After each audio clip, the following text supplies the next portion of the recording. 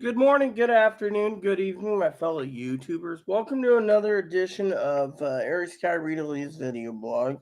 Since Zoe's on a date tonight, this leads me to make this really efficiently and fast because as soon as I'm done with my coffee, I'm taking a bath today. So, since there's no comments this morning, it's going to be great. So, let me speed up the news. This morning, the Dow Jones isn't doing too bad for itself. That's right, the Dow Jones isn't doing too bad at all. I actually was smiling when I woke up and I saw the news about the Dow Jones. Chloe, of course, she went out in the rain, then she was coming back, and so the Dow Jones rallied back 700 points. Yeah. So, everyone's worried about this banking collapse, right? I don't see it coming. I don't. A lot of people say, "Oh, Rita, you're dumb and stupid. You're blind and dumb and stupid, and you don't know what you're talking about. You're stupid, dumb, blind, blah blah blah." Right? Well, let me just say that I'm ruling the banking system out right now. Of course, there's pantyweights out there that think that the the banking system is the wrong.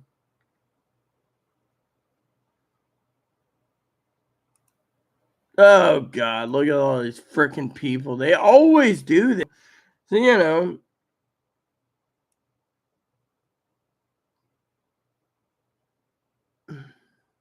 so all these people turn around, and have you ever read Quora? Have you ever read Quora? Have you ever read Quora? And Quora turns around, and they're always talking about, stupid stuff like, how come this and that didn't happen, and then you do the research, because, everyone's complaining, and it's like, and it's like, you laugh, right?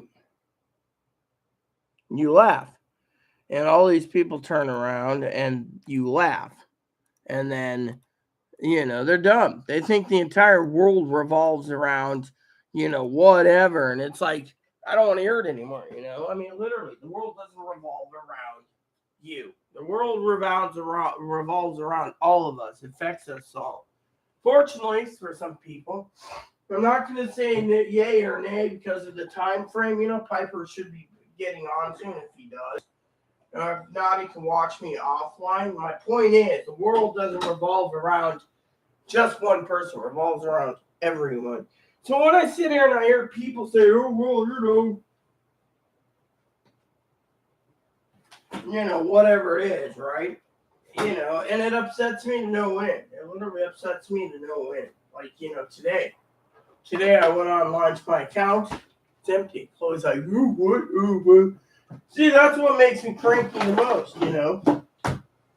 Tonight's dinner is supposed to be barbecued ribs, right? I'll tell you a secret, okay? I turned around. I didn't do too bad in dishes, but apparently by Chloe standards, I did. That was the funniest thing, right? Apparently, I did a shithole job, in Chloe's opinion, right? The worst job in the world, apparently, by Chloe's opinion. Fortunately, I finally told Chloe how it was today. Living with someone who's borderline, let me tell you how hard it is. You sit there, right? And I had plans today to spend most of the time cleaning, right? She doesn't have plans. Her plan is to fucking not manipulate and fucking goes out to the store, comes back and says, "Oh, well, I went to the store today." Well, started making threats against me and others. So, I send an email out to the reporting party saying, send the sheriff this way if you have to, because they're making threats. I mean, literally. I mean, they won't list that. They have had time and time again. Okay, you guys sit there and say, "Well, what's wrong with me?" I'll tell you.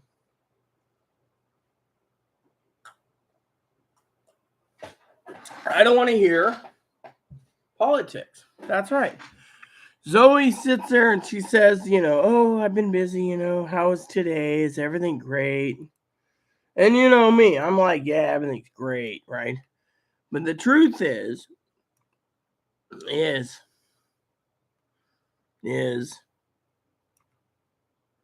I turn around and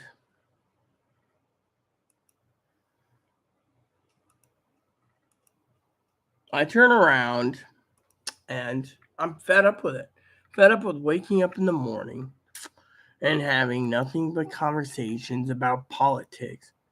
I mean, literally, I mean, I finally had enough to say, look, you're worried about your sex change and everyone taking away your sex change. But what about the fucking other people? Sorry, Tom. I mean, literally, she turned around. She goes on and on and on, right? This is my roommate. Oh, the government. I mean, look, I literally sat here today, washed up, right? And she's sitting there going on and on. I finally said, look, I don't want to fucking hear about politics. You borderline people need to shut up about politics. Leave it alone. She won't learn. She won't learn that this is my room. You come into my room, I invite you. But if you don't, she throws her garbage everywhere. I got all her trash sitting next to my bed. She thinks it's okay to be a disgusting slob. And then it's okay for her to tell me names because, I want to be right. I want every motherfucker it's going to be fucking bitter to be bitter. That's her answer. She wants everyone to be bitter with her if she can't have her sex change. She wants everyone's rights to be taken away.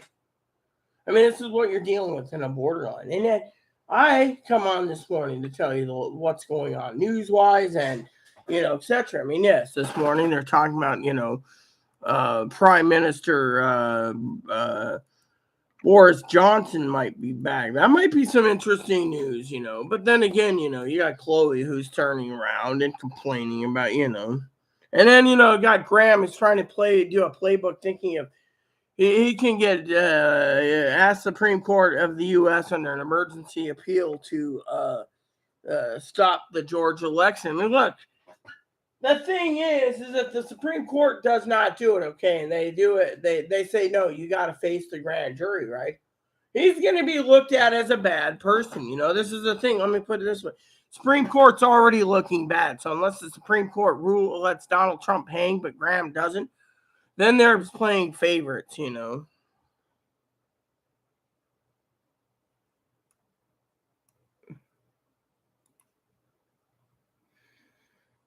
Oh, wow. So another news article is apparently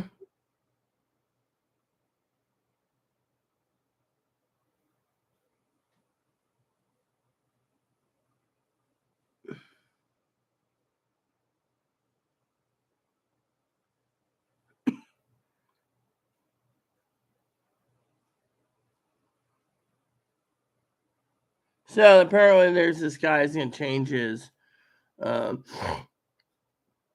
you know. So you can't believe that. Yeah.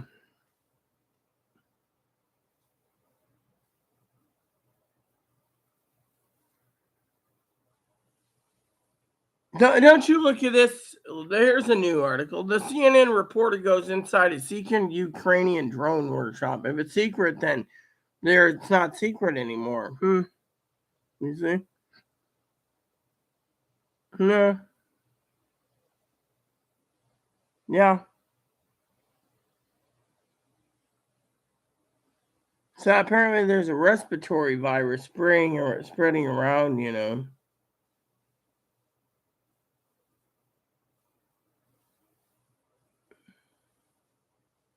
I mean, So apparently the other news is after 5 years or whatever, Donald Trump's plane's back in.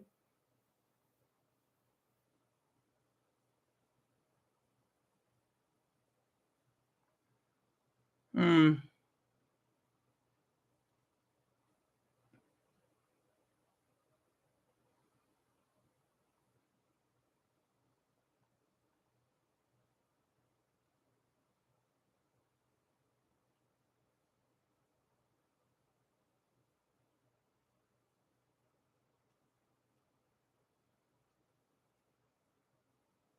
Hmm.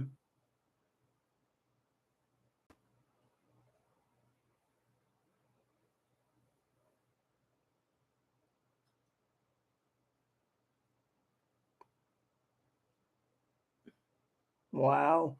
So another thing is apparently is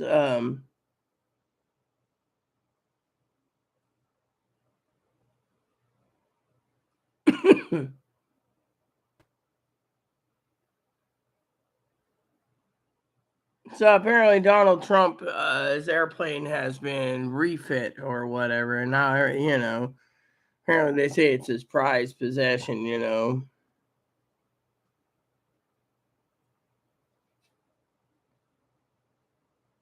Yeah. So apparently Liz Truss is resigning, and this is an interesting conundrum, because she's resigning and Boris might come back. I thought it was interesting, but at the same time, you have some.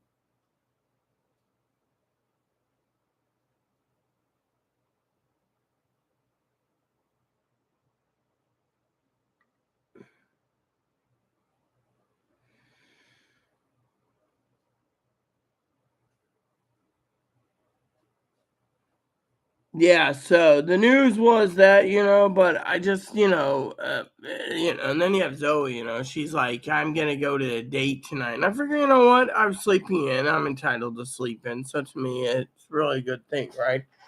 So you got all these people, your preppers out there. You guys got to prep because what I'm about to tell you is going to be scary as hell, you see.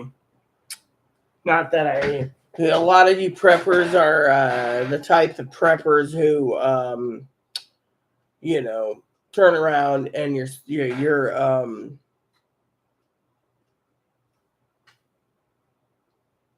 is what do you say?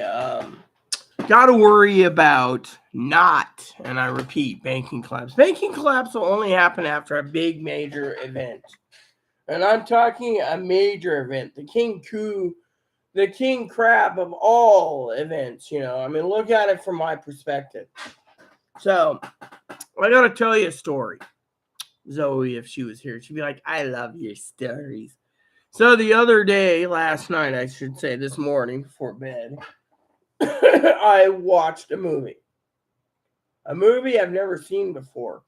A movie I wanted to recommend to Zoe, but I don't think Zoe would take 2 hours to watch it. I think Zoe would be interested.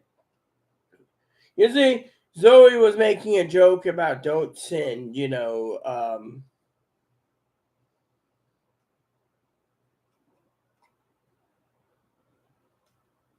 don't send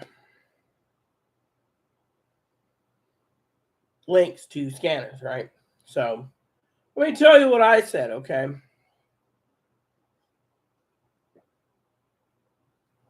So I said, I gotta email someone anyway, so give me a second.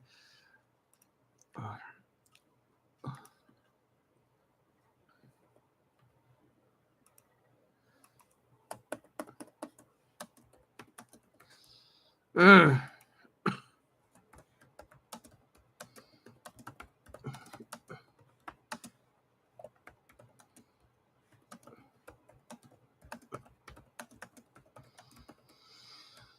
Mm.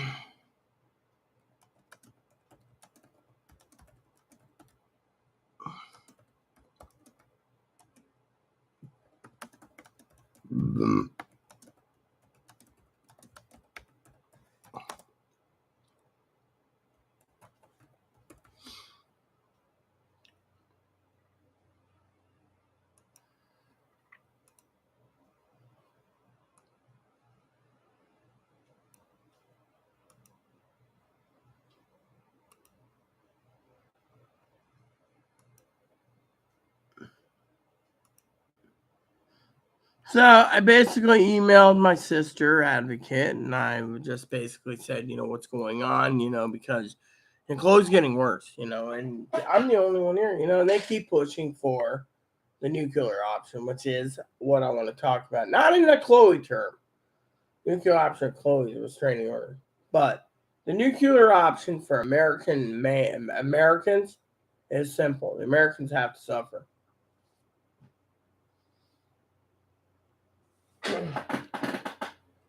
You see, the Americans are literally.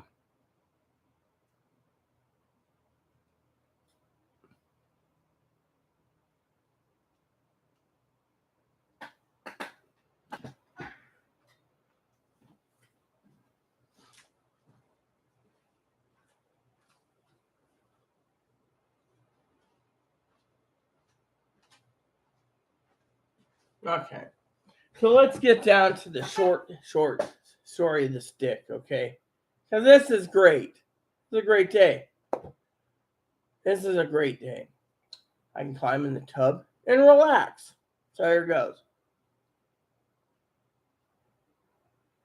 Which reminds me, hold on 1 second. So the American people in the world. Oh, here we go.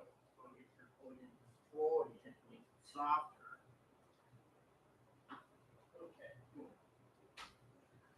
Okay, so for some of you out there curious, what am I talking about? Why prep? Well, we all know the banking collapse will be the last and final straw of prepping, for prepping, right? Banking collapse is the less likely alternative. Now that I've looked at some information and some really information, right?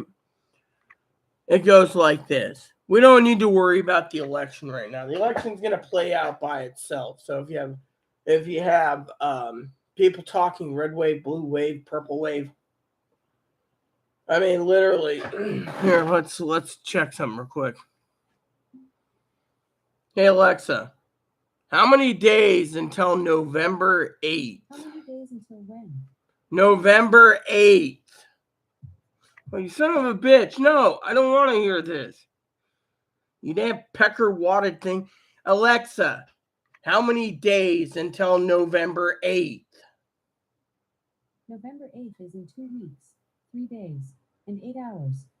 So 17 days. Okay. So, damn freaking thing. That's why I keep her muted half the time. You don't, they basically, okay. So 17 days. All these people worried, Chloe's all over, you know what?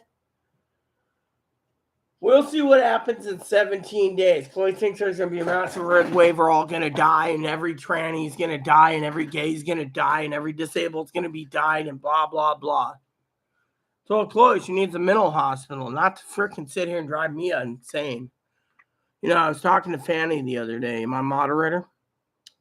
We both agree that Chloe can't keep her damn chili. See, Chloe's only worried about herself. Just think, she's worried. She's literally worried.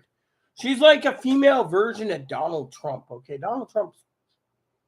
I'm not going to belittle Donald, okay? I've never belittled Donald. Chloe has, and had the Secret Service on our door. My point is Chloe is going to go back to her super paranoid delusion soon if there's a big, massive red wave, and she's going to start planning her next move. She keeps talking she's with QAnon and Proud Boys, or QAnon and Antifa. That's it. She wants to be QAnon. She wants to be with QAnon, but she's right now Antifa. She wants to basically just survive. She'll basically kill everyone that they tell her to kill, is what she said. Blah, blah, blah. So Chloe's losing her noodle. So to me, you got to ask yourself, will this happen? I mean, I asked Chloe a logical question. Chloe won't even do it, right? And that is, she needs... This entire room is... Excuse me. It's giving me a headache because of the thing. Hold on a second. I need to talk to Chloe anyways. So give me one moment. My main reason is this place is that she's going to have to...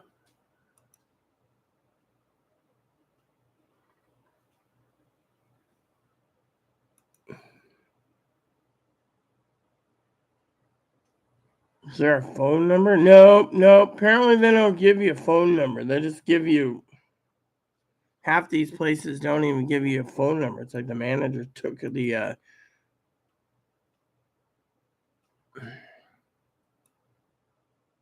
Yeah, all right. Let me see if Chloe will do it for me. Sorry to choke in here.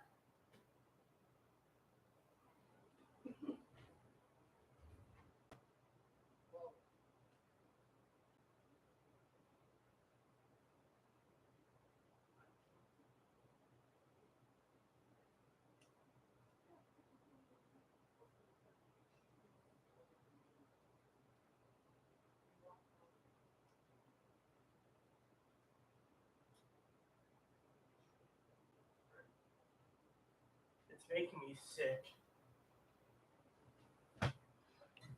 Let's see, is this the right number? Yep. All right, here you go, Chloe. Shouldn't take you too long. I'm live, but you have to do it.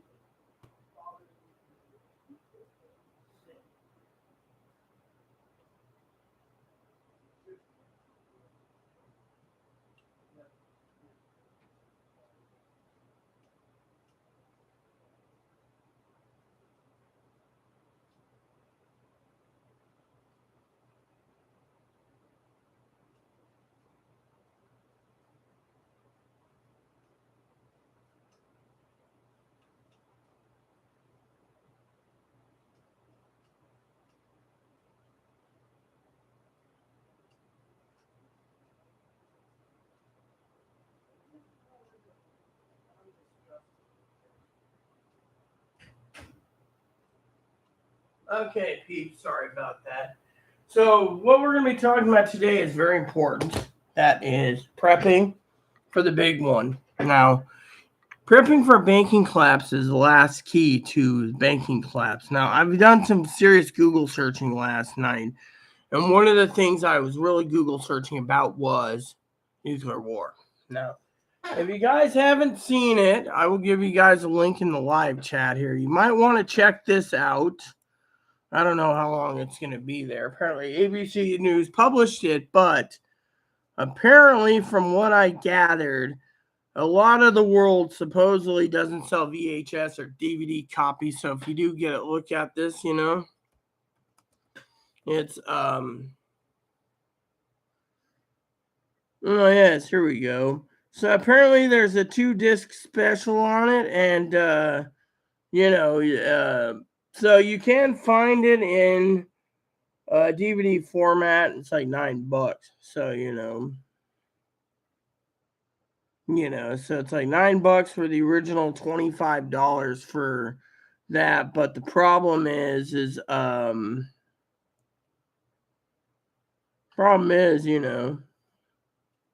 hey, this looks cool. What's this? I always come across, All right. So it's $9 right here. Subtitle in TSC. It's 4 hours because of that. This is the original for $26. Apparently, it's on. They're claiming it's Can't Trust Guide does that, and then this one.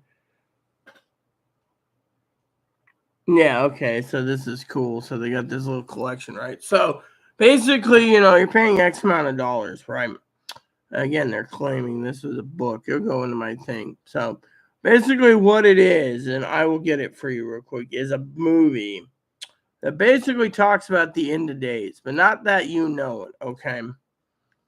Nuclear war. And this is one thing I keep telling guys at prep. There's idiots saying, "Oh, war, glamour, banking collapse. Give me all your money now." There's people out there lying to you saying there's going to be a banking collapse. Listen to me.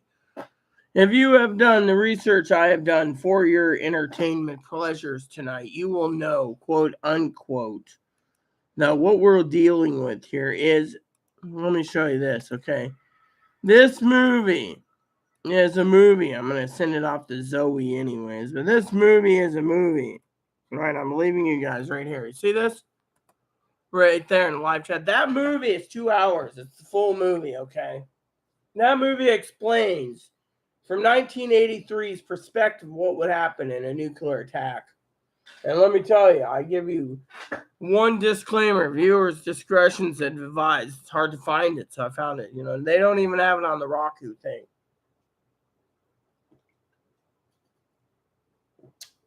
Yeah. And this was over something like Germany, right? So it's like Soviet Union invades Germany or something. Germany basically goes and, invades something or other. Then they fire nuclear weapons and then it's all over. So you guys could sit there and say, "Oh, but how did it play out?" That's one of the things I really, truly love about you guys. How did it play out? Let's just say scary. I'm going to break it down for you.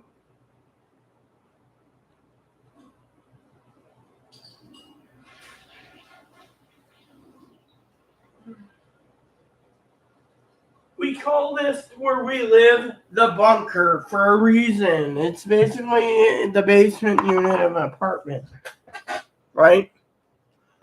But because we're in the ground, some say it's pretty good, right? Now think of it this way. First initial people are panicked, all right? Panic buying. Because they're all panic buying that, NATO's on high alert, they think something. This is why you prep before the panic. Because when panic steps in, you're crap out of luck. Yeah. Then you turn around and you have all your supplies. But there's more to it than anticipation, There's people like Higgins, okay? Let me tell you. There's people like Higgins. I'm going to give you an example, my moderator. He probably like, don't use these things. I will. Higgins could have like 5 years of food currently stockpiled away, okay? For a disaster like nuclear Armageddon, right? Problem is, every Tom, Dick, and Harry is going to be breaking into his house because he is not armed. They'll just kill him, take his food. But because Higgins' food's in the basement where he could probably survive more of the fallout, the problem is the fallout will seep into the ground and eventually into the walls of the framing of the houses. So, the question is, what happens when a nuclear war happens, okay? Let's just say the United States launches, Russia launches, everyone else launches, right? We have first wave, they all get attacked, right? You got to ask yourself, where's the primary targets of all the targets? Well, in the movie, it was military industrial complexes and nuclear silos, okay? So, say, for example, some people say, oh, Chicago's going to be hit. My beloved Zoe city is going to be hit, right? No. They're going to target the biggest places they can. And they will. I mean, look.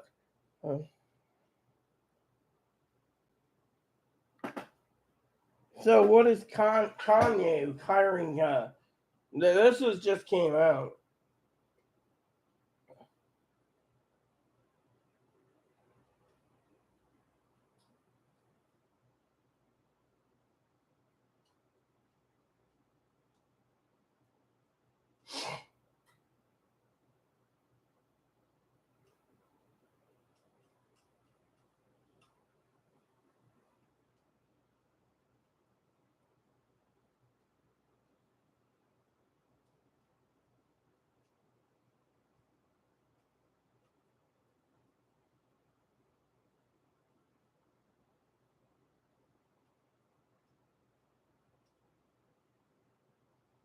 So Kanye West might lose all his money due to the fact that apparently, so yeah, if it goes to trial in December, yeah, that's news. Garbage. We got bigger fish to fry today, right? So let's just get down to it, shall we? Get it done so I can take it back. So, American people got to see this movie because first, it shows peaceful tranquility, everyday life. How one moment can change, right? Then it shows people hearing about this, that, and the other. Panic and anarchy in the streets. Hopefully you are paying attention. Then it shows, the launches of those missiles. People scurrying around in basements, going to fallout shelters, and then they're saying 300 are attacking this area, which was our silos, right? And then if you look at 1983 and you compare it to Red Dawn, by the way, Red Dawn, I got to tell you, Rocky's got some serious problems. Same with the streaming services. Streaming services are now, keeping quiet on what you can and can't do. A lot of your favorite movies right now are rentals only. So Rocky says it's free, and you go to not free, but one of your streaming services you pay for. Say you pay for it already. So to me, you pay once, you get all the movies you want to pay for, right? So I consider that kind of free, right? Turns out, right, that it's done. So these movies were educating me on nuclear war. So, for example, this movie, talking about the movie, we're not talking about Rocky, we're talking about Red Dawn, right? The original Red Dawn was done in 1984. This movie was done in 1983, so think of it. They were taking bits and pieces out. He's talking about, the planes and this and that, but they put in their own story from that 1983, right, called The Day After. Well, you guys could sit there and say, well, how was it? Well, let's just say the initial blast, right, where the bomb or the missiles hit. We were showing all these missiles, right, hitting, and it was showing people being vaporized. They looked like an X-ray machine, and then they got vaporized. That's it. Not even ash. They just vaporized because of the heat alone. I mean, you don't even have bone left. It was like a nuclear bomb vaporized, the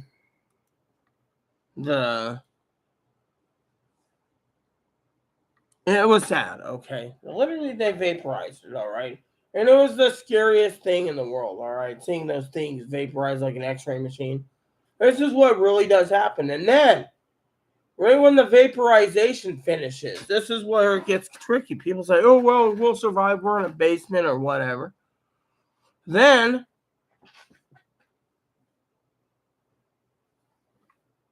it gets really worse. You got people, right? Like, they show up family living in their basement, right? Living in their basement. After the effects, they had water, they had everything they needed, but was the worst case scenario. One of the daughters was going insane. Oh, not to mention that during the explosion, right? You could be 40 miles away, apparently.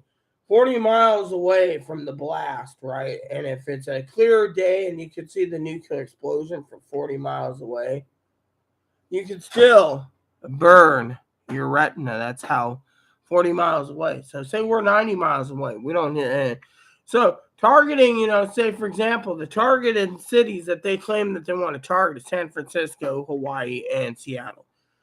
And then it's like New York, Norfolk, and DC apparently, right? Some other ones just in case. So those are the main, right? Then they might want to take down the nuclear silos. But a lot of people say some of these silos are retired. And Russia's not stupid. They have a list of places that are retired, so they can say, "Oh, Elon Musk's missile silo that he bought basically from the government's empty. They turned it into a bunker for the wealthy." Unless we want to wipe out the wealthy, that'd be an interesting concept too. But let's stick to facts. Faster I get done with this, the faster I can take a bath. Okay. The nuclear weapons, right? Dropped, vaporizing people. The entire area is contaminated. You can say, oh, we're safe. You do know if a nuclear blast happened in a major city and you're 45 miles away from the city and you're up on the top of the hill, going up a hill, right, to another part, you may have 3 hours to find shelter. 3. Now, say we're on an island, right? You can, oh, I'm on an island, I'm safe. You're not safe. The winds. You might have 6 hours total, maybe 7. Now, if you have like all these islands all around you, buffering your island, and you look at a map and you say, here's our island, and you have like 40 islands in between buffering you, you might have an extra 2 to 3 hours, but it depends on the wind. So say, for example, the jet stream goes down like this, right? Goes down through Seattle and then goes to Portland and then goes to California and then jumps up like this, right? Or it might just go like this.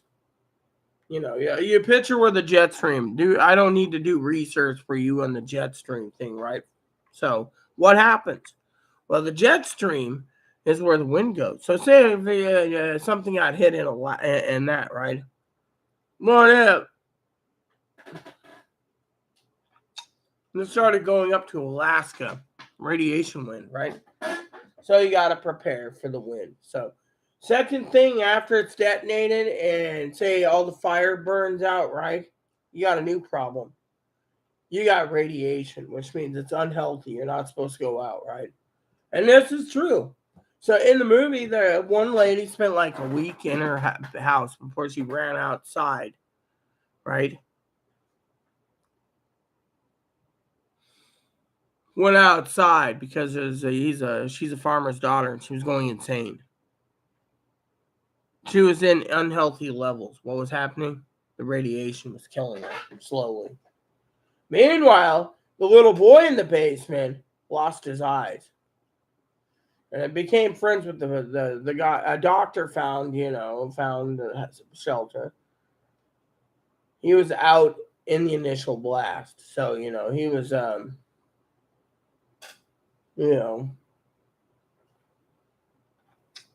So when they were basically in the hospital, in the end, the girl was gonna get married to a guy. She finally found her man. He was like helping with the hospital, but by then, if you're in a nuclear blast, right, one of the symptoms is your skin starts to change. Eventually, you're being cooked inside out from radiation, like a microwave, slowly. But you also lose your hair like cancer. So basically, it speeds up. Not only is a nuclear weapon wrong, right, but it also is like a biological and chemical weapon in one, basically. Even though it's the power of the sun, it basically makes you get bald. So within a month, you could be dead. And say you survive the initial blast and you're like 100 miles away, right? You're like, oh, yeah, we're safe.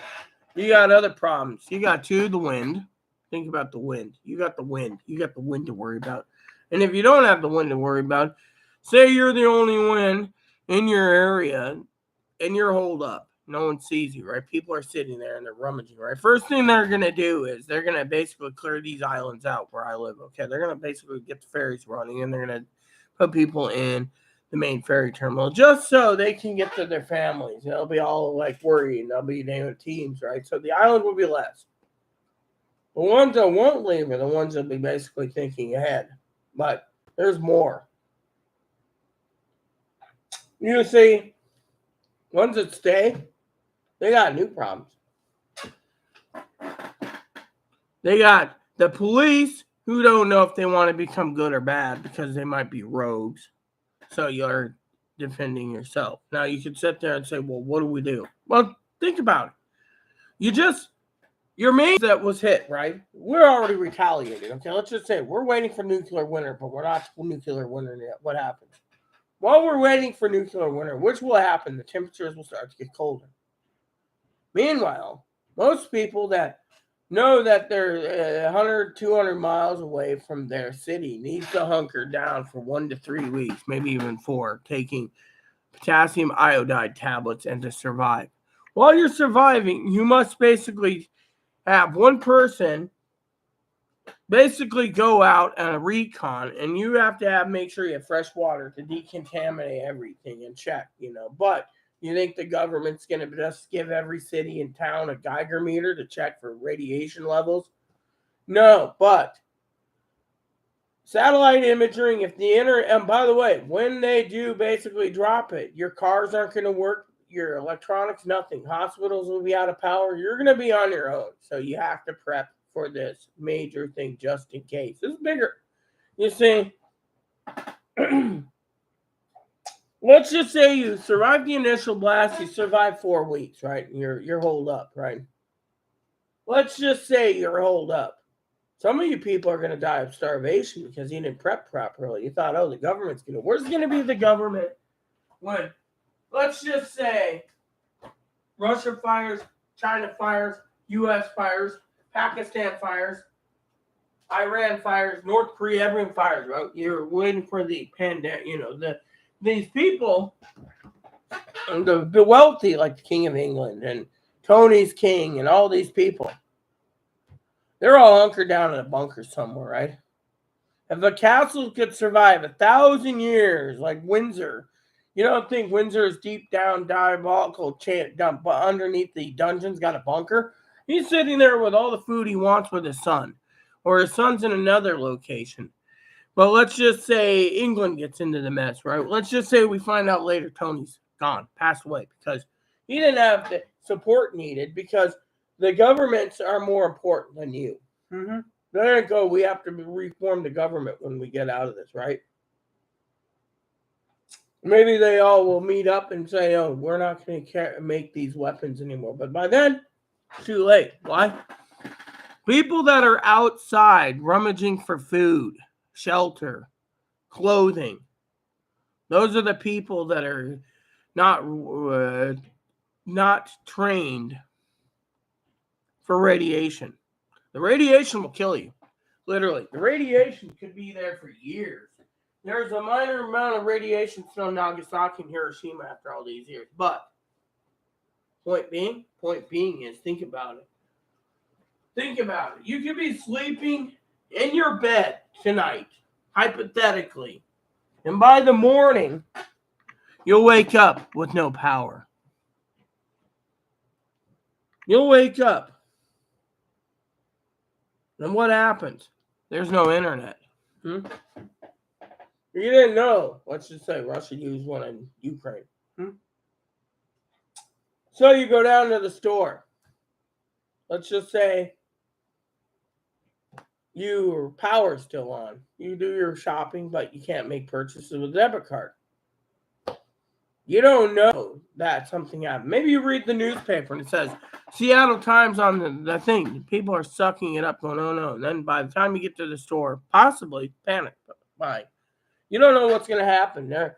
We don't know. We've never been in this situation if we lost internet, after they dropped one in Ukraine. I mean, we would not know. Would the government prepare us, or would the government just sit there and push the red button, I mean, no one knows what will happen in this world.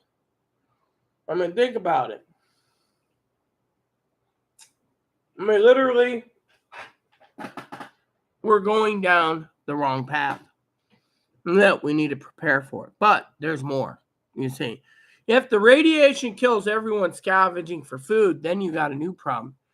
You got your crops, your farmers in the areas that the wind's traveling could contaminate the soil. Then what? Can't grow. Can't make foods. You're going to have famine. Well, famine. You could say, oh, well, we got food, we're fine. Let's just say you're on an island, and all the islands are literally buffering each other, and you're not getting infected. Eventually, the farmers are going to run out of crops to grow, no seeds to get. Then what? They're going to have to ration their food. What about the what do you call it?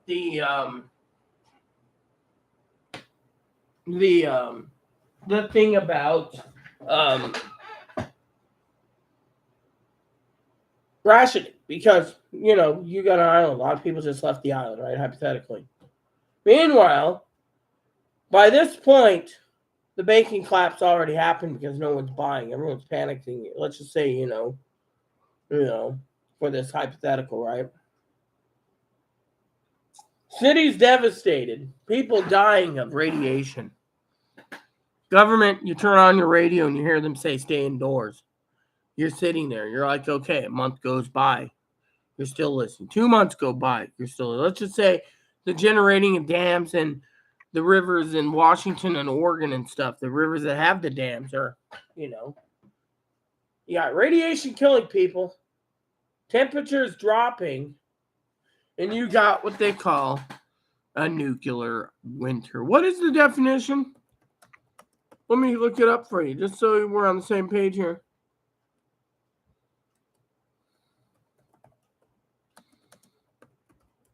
That means you got two more problems.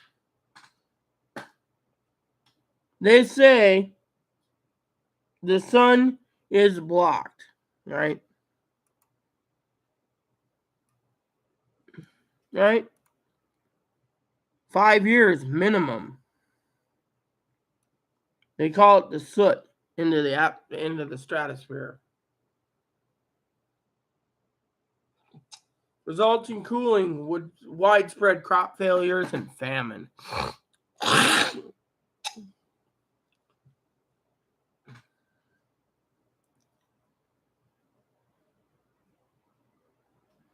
So, we could sit here and talk about all these things, right? Nuclear twilight began as a scientific concept in 1980s, right? But yeah, so we're not going to go read all of this, okay? But what happens? Yeah.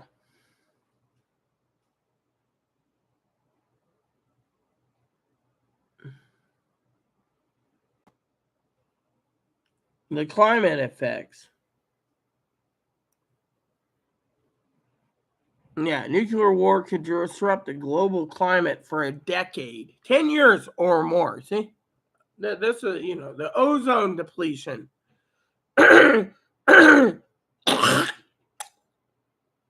Nuclear detonations produce large amounts of nitrous oxide, breaking down the air around them. If you're in a blast area, you'll be vaporized. And if you're right outside the blast area, slowly but surely, you will die from radiation poisoning. So technically, the temperatures drop. You could be 3 degrees, 5 degrees Celsius. So here you go. 1990 paper entitled Climate Smoke, right? Nuclear winter. First 1 to 3 months, 10 to 25% of soot injected immediately removed by precipitation, while the rest is transported over the globe in 1 to 2 weeks. Think of it. A 22 Celsius drop in the mid latitudes, a 10 Celsius drop in the humid climates, and a 75% decrease rainfall in mid latitudes. Light level education, 0% low latitudes, 90% in high smoke ejected areas. Temperatures drop between 3 and 4 Celsius. Yeah.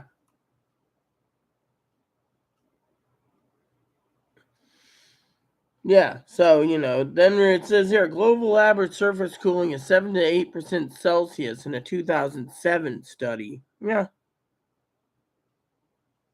Yeah, you see? Global ozone loss is a 2014 study. Global ozone loss is a 20 to 50%. Would accompany the coldest average surface temperature in the last 100 years. We calculated summer enhancements to UVs between 30 and 80% mid-level, suggesting widespread damage to human health, agriculture, and terrestrial and aquatic ecosystems. I mean, in those areas, your fish, your animals, they would all die. I mean, literally. Picture the movie. Farmer finally gets to go outside to check and go back to his basement in the evenings. What does he see? All his cattle dead from radiation. It wasn't the blast that killed, it was the radiation.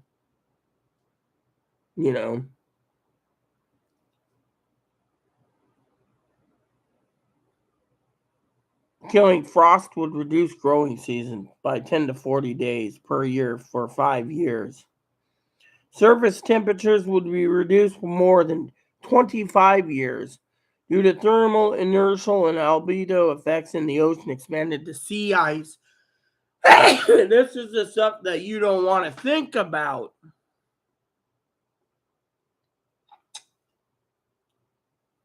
The combined cooling and enhanced UV rays would put the significant pressures on global food supplies and could trigger global nuclear famine.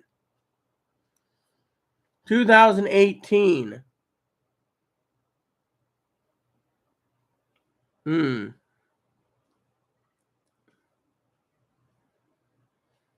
Research published in 2018, no nation should carry but more than 100 warheads. 100. Yeah, see? 2019 study right here. We're only halfway through this, but I'm just skimming through it. The 2019 simulation also predicts by a computer that 58% of reduction in global annual precipitation from normal levels in 3 years and 4 after injection. 10% higher reduction than prediction in the models. Simulated nuclear scenario where India and Pakistan engaged. The research modeled it at all between 15 and 50 kiloton and 100 kiloton, providing range.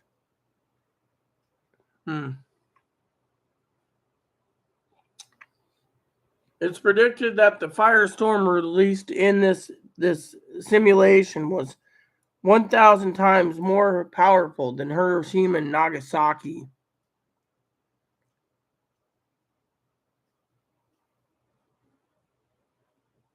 Yeah. So there you go. See, that's the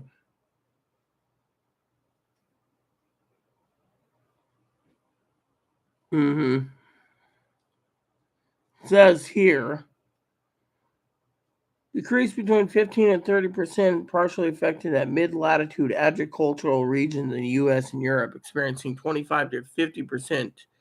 Yada yada yada. So all the report simulations of El Nino effect lasting several years after 6 nuclear scenarios, resulting from a 5 to 150 TG suit under certain, you know, you know,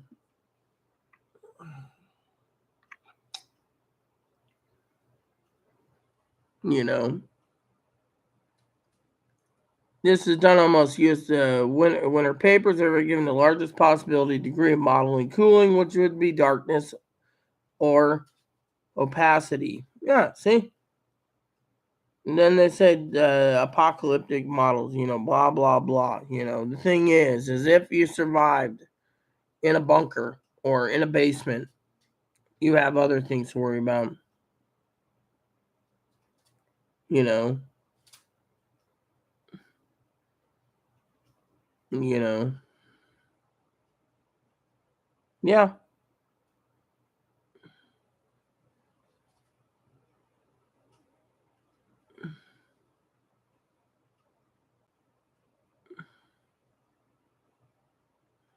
yeah.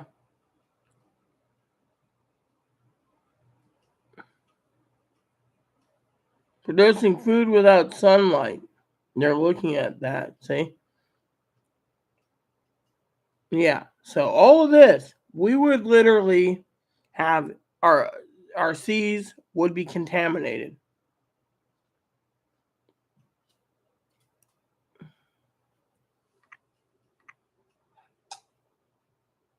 I mean, literally, what would happen? It would be a Holocaust. We could look at nuclear Holocaust. Yeah. Nuclear famine, right? Yeah. So it's they did some tests. Yeah. So think about it that we already talked about our food shortage, food distribution. The global famine due to regional nuclear conflicts, vulnerable populations. I mean, think about it. What's this? The nuclear holocaust, something I'd like to see. All right, so the nuclear holocaust, or as they call it, nuclear Armageddon. In worst case, extinction of humanity and termination of life on Earth. Widespread radiation sickness from fallout and the temporary, if not permanent, loss of modern technology. Yeah, I mean, that's unless you live in an island where the thing is you know you gotta ask yourself. Say you have all your power coming from your dams and your power is not affected, like where I live, hypothetically. You still could have an electromagnetic pulse probably traveling through your Ethernet cable, frying your computer out. Yeah,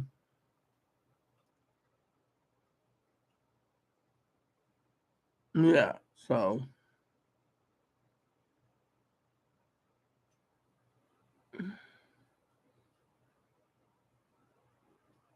I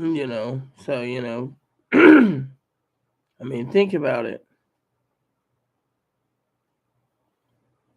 You would have nuclear winter, nuclear famine, electromagnetic pulse, which would shorten out your technology. Think of these new generations. Think of the Chloes of the world that would lose their marbles if they didn't have their online games because their their computer might work, but the servers have been completely wiped out. Say, for example, there's servers all over the place, right? But say those servers are gone. Mm-hmm.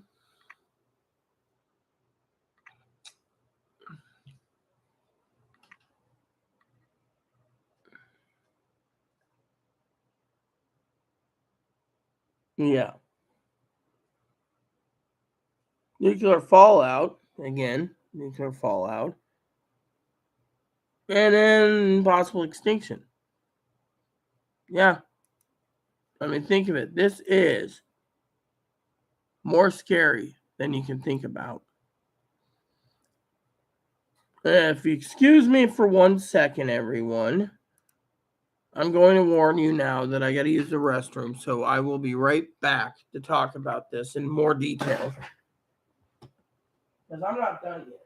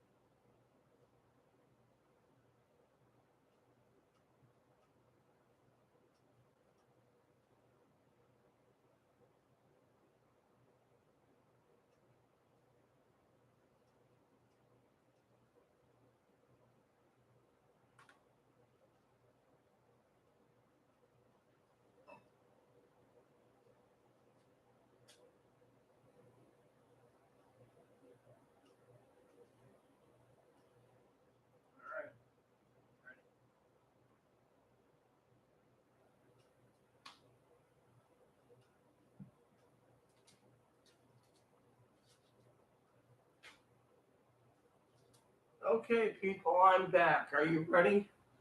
So basically, nuclear winter, nuclear famine, that you have the biggest problem if you're prepping for this nuclear war or after the fallout of the nuclear war. That is, are you ready for this? Lawlessness. Lawlessness. People will go to your home if they know you're prepping and they will kill you for your food. They won't tolerate it. Even if they're completely contaminated, been outside rummaging around for food. Think of it. People will be basically killing you for your food. You'll be basically, you and your family will be taking turns with a weapon in your hand, protecting your food supply. Remember, you do survive when you're not in the blast area. You're 100 plus miles away. Then you got to worry about colder temperatures, food shortage. You think factories will just basically make new foods? No. They're going to basically it'll be every man, woman, and child for themselves at that point. The government will say, oh, we're going to send out teams to help you. Yeah, they'll send out their own government teams to either ration food,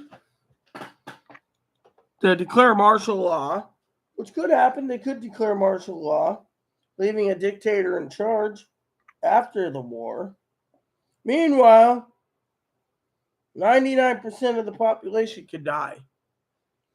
Either of radioactivity or something else. I mean, think of it. If the bomb doesn't vaporize you, which Dad said, wouldn't it be great you go to bed and you get vaporized? Yeah, but only they have select cities. Each side has select cities they're targeting. Dad's city is not a target. Back then, it could have been targeted, but they got rid of the Nike Hercules and Nike Ajax systems. That's where my dad was working, by the way. They're gone. Those old systems are gone. Now, we have other systems. And yet, our nuclear arsenals, our deterrence against nuclear war is classified. It's classified for a reason. They don't want anyone to know, not even the enemy to know what we are doing. The enemy is classified. Everyone else is classified. So you sit there and you say, oh, well, what will that do to us? Well, let's just say you survive 3 months, right? 3 months. You got plenty of food. Let's just say where I live, 97% of the people, 98% of the people leave. 2% stay here. The 97, 98% that left to go find loved ones or help out in the neighboring cities, they all die. Ferry stops working. People that think they can go and land a plane over here will have to deal with flying even at 5,000, 10,000, 20,000 feet with radiation. And if they survive, they're good as cooked in the inside slowly. So say you survive 6 months and your area you live in isn't affected at all. You got to work together with the teams to make sure there's still law and order. You got to maintain some civility. Yeah. Meanwhile, you got to maintain certain issues, you see. It's not just like, oh, we're going to, what is the percentage currently? 4%. 4%. But if Ukraine, it keeps getting weapons and everything, and we're providing it, that might escalate Putin to just say, fuck it. And we're done. And upset, right? American people need to realize that this is a war. Every side loses. You could lose 7, 8, 9 billion people overall.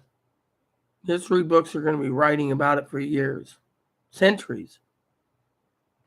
Why? because he had some crazy son of a bitch to decide to drop one. Now, hopefully, if something does happen, the United States doesn't just sit there and say, "Oh, Russia did this, we're going to do that."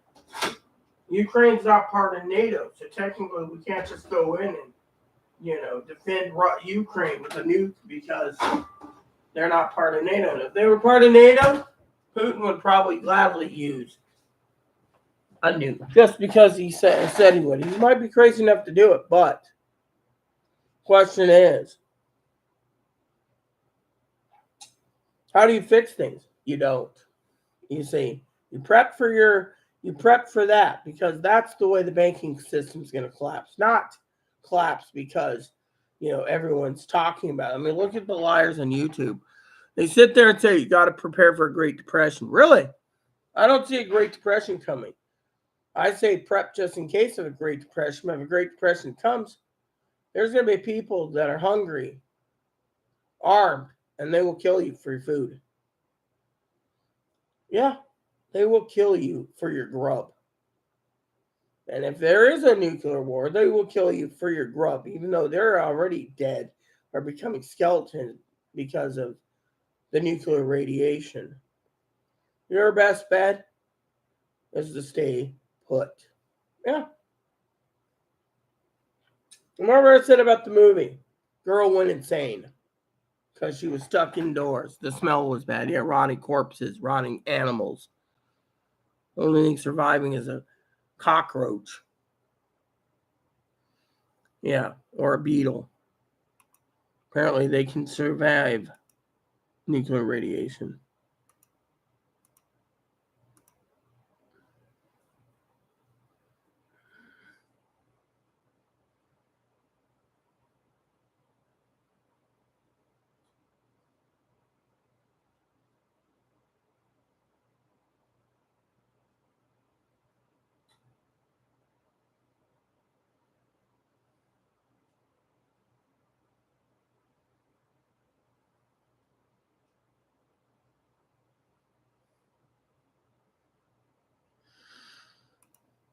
So, how bad is it?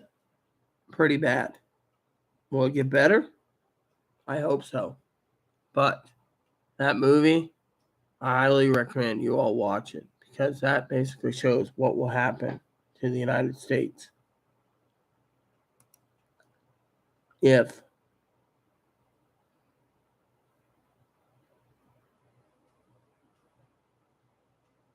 something happens.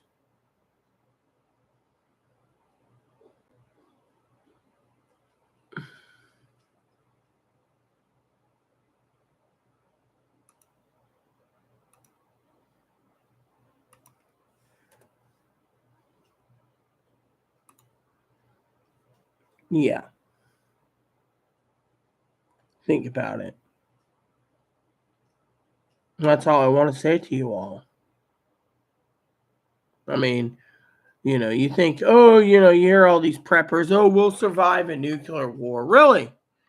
Oh, someone tries to steal our food, it's ours. Radiation can kill them. They might have all the pills in the world to survive. The winds alone and the powers of God might just kill them anyways from radiation, starvation. When your food runs out, what happens? Think about it. You got nuclear war.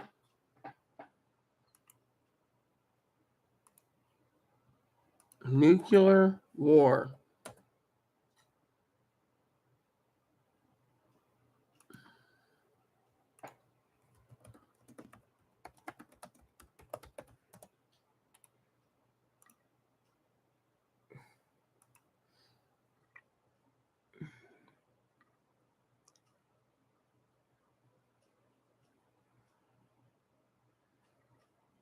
That is something that you need to think about. Yeah. Think about it. Nuclear war.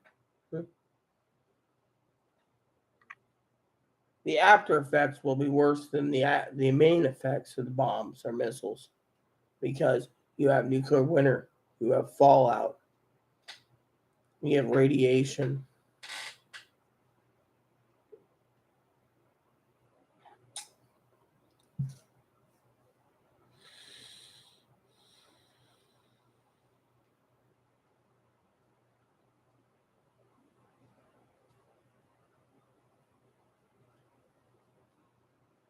You have radiation.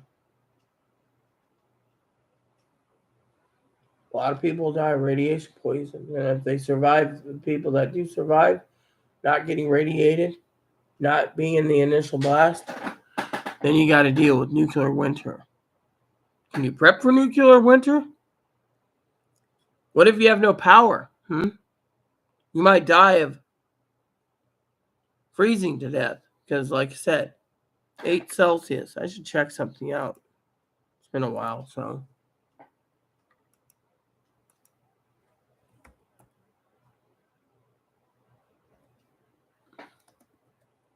Here we go.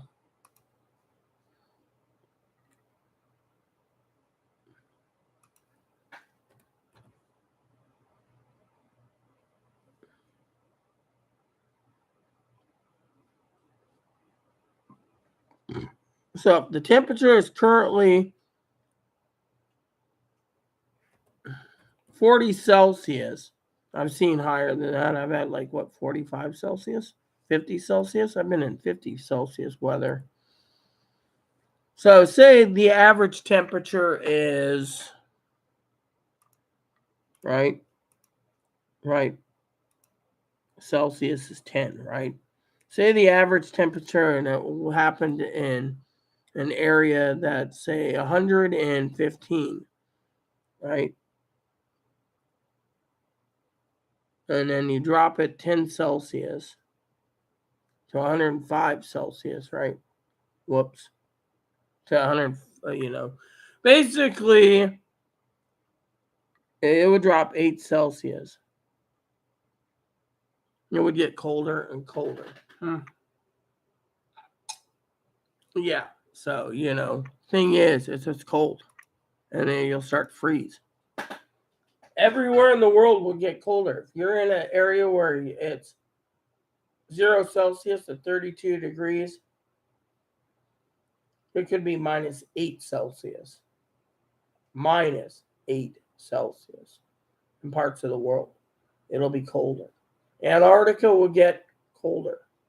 And this is just an example. So the example is, think about it. You guys got to realize that this movie last night literally scared the bejesus out of me. Let me break it down to you once more. Beginning, everything was peaceful. This wasn't a documentary or a made-for-movie by ABC in 1983, but it's scary. Why? Because first it's all peaceful, then about war. Then people started panic buying. Then people started preparing their basements. Then when the missiles started flying to Russia, and Russia already had ours targeting us, some people lost their vision from looking at the blast. Cars stopped working because they're all computerized. Then you add massive flash fires, burning cities down to the ground, making it worse than Nagasaki and Hiroshima. Remember what I said, Nagasaki and Hiroshima were made of wood and paper, burned quickly. Now a lot of cities are made of concrete and steel. They say, cities can survive? Yeah, but you have natural gas lines, you have skyscrapers. Think of 9/11, plane went in there, superheated the infrastructure of the frame around like an oven, collapsing floor by floor by floor by floor, and then it was like ground zero, right? Miniature nuclear thing, with all the ash and soot and people are dying of cancer.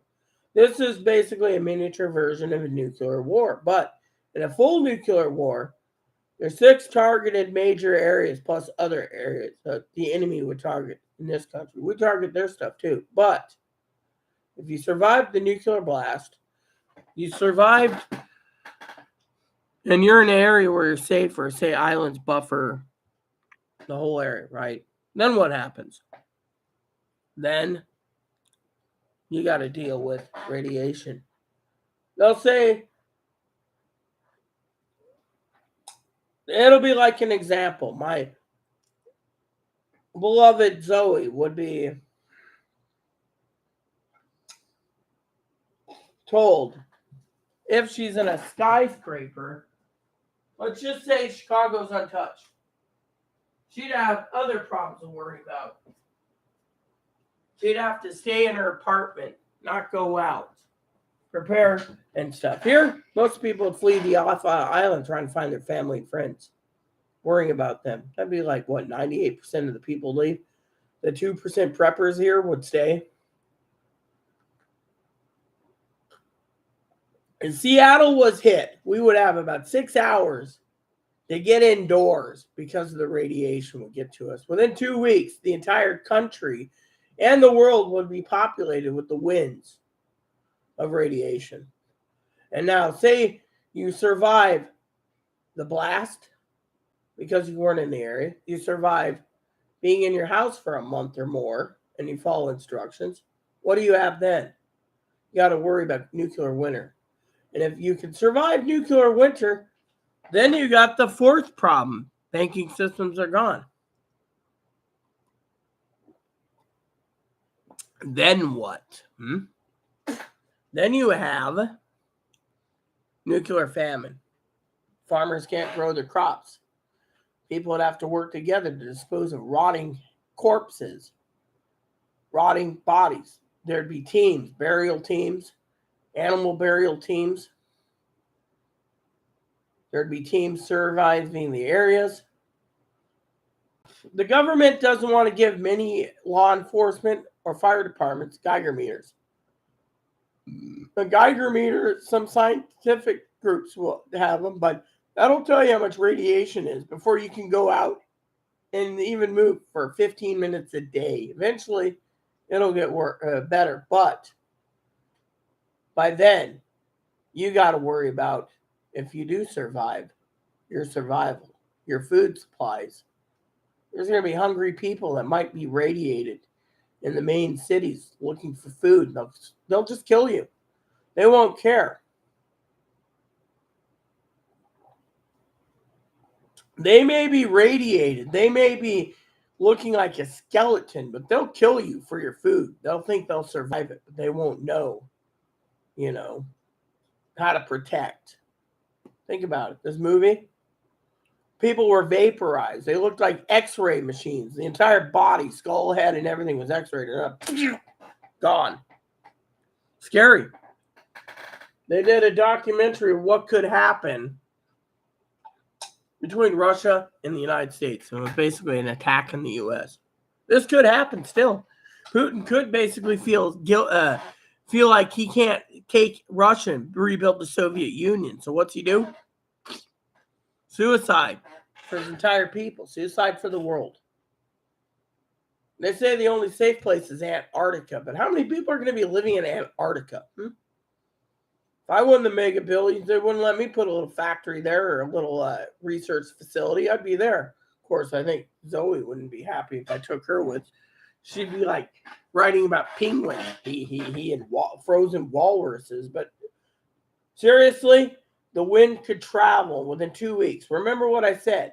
When nuclear winter happens, your temperatures drop 8 degrees Celsius or more. That means crops can't grow. The crops will change between 10 and 40 days for harvest. And that's if your soil isn't contaminated. Do we have any way to decontaminate soil? I mean, the farmer in the movie that I talked about literally asked this guy, how do you decontaminate soil? New concept. Yeah. Think about it.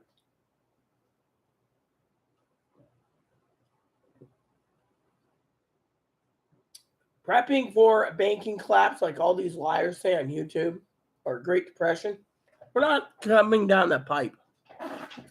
We are not. We're coming down the pipe of possible nuclear war, possible food shortages here because the railroad strikes. I mean, this is the only two things that were possibility looking like. Stock market went up 800 points. They say, oh, by by the day of the 26th or 24th or 28th or whatever, Black Tuesday or Black Thursday, we got to prepare. It's coming in a week. Really? These guys keep talking about it every day. We're going to die of nuclear war. We better just, you know what? The guy is trying to make a living by putting scare tactics in here. Me, I'm not trying to make a living. I basically am analyzing everything and saying, look, can you really survive? Look at me. People look at me as the crazy crackpot of the island. Crazy. I go and get the mail the other day. The sheriff stopped me. Thought I died. I said, you guys know if I died, the coroner would be coming out here. And I told the one sheriff I've been voting for it. If I ever pass away and you know this, make a note. He said, okay. No autopsies. I died of heart disease. If you autopsy me, my family's going to sue the shit out of you for millions or billions because you touched my body. And by law, you can do that. But guess what? By their law, it's their entitlement to make billions off my death by you touching my body. You know what? The county coroner says, if I die, they won't even bother because they knew people in Texas could win because Texas is strong. Let's go over the comments just in case. But you got to remember that, the thing is, this is something that, could or could not. Russia is not stupid, but if Russia is really, really determined to take back and to rebuild the Soviet Union, I mean, look, Soviet Union fell. What's he going to do? Take Ukraine first? Then take Lithuania, Latvia, Moldova? Then go and take Germany? Then take Estonia? Then take Kazakhstan, Uzbekistan, Tajikistan, Kyrgyzstan, Tajikistan, Uzbekistan, all the stands. Turkestan, Afghanistan. Can try again. Pakistan. I mean, Pakistan and India both have nukes. They have between 150 and 175 nukes. They said under a conflicted scenario, Pakistan apparently would fire first shots on nukes. But India's got a policy that they'll only use nukes if nukes were fired on them first. So at least they have some common sense. Where Russia threatening to just push the red button because, I can't get Ukraine. Big baby temper tantrum. Who's going to die? Most of us. Over what? Real estate. Yeah. So let's just go over and see what's going on.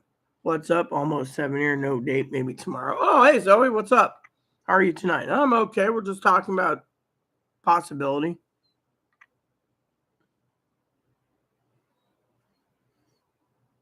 Nah,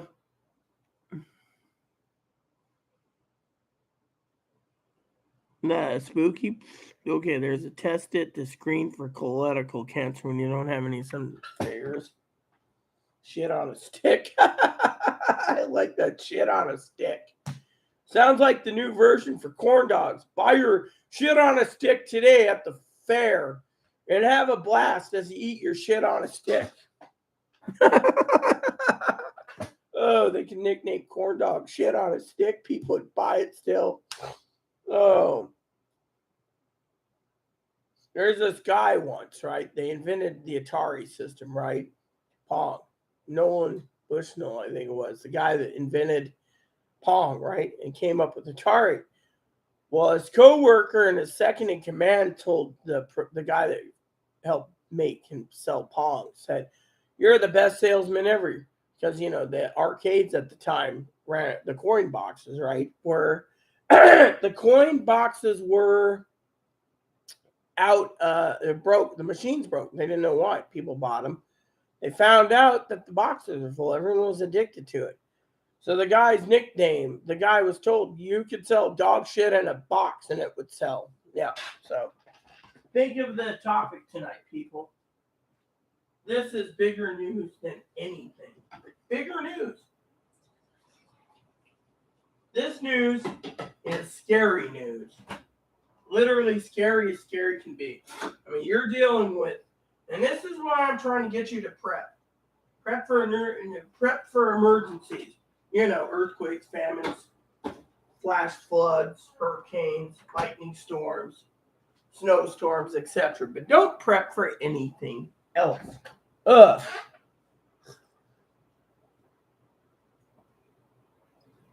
prep for everything but it, right?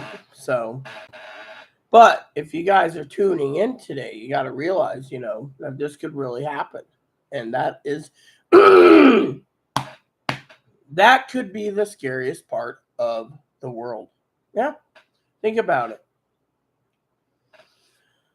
The American people need to realize that this could be coming. I mean, literally, you got people saying you better prep for banking collapse. Really? You prep for a banking collapse and nothing happens. You're all morons.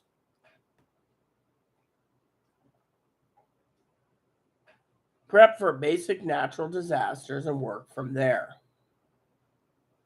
I mean, look, people are saying, oh, we're going to have a red wave. And then the Democrats say, red wave, if you're stealing the elections, civil war. That could be on the table too, but highly unlikely. Blue wave happens, well, we're going to have civil war. All right, that's going to be prepared. Then prepare for it, but don't worry about it. People are saying, oh, we're going to shut down the power grid and everything else and no power. If that happens, you prep for it. But it's not something you need to dwell on, Dad's like, oh, well, if I bring up this movie tonight, I'll be like, you're dwelling on it again. Not dwelling on it, okay? Last night I watched a ton of Christmas movies after dinner, after I got off YouTube. And let me tell you, this topic is very important. Think about it. Think about it. This movie was made in 1983. It actually shows they made it look so realistic and scare the pants out of you. Pants off of you. You'd be scared shitless. You'd be running out of shit if you saw this movie. That's how scary it is. I mean, people getting vaporized. Literally, the vaporizing alone was, oh my God. I mean, literally, this is stuff. I mean, look, we know what happened to Hiroshima and Nagasaki. They got vaporized. All it was left is their shadows. This tells you a narrative, a story. You survive. If you're outside the blast zone and you're 100 miles away, still got to find, Say that you decide to go and they target the major cities, right? And Zoe's at home.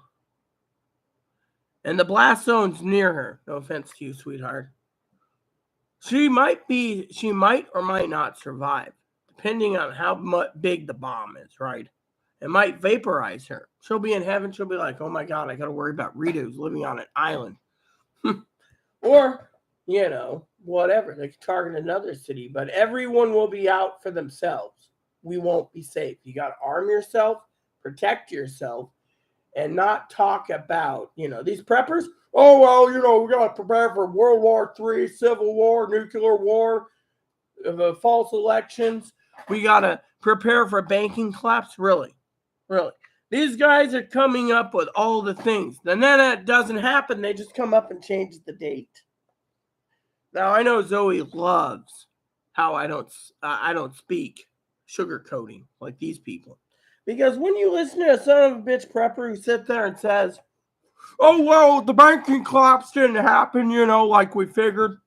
We'll just put it on the back burner right now and use it again later. Oh, well, we got Civil War. When Civil War doesn't happen, they say, oh, well, we got the Great Depression coming.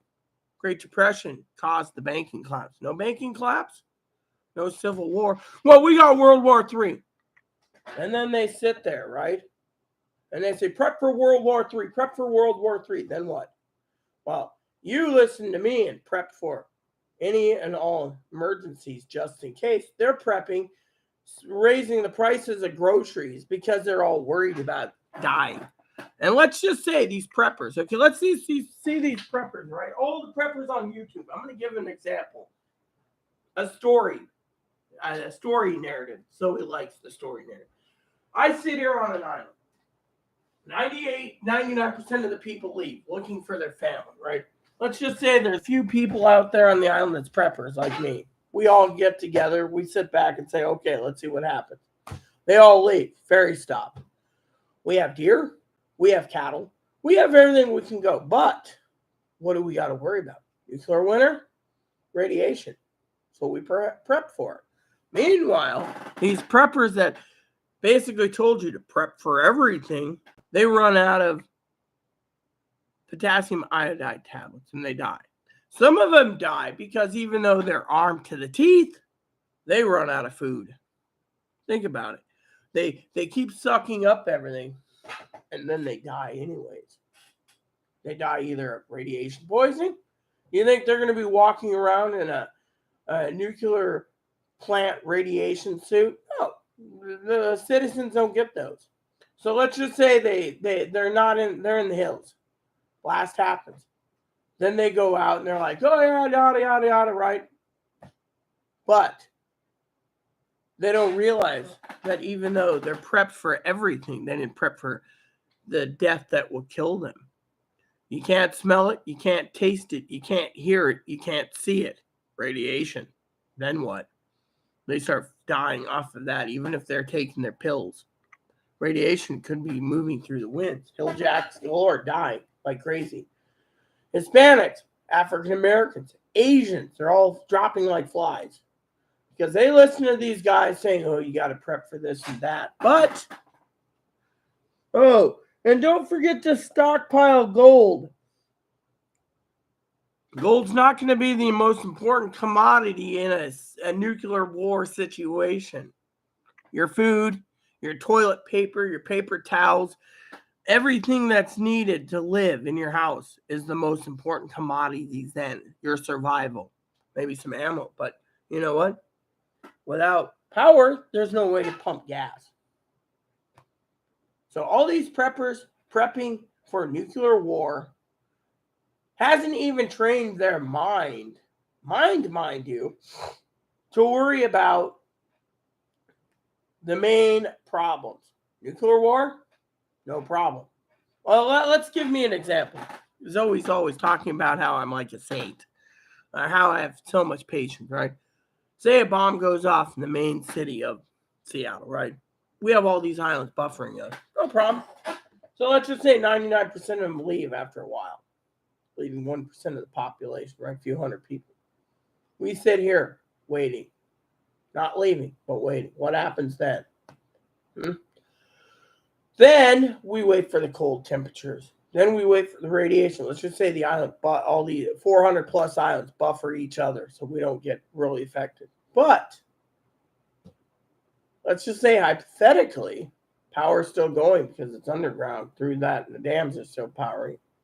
We don't lose power, but we might lose internet. We might lose servers. So you might have power, but you might not have internet. And let's just say hypothetically you don't have power.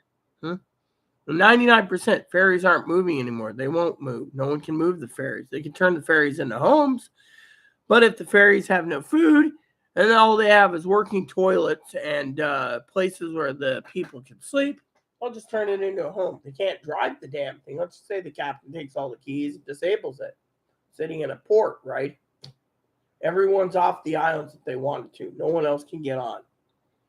They're not going to be flying planes all the way out here to look for food because they can't pump the fuel.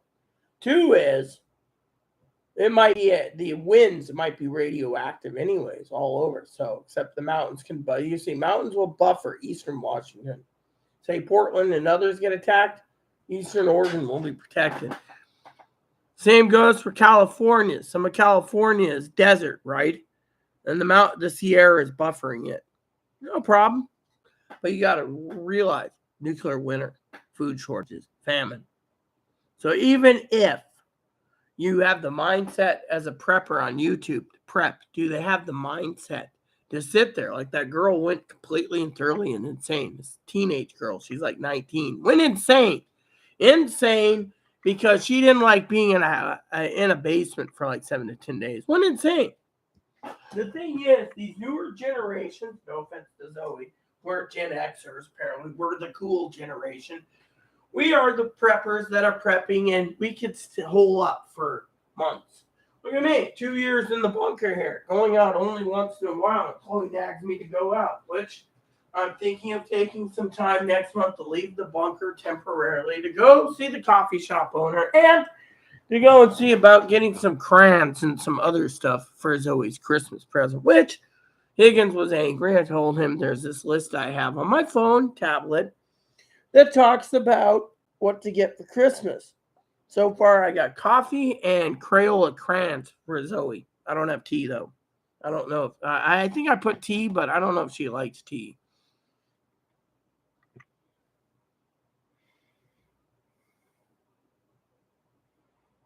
Comply, but a colonoscopy is worse. I've had colonoscopy.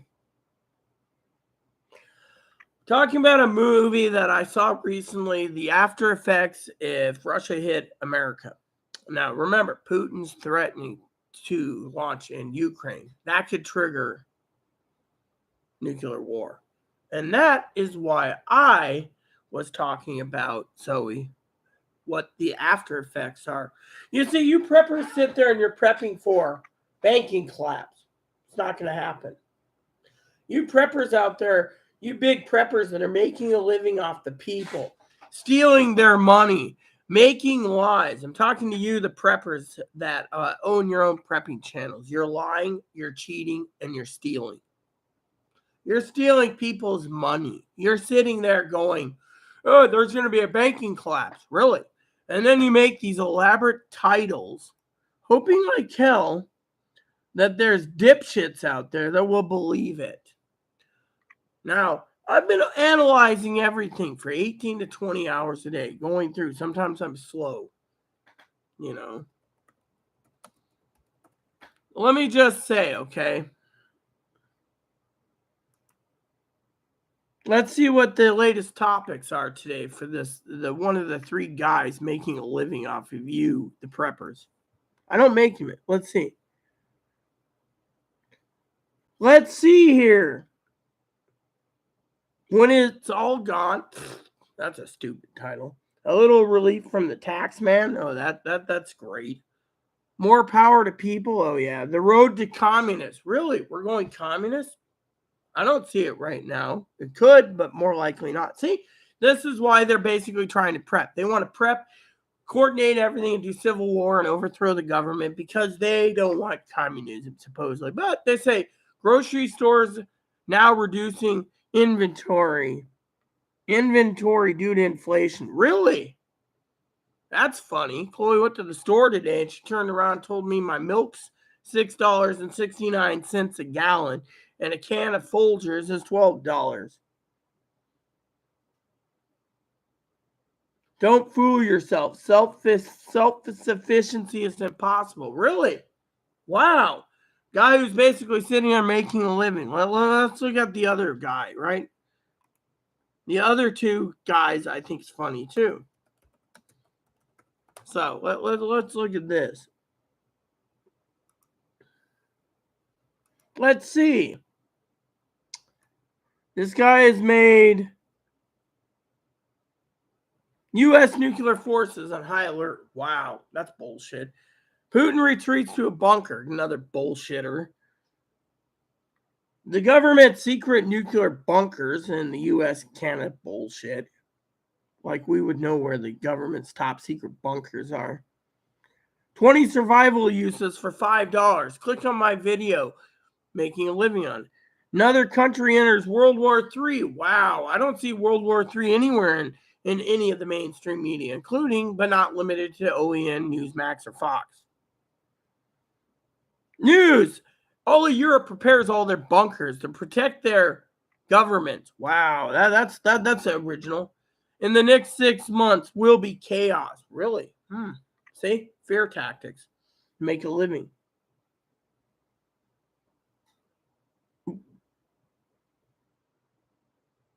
This guy, same channel that says we're all going to die of nuclear war. Well, what's this one? They're planning something big. Wow. Martial law is declared in Ukraine, so we better prepare for that. And then nuclear pretext is set. Better prepare for nuclear war. Really? I'm telling you just to be prepared, just in case. Don't worry about it till it happens. This guy is making a living off of it and then laughing all the way to the bank when little channels like me tells the fucking truth and you go and believe their fucking lie, cheat and stuff, you know. You know why? Because you'd rather listen to some hilljack son of a bitch turn around, you know, I mean, at least this guy says conflict with Russia is growing. World War III maybe possible. I'll give this guy about a 30% thumbs up here. But most of these people, bullshit. I mean, literally. The thing is, you need to prep just in case. There's two reasons why you prep. Natural disasters, prepping tool 1. Prepping tool 2 is bigger than prepping number 1. First, learn rule number 1. What are these, Mr. Miyagi? Rules to karate, Zoe-san. First rule of karate. Karate is used for defense only. Number 2. First, learn rule number 1. Think of rule number 1. Prepping is just for in case of natural disasters and man-made disasters. Prepping number 2 is a big law, right?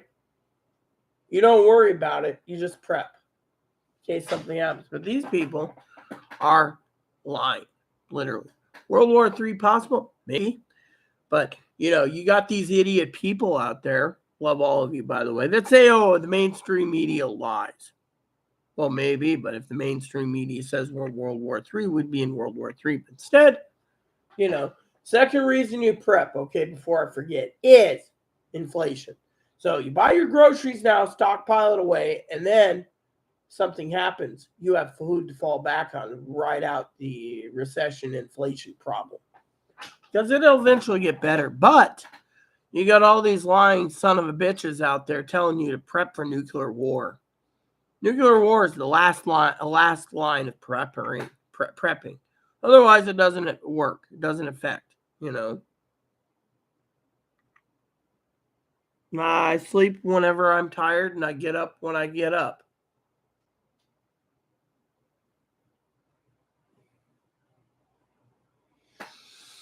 The wigs looked good, by the way. So basically, those are the two things you need to worry about, people. It's simple. Look at the line. You see me, I make a joke from time to time with Piper. Oh, gift card again. Piper is one of my donors. So he's a donor too. But this is the stuff that I don't sugarcoat. No, not asking for gift cards. Okay, I will give you guys my email address real quick in case you guys want to send me a gift card and you do find this video to be informative. Think about it. You guys gotta watch that movie. When I sent a little movie to told Zoe to watch over the weekend. The topic is going to be very important over the weekend. You see, when I have my news feed set up to send me news requests, right? I have it set to a program. I'm not going to tell you my program. It programmed to go for banking collapse, civil war, World War III, and nuclear war. Everything else is just like bonus things. Like Donald Trump was subpoenaed today. Oh, wow. Lindsey Graham's doing Donald Trump's playbook by asking the Supreme Court to stall him so he doesn't have to face a grand jury in Georgia. Wow. Isn't that interesting? So I will give you guys my email address just in case, but I'm not asking for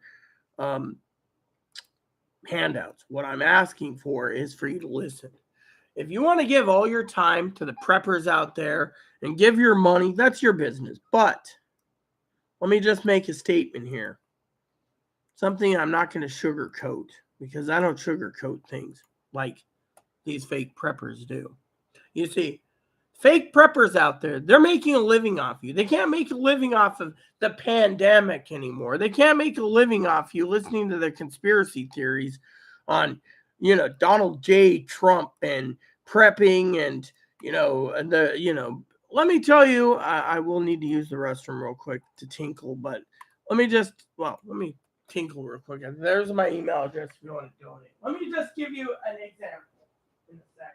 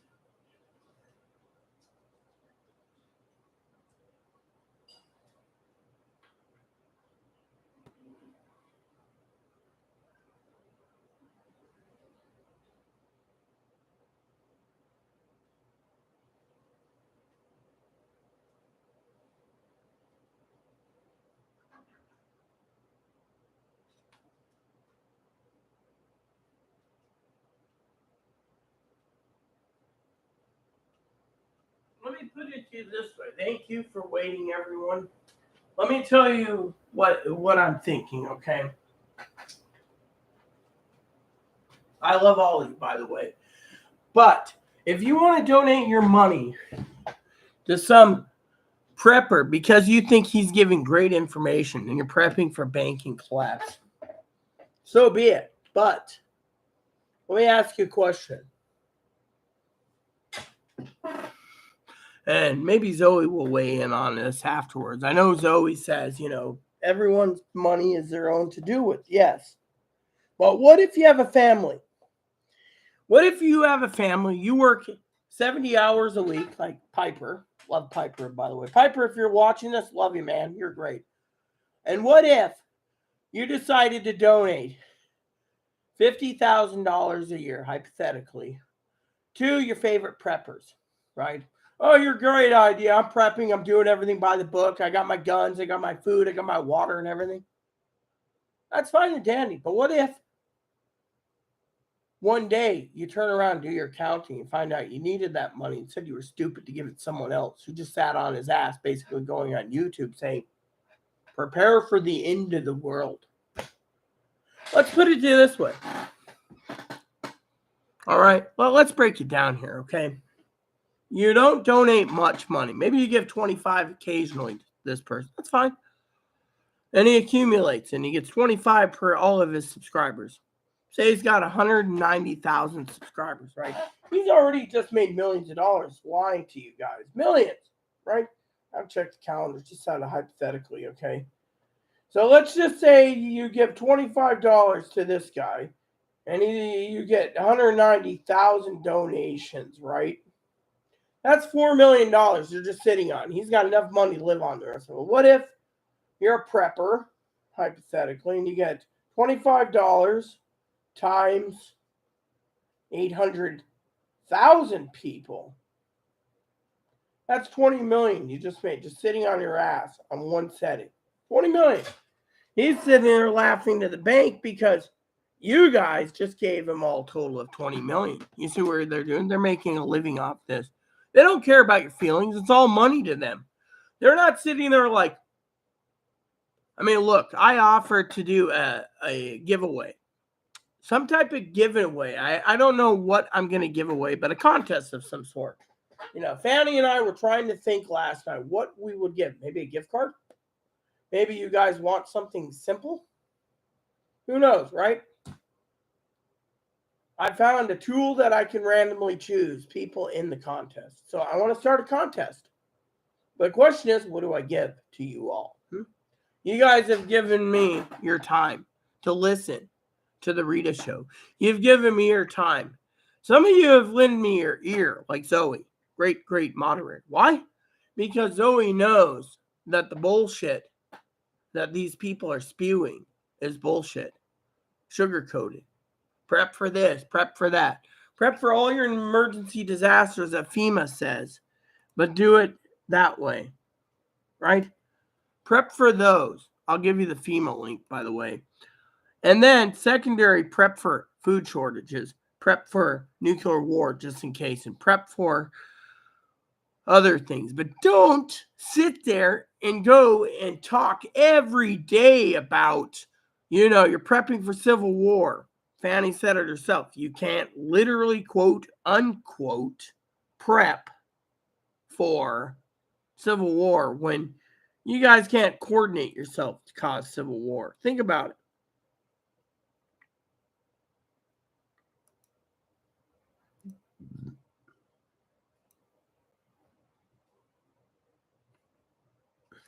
Yeah. I love all of you. I really do. But you got to realize when you prep, you're not just prepping for a zombie apocalypse. You're prepping for all situations, just in case.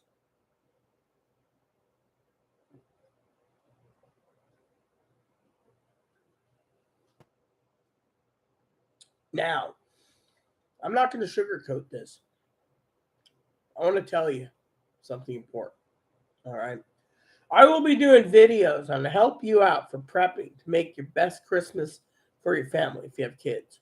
See, these people, they might give money to their favorite preppers and hundreds of dollars a week or hundreds of multiple times a week in Super Chat.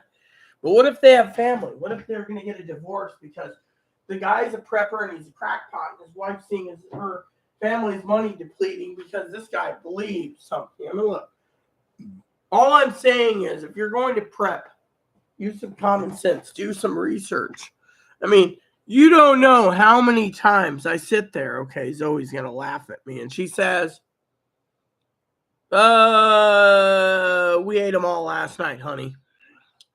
Tonight's ribs. See? Question is, do I choose extra meaty ribs? I'm going to do a poll. Do I choose extra meaty ribs for all of you? Or St. Louis style spare ribs? Which ones should I have tonight? St. Louis style spare ribs. I'll do a poll, by the way. Or do I do extra meaty back ribs? So back ribs are St. Louis spare ribs. That's what Chloe got. So let's do a quick poll. Yeah, they were tasty, you know.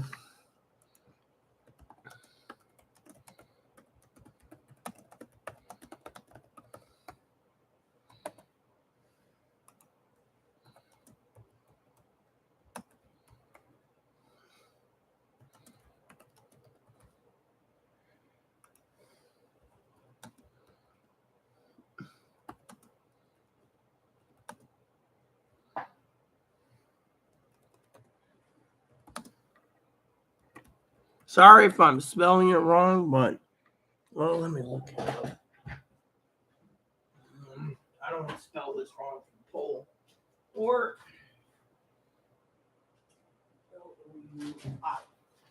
Louis. Okay.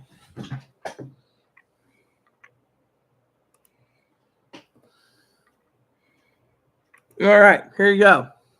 Poll's up for you guys.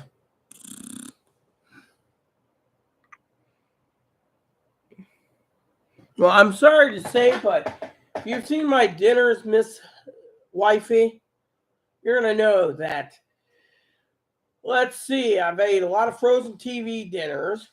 When I'm not eating frozen TV dinners, I'm eating ramen. When I'm not eating ramen, I'm eating sometimes the occasional fish sandwich. When I'm not eating ramen, I'm usually eating the occasional hamburger. Oh, and not to mention I got a corned beef to cook soon in the slow cooker. So I got corned beef to eat. Chloe, I got some small pork chops to cook. I got some. Chloe's got some hamburger.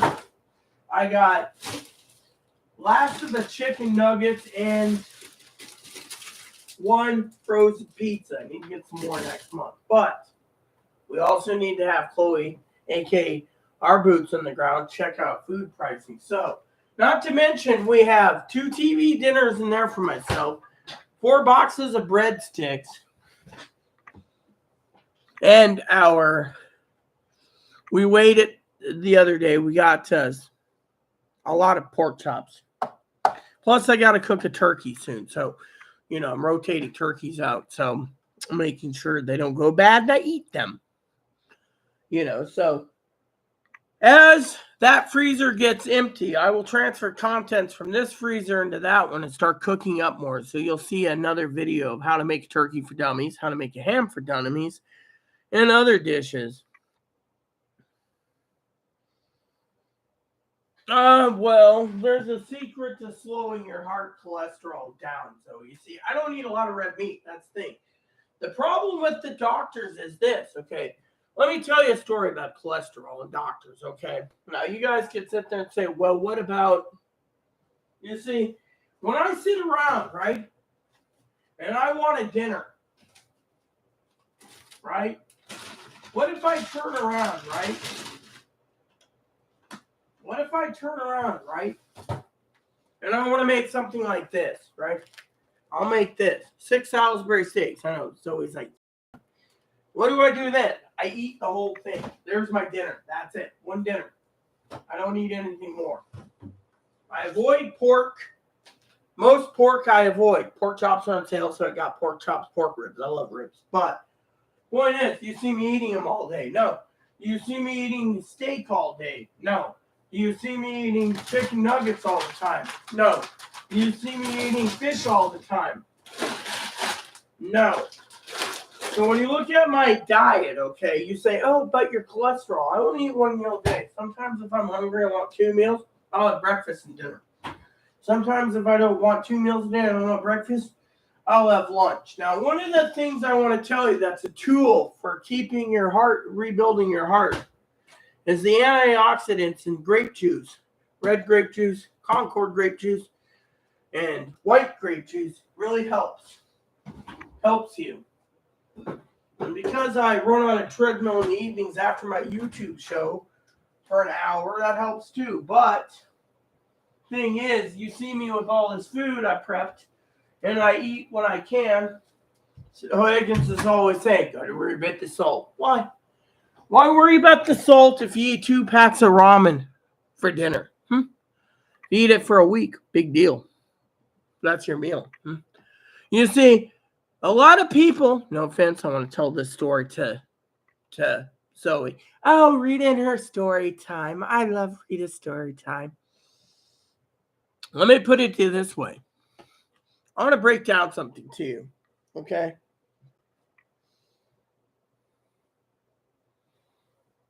Now, I've been telling Chloe to shut her chili hole and to learn to do excess prepping too a bit. There's a reason for it. If she focuses on prepping and other things, she won't have to fucking talk about politics to trigger me. You see, she's got 2 problems that triggers me. 1, her talking excess politics. 2, her talking about polls.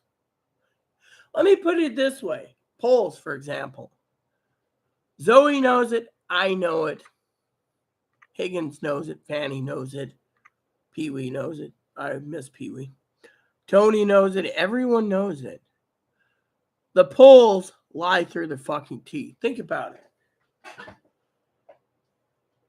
Think about it. You got all these polls lying to each other. That's deceiving. Oh, well, the Republicans are going to have a red wave. No, there's going to be a blue wave.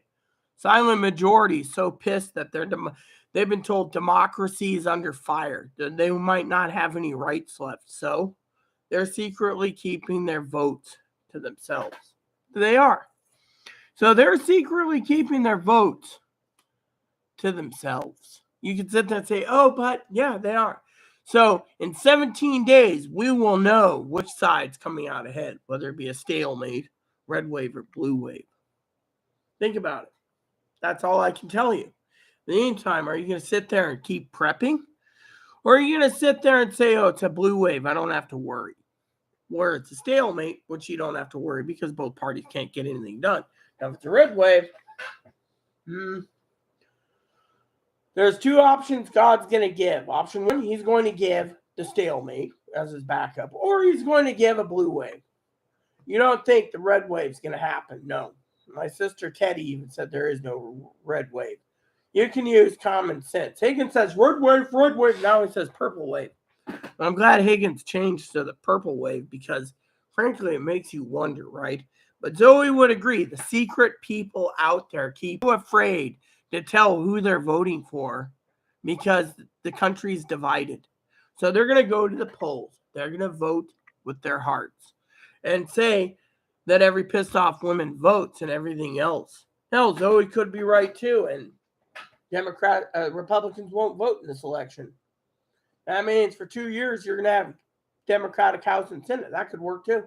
But we'll wait and see in 17 days. In the meantime, like I said, you got preppers out there telling you they're taking your money and saying prep for civil war because the day after the election is when we're going to war. Really? That's funny because you can't even organize to get your head out of your ass, let alone coordinate with the entire nation of you threatening civil war to even shit on a stick. Gotta throw that in there for Zoe's humor today.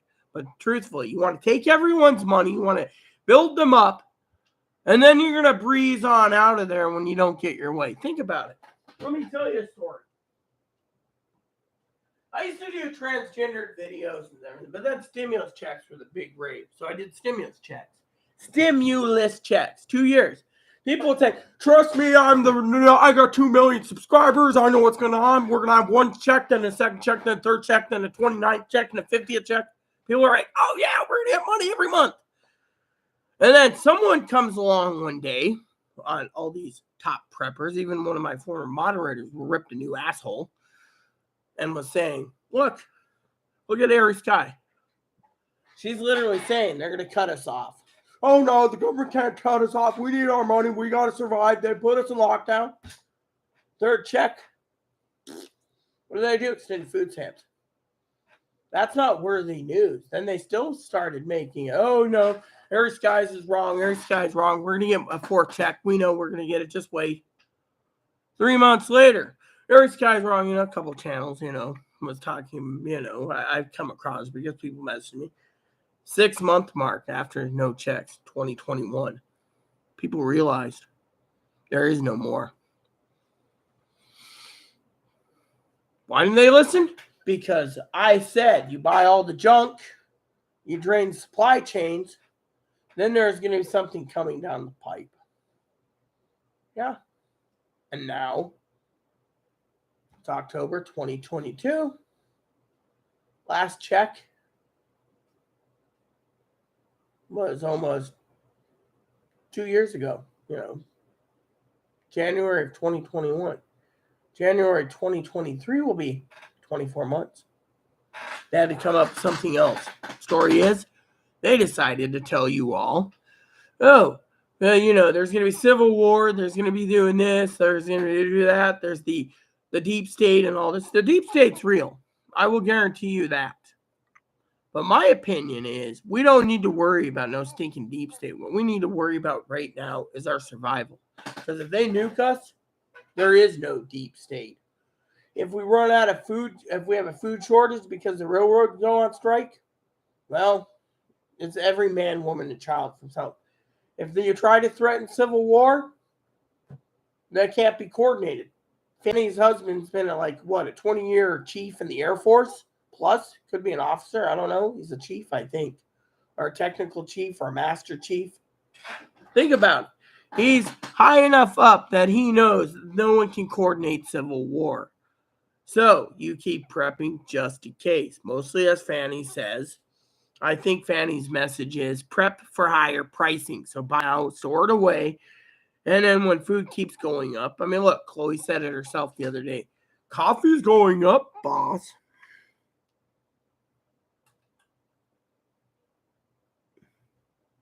I did. She just stormed into her room. She's been in there since. Why do you think it's peace and quiet? So, shall we just go over the preppers list today, people? Because I need to check the pricing. I haven't done it this morning. Usually I do, but I was like, I don't know. I had a couple links I was going to send Zoe, but you know what? I was like, you know what? She's seen enough scanners. Fuck it. So, let's see here. So, seems toothpaste and mouthwash went up. Toothbrushes went up. Non-essential items went down again. Preppers list. I did put someone asked me the other day in my email why I have daily planners. Because you can plan your days. If you there is a fallout or something, you can try to survive, make your plans carefully. Your deodorant, some deodorant went down, some went up in price. Gotta make sure your soups. Here we go. Due to high demand, this product might or might not be in. In the meantime, other soups sold out. This one here, up in price.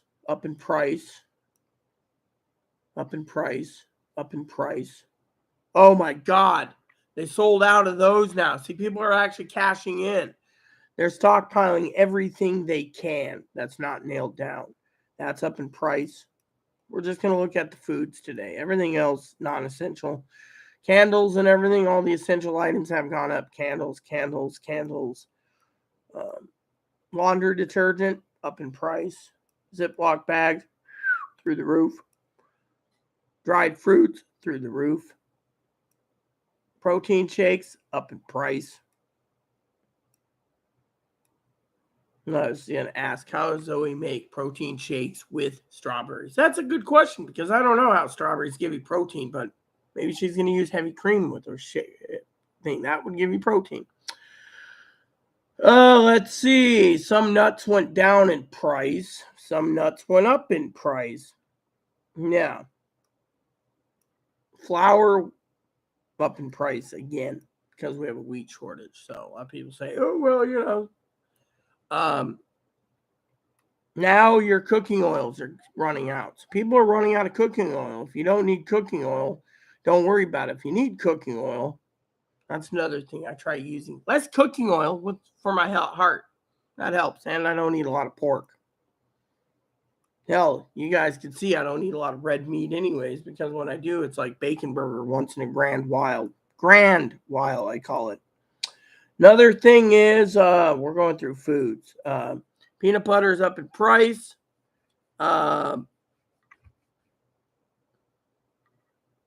Your premium canned chicken in a can, chicken breast and water up in price. Vienna sausages sold out.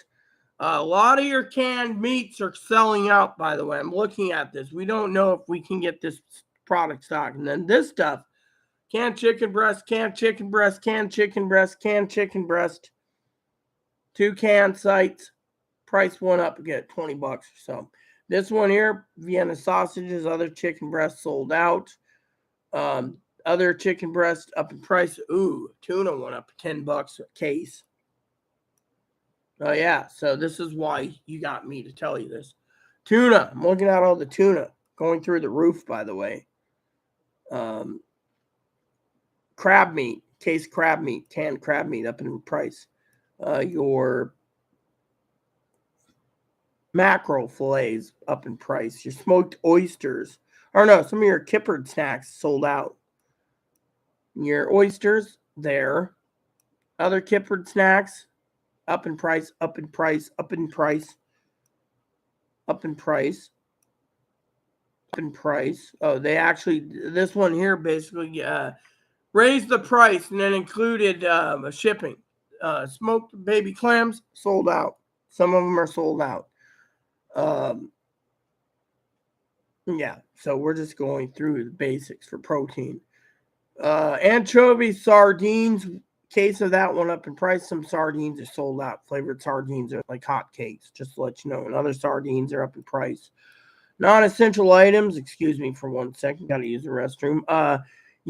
Some of your items are all some of your non-essential items, like stuff like bungee cords and your sewing kits went up in price. Your survival kits went up in price. Your tapes, some tapes went down. Your yeast for making breads, give me 1 second, up in price yet again.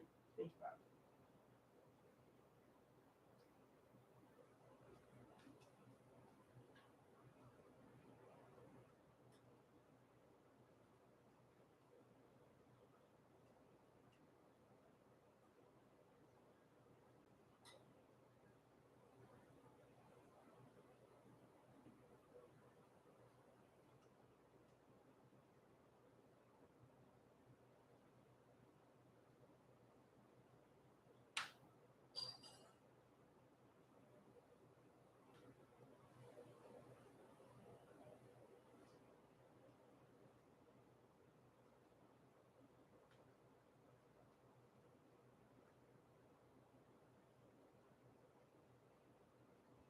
All right, so will the banks collapse? Highly unlikely, but your brown sugar, confectionery sugar, granulated sugar, and raw sugar up in price. Your real maple syrup up in price. Your seasoning salts and peppers and other cooking seasonings up in price. Bouillon cubes up in price. Batteries up in price. Your bar soap, body wash, dish soap, shaving cream, razor blades, your toiletries up in price. Some of them sold out. Your ibuprofen, Tylenol, or no, your ibuprofen and your Aleve, aka naproxen, in stock Ibuprofen or Tylenol sold out. A lot of places are sold out, so just take count for that. Your non-essential items, we'll just go through the listeners. That went up $50, by the way. Your canning pots went up in price, by the way. So up in price. Canning jars went up in price if you can. They say, oh, it's not. Trust me, I know what I'm looking for. Coolers sold out. People are stockpiling coolers just in case as an emergency makeshift freezers. There's a lot of them sold out. Ramen up in price. Toilet paper again up in price. Paper towels up in price. Think about it. You want to sit there and bitch about pricing, but you're not going to go buy any because you think the prices are too high. Preppers are going to go and keep buying and stockpiling until there's nothing left. Now, let me just say, Beanie Weenies up in price. Dinty Moore Stew up in price. Look at this. This went up $30 for a case. Beans. Some beans went up $5. Other beans went up $10 a case. Beans went up in price. Other non-essential items went down in price. Water up in price. All the bottled water I gave as an example. Some are sold out too. Look at that. Some are sold out. Electric razors, they went down in price. Yeah. So people are stockpiling those too. Smokers, up in price. Coffee, up in price, up in price, up in price. $3 to $7 a bag or can of coffee. Canned lunch meat, sold out. Oats, rolled oats, up in price. Teas went up $6 a box. Your cheese crackers, your Ritz crackers, your club crackers with cheese up in price. Stuff I keep telling you about, your evaporated and condensed milks sold out. So think about that. People want their cotton milk. They're worried. Mac and cheeses went up in price. Some sold out, some's up in price. Your goldfish crackers went up $3 a carton or $5 for a 6-pack. Coats went up in price. Percolators went up in price. Coffee pots went up in price. Some foods sold out. Dog foods, a lot of it sold out. Jerky, your protein meat sticks, up $10 per jar. And this doesn't scare you. This is why I keep telling you to keep prepping, buying what you need, stockpile away. I mean, do I need to continue? Yes. Nuts, some nuts went up. Scanners went up another $2 to $7. Other nuts went up $10.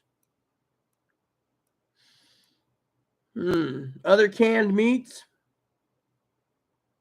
Look at this. One can, $50 for corned beef. Yeah, $50 for one can, not 12 cans, one can. This is what the scalpers are out. I'll go report that real quick. Those little Danish hams went up in price. Spam, sold out, sold out, sold out, sold out. Mac and cheese is again up in price. Ramen's up in price. Cases of the premium ramen sold out. We don't know if we're going to get any more back in, is what it says. Coffee, sold out, sold out, sold out. Milk powder and butter powder up in price. Because everyone's grabbing all the canned foods first. As me and Fanny were talking about the other day, the non-traditional, they're edible, but they don't taste good. The food in the bucket food kits, down in price. Dehydrated and freeze-dried eggs and other foods up in price. All the dehydrated and frozen food are freeze-dried up in price. We don't even need to go into details for tents and other stuff because they are the same price. Swiss Army knife tools. Oh, is those sold out? Hold on. Yeah, some Swiss Army knives sold out. Yeah.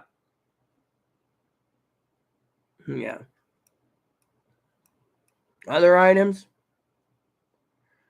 A lot of tents sold out. People are prepping just in case. Tents, tent camp stoves.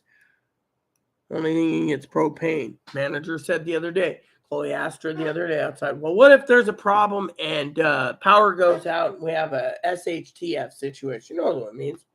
Can we use a propane stove? And no, you may not use your propane stove. So how do we eat? You go hungry like the rest of us. Well, that was her answer. Chloe's like, what a freaking twit. I mean, literally. So I got to answer the comments. There you go. So you guys got this. You guys got this. And you got this. So what does that tell you? You prep for the second reason. Higher prices. Eventually, there's not going to be anything left for you guys to buy. Because remember what I said. If there's no food for the people to buy, they won't work. And if they don't work, food shortages happen. And because food shortages work, everyone dies that isn't eating. Because, or they'll just go and raid Zoe's house, my house, and everyone else, kill us all, get our food. I mean, literally, let me put it this way. Preppers are raising the prices. There was an article the other day. Why is food prices so high? The preppers. The preppers are buying up everything and crippling the economy because they can't make it fast enough. But if you have too much food, what happens when you can't eat it all for your family? Then your family is, but I talk about this in a major problem, Let's see. 5 likes. Pretty cool. Yeah. Did you tell her the politics? She didn't care. She stormed out, Zoe. At least you know her trigger words. Yeah, her trigger words are no, N-O, and K-N-O-W. Good thing that you'll be getting out next week. I didn't say I was getting out next week. I said I was getting out in 13 days. So, a little under 2 weeks. Yeah. Switching back and forth to look at things on Instagram, not relaxing. Tonight I just want to hang. Yep, I heard tied up in the price. I use strawberries, coconut water, Splendid crushed ice, and 1 scoop Vega vanilla pea protein powder crushed in the Ninja vitamin C plus protein. Yeah, yes, I look up everything on Amazon. I also check Walmart every 3 days. Walmart won't ship anything to me. So I go through Amazon. Target will ship, but Target's pricing's gone through the roof too, if you didn't know. Which brings us back to the other problem of the world. You see, you preppers need to realize that these are the prices I'm reading you for the preppers list that I made for you all. Prices are up.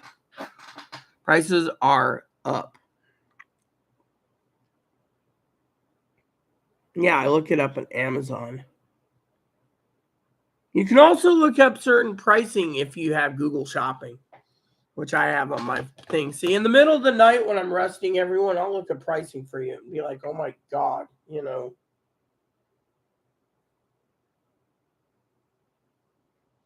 So apparently after all the money that Donald Trump's spending on legal fees, apparently after 4 years of his airplane being unworkable, he finally somehow conned it to be fixed for some reason. Now, I don't care if he conned or whatever. It just seems fishy that he didn't use it for 4+ years, 6 years. Usually I wanted to go out. See, I didn't want to leave my place, but I have to go out for 2 reasons. One is I got to go by the toy shop to see about some stuff. 2 is I got to go around the gift shops to see about coffee cups and coffee and other Christmas gifts for Zoe. Apparently my sister Teddy's presents are being handmade by Dinky, if and when Dinky gets to me. I think Dinky is being more and more of a hermit. That's the truth. I emailed her. She didn't reply and say, cool. I messaged her. She didn't reply, cool. She always messages every 5 to 7 days for whatever, Well, he did get subpoenaed today, by the way. If you didn't follow the news yet, he's been subpoenaed today. The face, Liz Cheney and her cronies. If he doesn't go, they'll submit a Justice Department indictment or a referral to the Justice Department, I should say.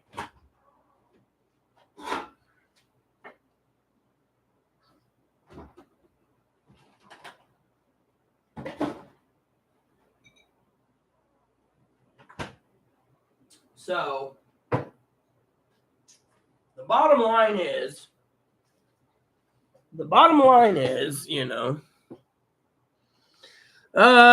he might be. Right now, it's in the air. You see, he made the news today, too. You see, he hired a lawyer. He hired the lawyer that Johnny Depp hired, that lady, to represent him because he doesn't want to lose his billions of dollars, apparently, to his wife. So he's thinking he can make up some crap about his wife to keep his millions. But if the wife and him doesn't agree to a divorce settlement, then it goes to court in December and the judge will decide. And more likely they're saying it's going to be in Kanye's wife's favor over him. So even if he could sit there and say she abuses him, it might not work. Yeah. So we don't know how that's going to play out. But you know what? That's just like small things to even worry about. Like we should be worrying about a guy like Kanye.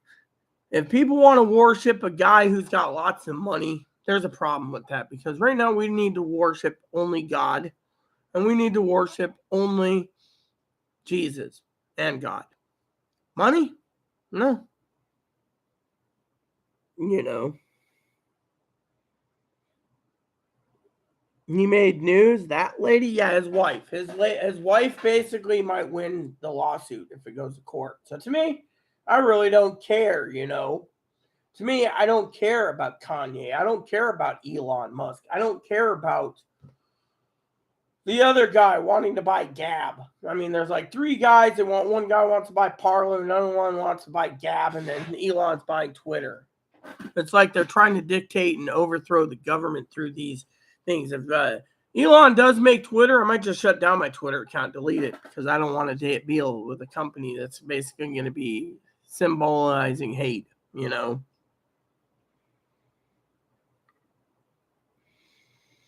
I don't know why he's spouting off anti-Semitic behavior. I have no clue. Ted Crux. Okay, welcome, Ted. If you like Kanye, that's your business. Me, I don't know anything about it.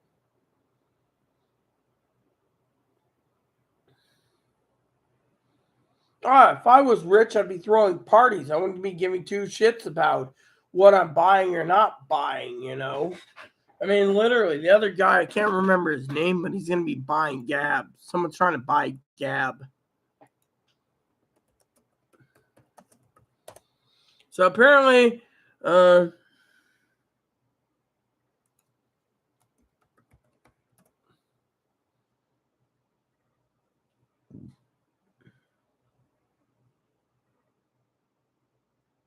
hold on. Let me look here.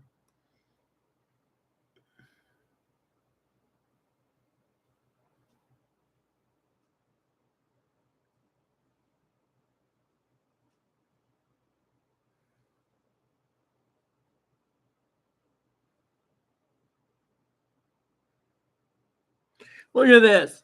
Look at this.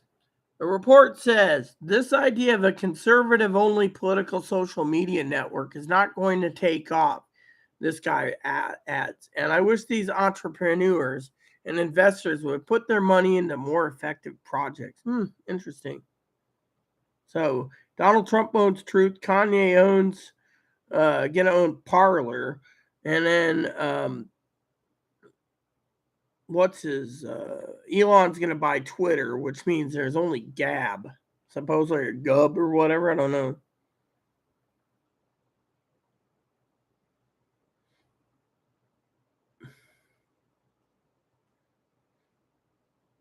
Yeah, so I don't know what it is. I just can't remember what it is.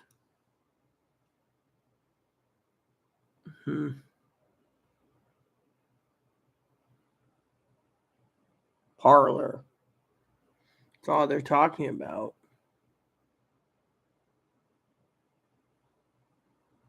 Yeah, certainly. Oh, here we go. So apparently someone posted something about that. It's called Haven for Hate Speech and White Supremacists. And, so basically, some guy is supposed to be buying it. I just don't remember who it is, but still. I mean, literally, this is where we're going down the pipe, Eventually they might just censor everything on YouTube except for liars and cheaters, I mean, it's really,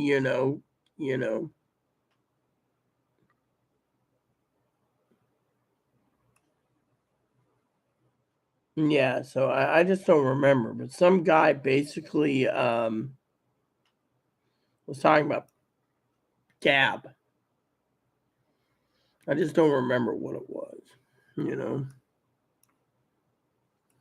Maybe it's Gab app because I can't remember.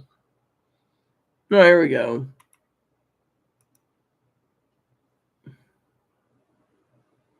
All right, let me look real quick. The Gab app, right?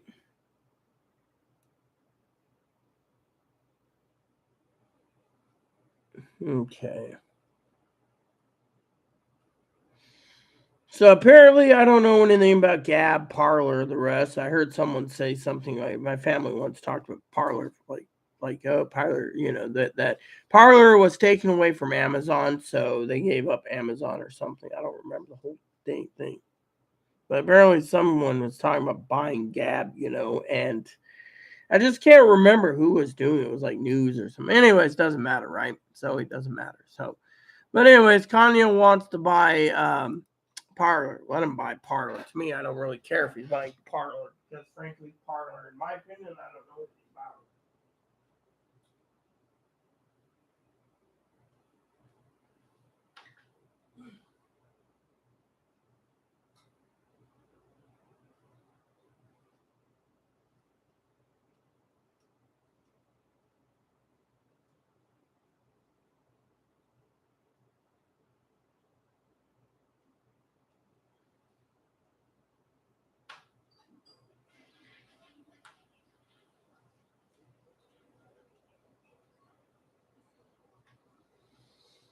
Anyways, where was I? Anyways, let's see. And who cares about TMZ or any of those other trash channels? His wife, he built her empire off a sex tape. I mean, come on, no pun intended. Yeah, well, there's a lot of people contrary to the crazy, crazy, what do you call it, plastic. And to me, a lot of people want to try to live forever with all that plastic, but that plastic could kill them. I mean, I had an argument the other day, right? Let me tell you about this, right? Let me tell you a story, okay? So the other day, a friend of mine messaged me saying she's getting breast implants. Think the state's paying, or she found a way the insurance to pay. She forced the insurance to pay or something, right? She lost all this weight, lost the weight, became flat, right? And they're sagging, and she needs a lift and implant. So apparently, state or the insurance paying, right?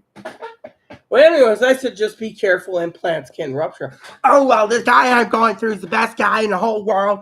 He says there's like a 1% capsular rate. 1%, right? Thing is, do you think a guy who makes breast implants and sells them, tests them in women, is going to tell the truth about them rupturing? No. My doctor sat down and said, don't believe anything you hear.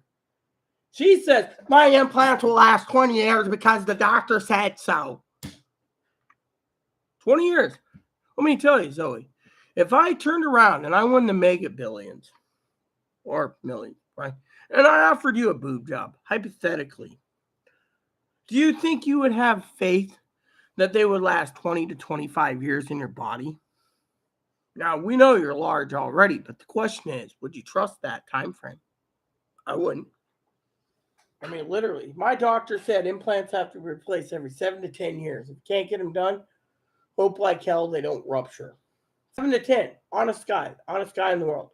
Oh, my doctor worked for this company and he basically has 20 years and I'm not worried about it. 20 years. Yeah, well, I love your answer. I got huge. And this person lost all their weight. Lost their weight because, they said they didn't want to be a fat ass. But now they're droopy and saggy implants, lift and implants, apparently insurance paying or something, right? Now, I support them getting the implants. I don't support the doctor's lies. That's, if she came on YouTube, she's a moderator too. She'd be like, why aren't you talking to me? Well, I don't trust the doctor's lies. I don't trust the doctors. She wants to put her faith in the doctors. You know why I'm not talking to her also? I'll tell you why, Zoe. I love you, by the way. She said, and I quote, people like me or something to this effect without saying it is a crackpot. We're prepping well. We're not going to have a banking things. All our meats we're going to be really great in 2023. The world's going to be around the United States in 2023. You know what I did? I did 6 days. You message me, that's fine. If you don't message me, that's fine. I'm not going to bother with it. Because frankly, she's not going to listen to me and she wants her boobs. That's fine. How is she going to make a living if she runs out of food? And if she did pay for them out in her own pocket, then what? Or she financed it?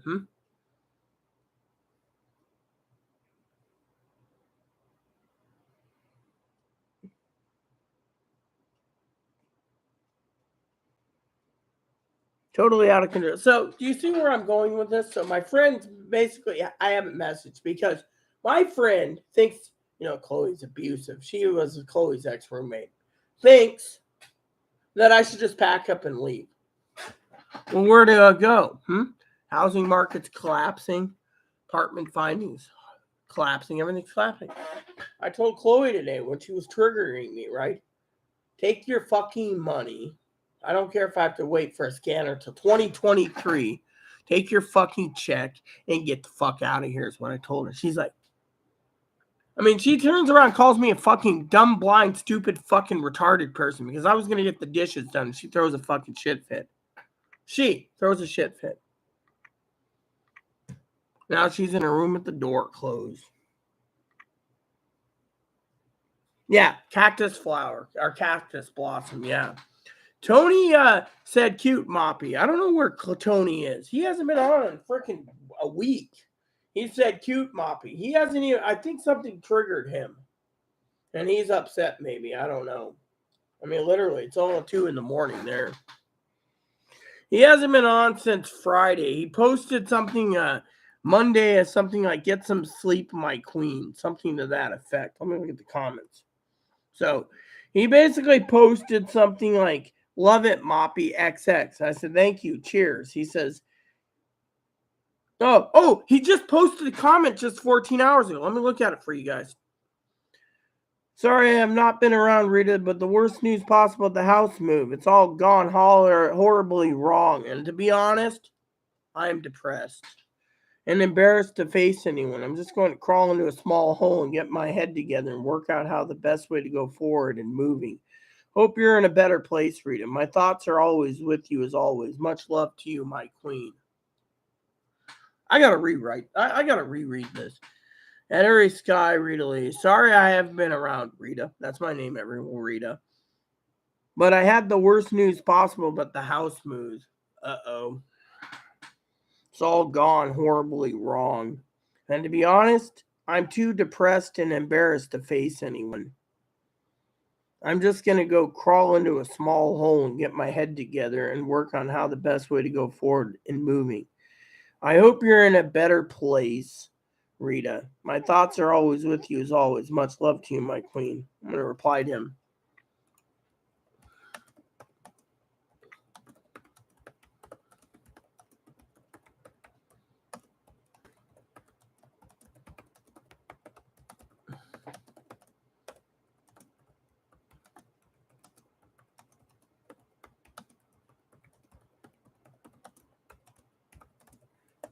All right, so I said, can you tell your queen what happened as Zoe, I forgot to put Z, Zoe's also worried about you. Please tell us. Maybe there's something, please tell us. Is there maybe anything we can do? Yeah, see, this is how we are. We help our own people.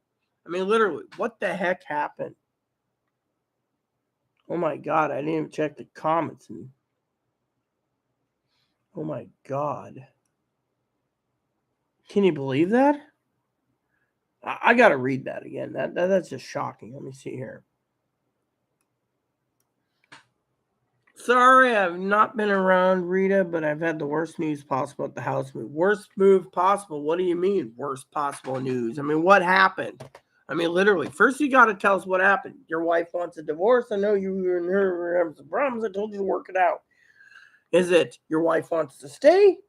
Or is it the wall thing where they don't want to, but you can't sell the house even though it's 100 years old and the crack started 20 years ago? I mean, you got to give us some context of why you're depressed. I mean, literally, you know,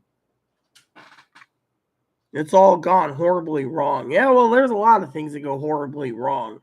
And to be honest, I'm too depressed and embarrassed to face them. What embarrassing depression are you worried about? I'm not embarrassed. You can tell me and Zoe anything. We're there for you, man. I'm just going to go crawl into a small hole and get me head together and work out how the best way to move forward in moving. Yeah, as long as it doesn't consider the word suicide. If you need help, call up your own suicide national hotline in England and get some help. I don't condone it. I don't condone suicide. Hope you're in a better place, Rita. Well, yeah, I am. I mean, I'm still here, aren't I? My thoughts are always are with you as always. Much love, my queen. Well, thank you, my a Duke of England. Trust me, I'm more worried about you than I am worried about myself right now. And Zoe's probably got something to say too about now.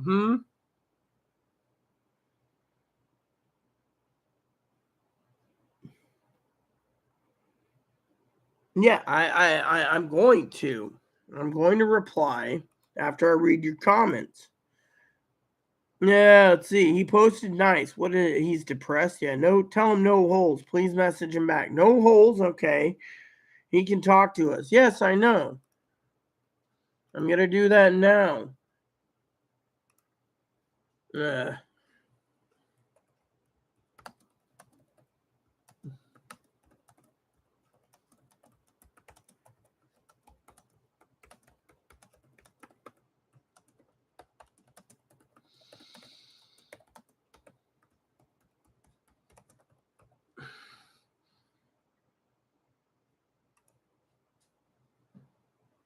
Okay, let's see what else Zoe wants me to say. And I did tell the queen.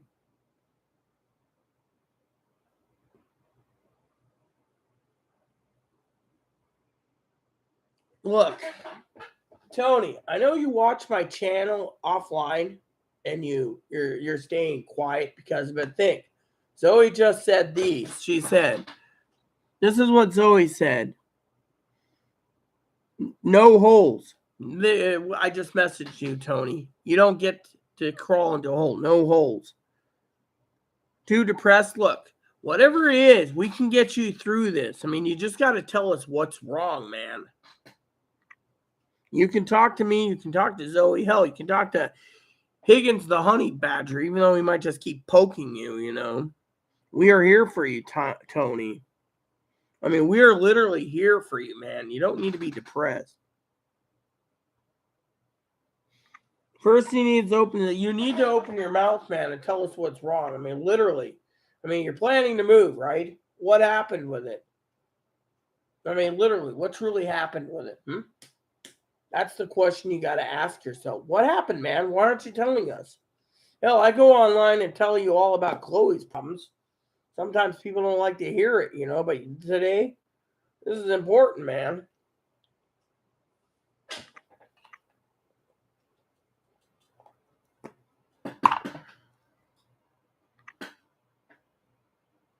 Look, going silent, Tony, is not something to do. I mean, look, Zoe knows how much I care for her. Even though I made, as you know, she came back. The thing is, you got to come back. I mean, literally, this isn't about, you know. Let me tell you a story. My cousin thought I was upset at her, right? You know, that I did something wrong and I was hiding some, right? Told her outright, absolutely not. When she called me a flake, I left Facebook permanently. It's been 2+ years, almost 3 years I've been off Facebook, and I feel pretty damn good. See, going silent is the worst thing you can do. It not only shows you're depressed, but also shows you did something wrong. And frankly, you shouldn't be doing something wrong. But we know you didn't do anything wrong. So technically, that means you shouldn't be depressed over it either. I don't know. Tony could be watching us right now because it's Friday night, but by now he'd probably be passed out on a bottle of vodka, probably.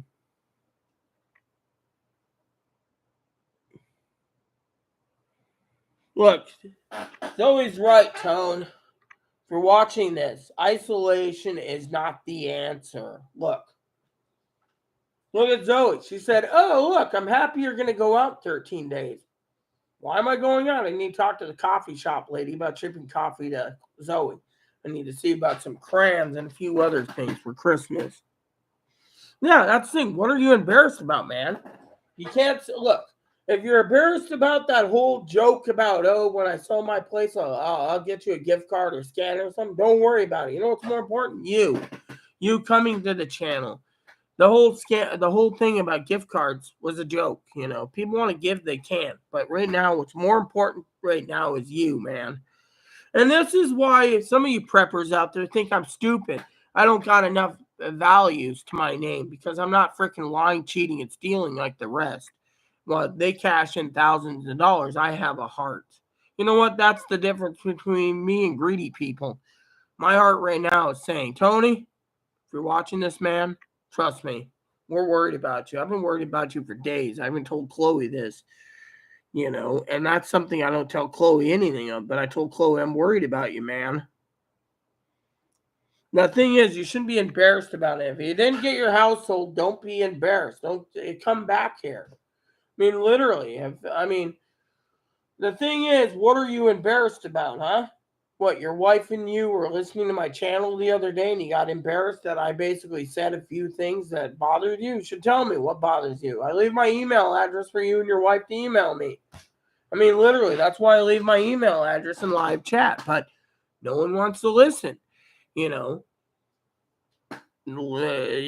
still, I am here for you, man. We all have issues, but the thing is, we all come together. That's the thing. Think.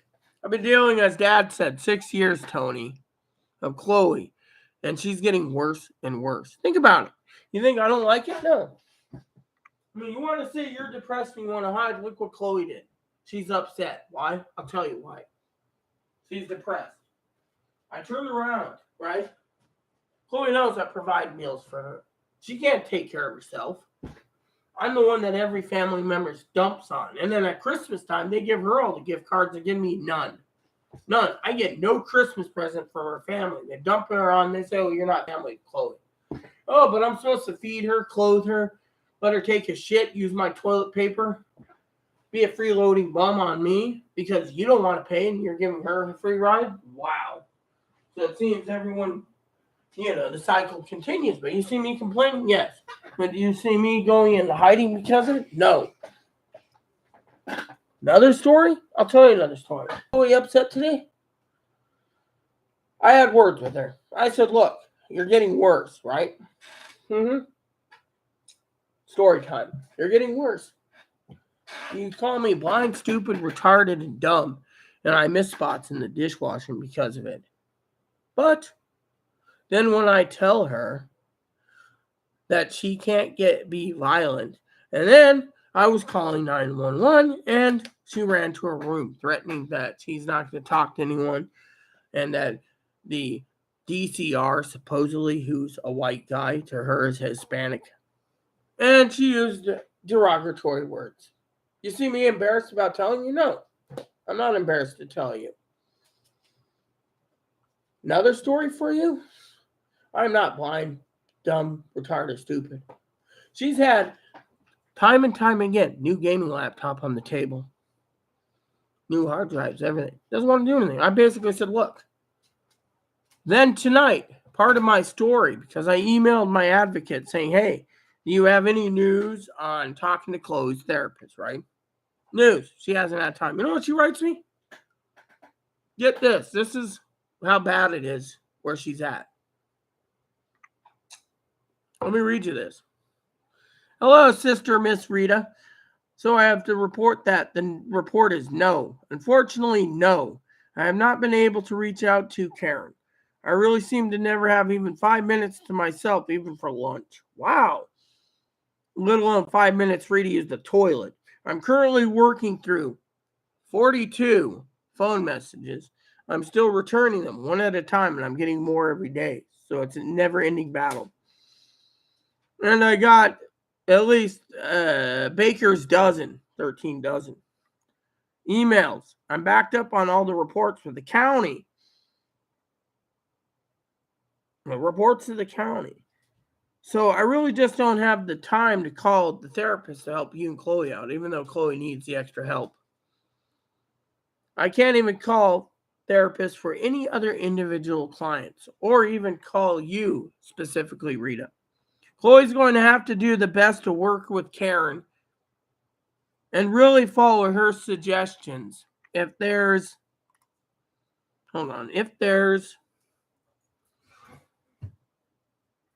something that's an emergency, you can call 911 or you can call the therapist's office and leave a message for Karen or the DCR. If Karen feels that my input will be and readily be necessary, I will call or email, but I will be happy to connect. In the meantime, I don't have any time for anyone right now, not even to have dinner or lunch with you until after January. So hopefully beginning next year in January or February, we'll have more better staff as everyone's leaving, because apparently we are now in the catering business, the catering to drug addicts and boozers. Your loving sister, blah, blah, blah. There you go. So what's that tell you, people? It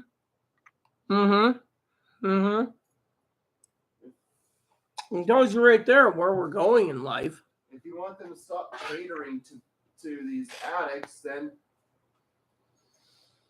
they might be, eventually there might be laws telling them to have to cater to people who need it more. I mean, right now she's slammed with housing issues for drug users and boozers. Think about it. I got to tinkle real quick again.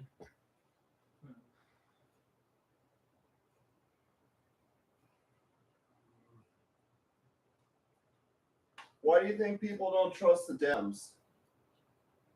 Or they don't trust people running their country or the country? It's because of the issues, like the housing issues and stuff.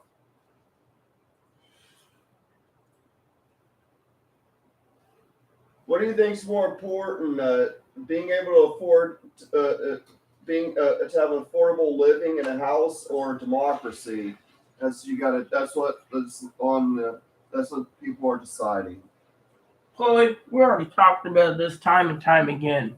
I'm not talking politics. And I surely ain't going to talk about the election until it's over in 17 days. Remember what I said to Zoe and the rest of you. On election night, there's not going to be one bottle Chloe's picking up. She's picking me up 2 of that cherry bourbon, a lot of soda. I'm going to get drunk that night. Win, lose, or draw. I'm getting drunk and I'm doing a toast for the end of democracy.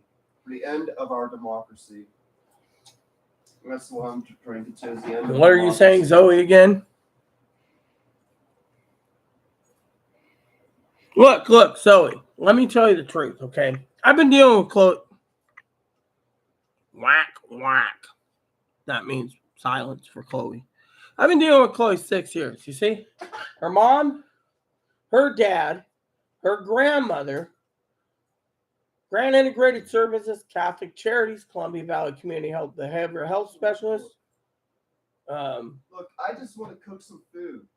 Well, go ahead. I'm trying to make a statement here. Something that Zoe should understand. Paint me as a monster. No, I'm not. I'm trying to say something. And you want to interrupt me. You want to keep interrupting me? Fine. Then I'm going to ask you to clean your room. I'll put a microwave in your room. You can cook all your meals in there in a hot plate. Well, actually, manager said no hot plate in her email. Well, you can have a refrigerator in there.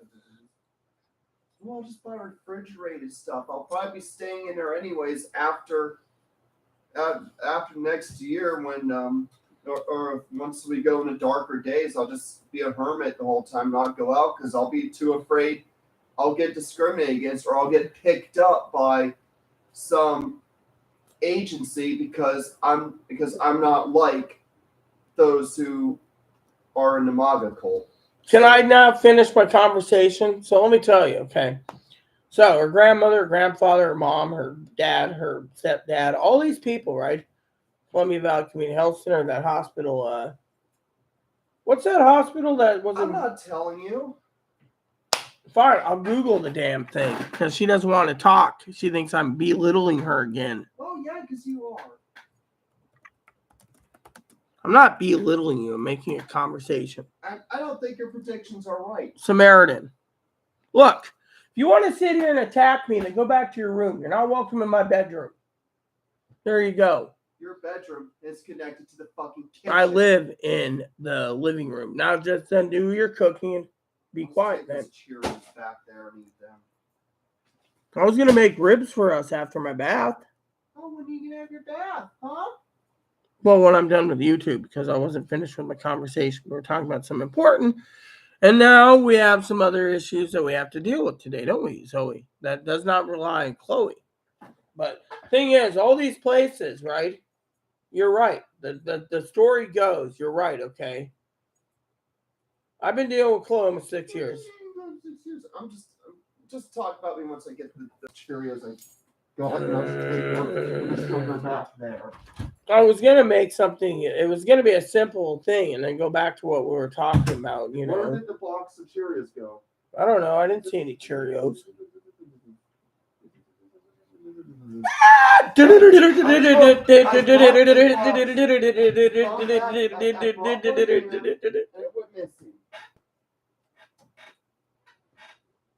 gotta be fucking kidding me.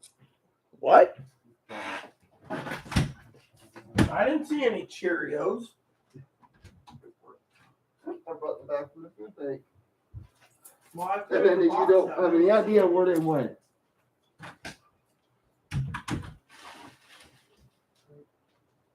Here they are.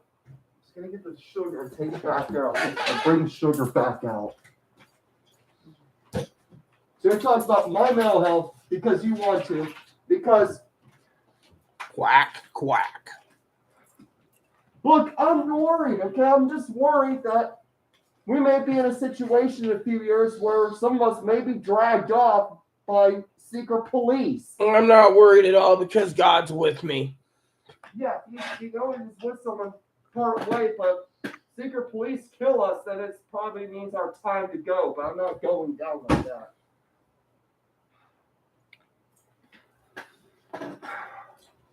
So God's with you. So if secret police ends up coming after you, God will just save you from them. Yep, that's what they did with the prophets.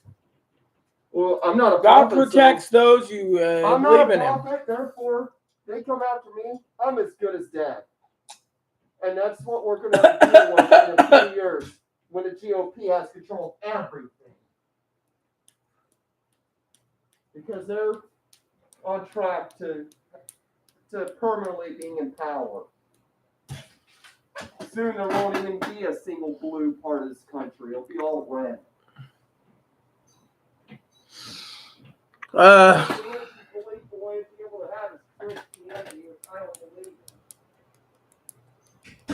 Okay, so it goes like this. All right, let me finish. You say, no to therapy? No, she's basically saying let the therapist make the decision. Unfortunately, this is what I got to deal with right now, right? She's losing it. Doesn't want to clean, doesn't want to do anything. She's so damn worried everything's gone, right? And yet, predictions is, I have two predictions. Two. My own prediction and what God's telling me. Okay, God's saying there's a blue wave, all right? I believe God. But as a backup, could be a stalemate. Senate becomes Democratic. The House becomes Republican. And if the House becomes Democrat, the Senate becomes Democrat and the House becomes Republican, damn good and well, that's the backup plan for God keeping this country safe because both parties can't do anything for 2 fucking years. They might not even get the budget passed. And even if they threaten to impeach Joe Biden, if the Senate's Democratic, Joe Biden's protected, see? See, look what happened. They're threatening to impeach Joe Biden and Kamala Harris and everyone else like Nancy Pelosi and AOC and everything, right? The problem is the Senate's got to choose it. So if the Senate is Democratic, they're not going to get anything passed, right? They're just going to do like they did with Donald Trump. Democrats were in the House. Senate was Republican. Look what happened. Senate turned around. There's not enough votes to impeach and remove Donald Trump from office. See, it's going to be the same playbook as they did with Trump. See, so basically it's a stalemate. Now the second option is a blue wave. I can't see in good conscience as Chloe's sitting there spewing off a red wave. She told me today she wants a fucking red wave. She wants every one of us to live in misery. That's why I told her to go to her room earlier, because I'm not going to listen to someone tell me that we're going to have a red wave and we're all going to die. I'm not going to preheat them yet. I'll cook them when I'm ready. Yeah, so that's what I was trying to say. So when all these mental health places, right, my story goes like this, okay? All the mental health places, they turned around and they keep dumping Chloe on me because they don't want to be responsible to give Chloe advice because Chloe won't listen. So there you have it. All he told me was him and his wife were having arguments. I don't know what it is. He won't tell us. He won't tell me. He was trying to sell his house, yes, but something happened. Remember? Let's talk about Tony for a second. Tony said that the people that were looking to buy his place kept questioning him about cracks. They happened 20 years ago. But now he might be basically trying to sell, and they're telling him, here's the hypothetical truth theory here, that he could turn around, if you're still listening to me, Zoe, and they could turn around and they can't sell it till they repair the cracks, which could be thousands of dollars, which means unless he sells it as a fixer-upper, he might not have enough money to move. That could be the theory why he's embarrassed. You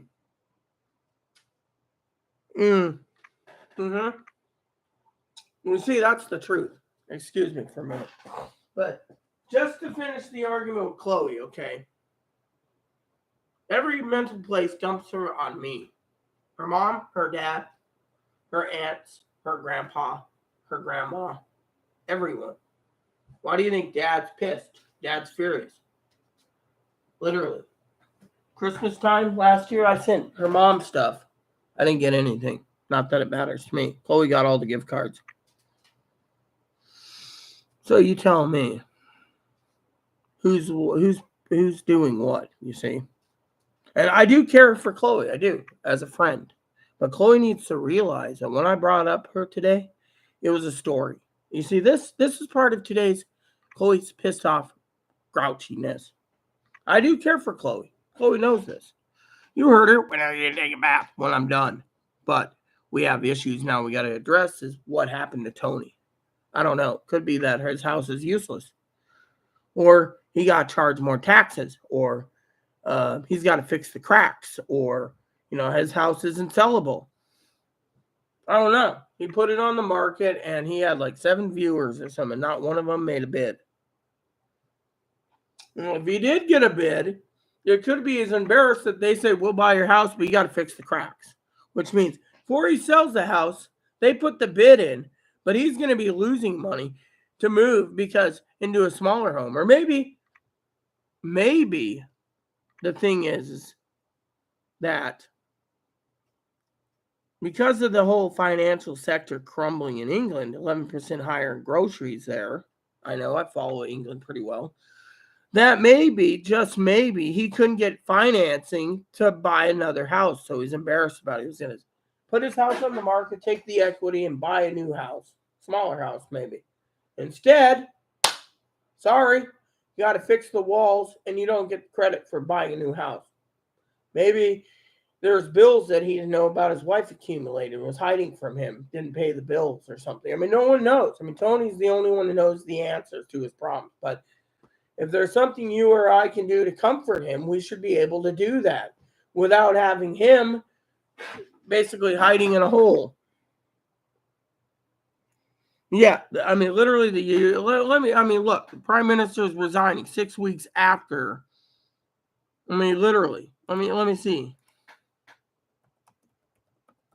Let me look up something for you, Zoe.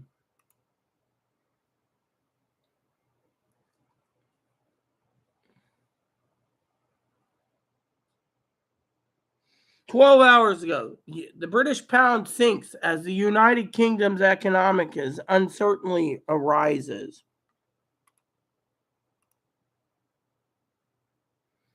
Oh, wait, I'm not going to look at this one. Here we go. Let's look at this. Sterling slipped to $1.11 after rallying on Thursday, however, clawed back to lose to 112, so 1 cent.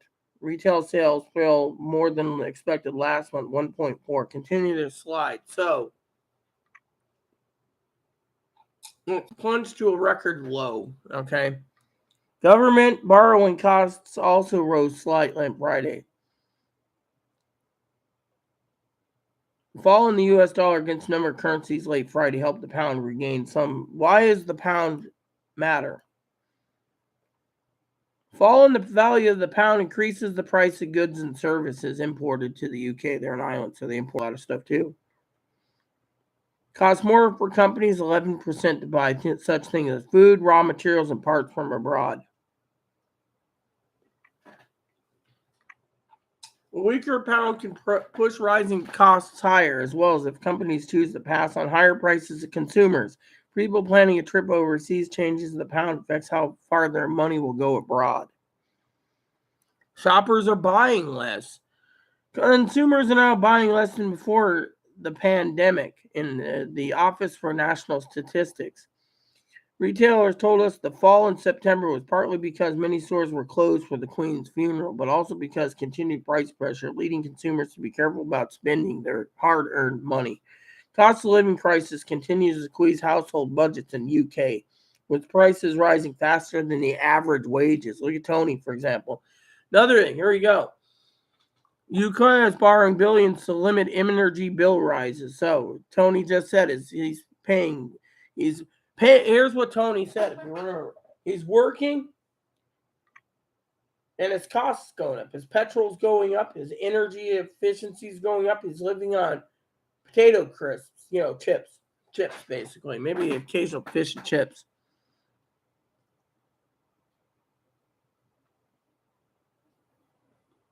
So it's saying they're trying to raise borrowing more money. They can borrow 200 billion pounds. Yeah, so 200 billion, and it's still going to go up. Let's see. There's this. How's this? Prime Minister Liz Truss resigns after tumultuous and historical brief team marred by economic policies that rolled financial markets and rebellion in her political party. 45 days in office, she's resigning.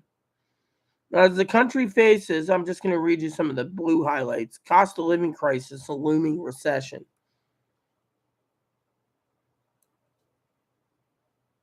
I cannot deliver the mandate in which I was elected by the Conservative Party outside her to Downing Street office.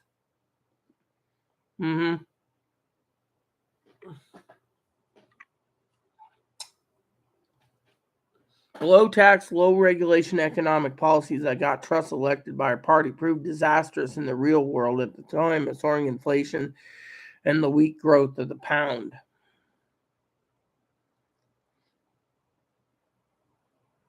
The September 23 economic plan, this could be part of what Tony's problem is, included a raft of tax cuts that investors worried Britain couldn't afford. It pummeled the value of the pound and drove up the cost of mortgages.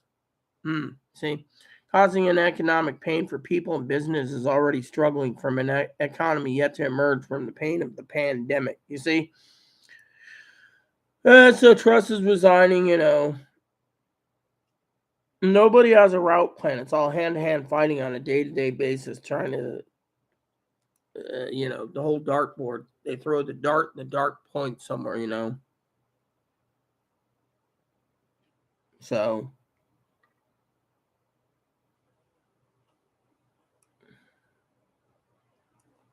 that's it, The value of the pound caused interest rates on the UK government bonds to rise. The Bank of England was forced to intervene to prevent the crisis from spreading to a wider economy and putting pension funds at risk yet again.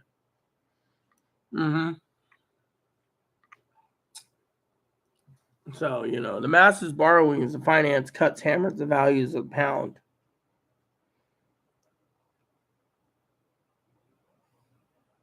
Yeah, so let's see, that's it. Now this one is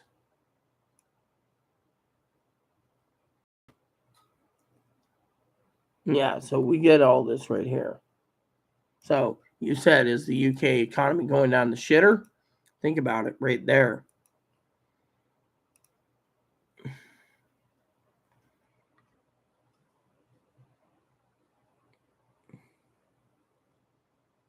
Yeah, well, at least I know you drink tea. I was wondering about that. But you see, point is that the UK is going down the shitter. I mean, look what he said the other day. We were all joking about gift cards, right?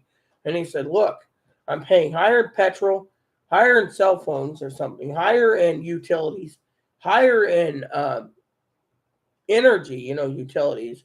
And I'm living on potato crisps. And yet he was going to sell his house. Now he can't even sell his house because no one's buying houses, is what it seems, And if he could tell us, he might tell us what the hell's going on. We're worried about him.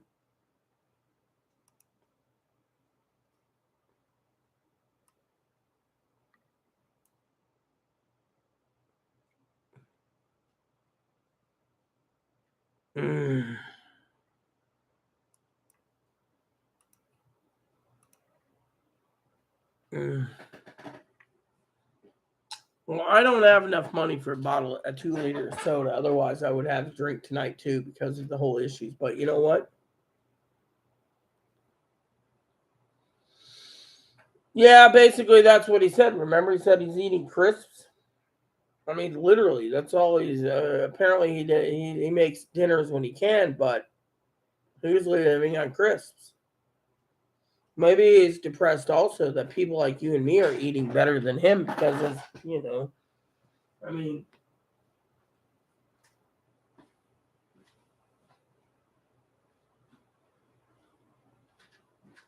you see, point is, Tony doesn't need to worry about anything, Yeah, I'm worried about it myself.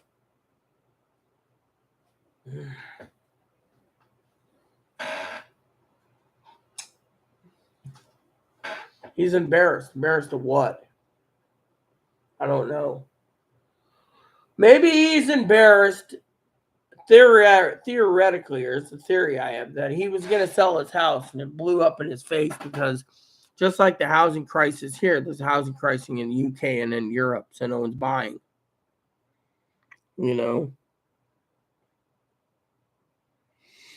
I don't think it was a joke, honey. I think it was true that he was living on crisps. I mean, literally, remember how he said, "Oh, you're making me hungry." I think that he's not eating as much either. That's the thing. He's not eating much. He'd like to eat better. And remember, we said if he was here, we'd cook him something. I mean, literally, he's literally living, I think, on crisps. I mean, he gets 300 pounds a week. All right, that's 3, 6, 9, 1,200 pounds a month, right, to live on. I don't know if his wife survives, but let's look at something, okay? I just want to look for something, okay? All right, so we want, because of it. So, hold on. We want the US dollar, British pound, 1,200 convert. So he's living on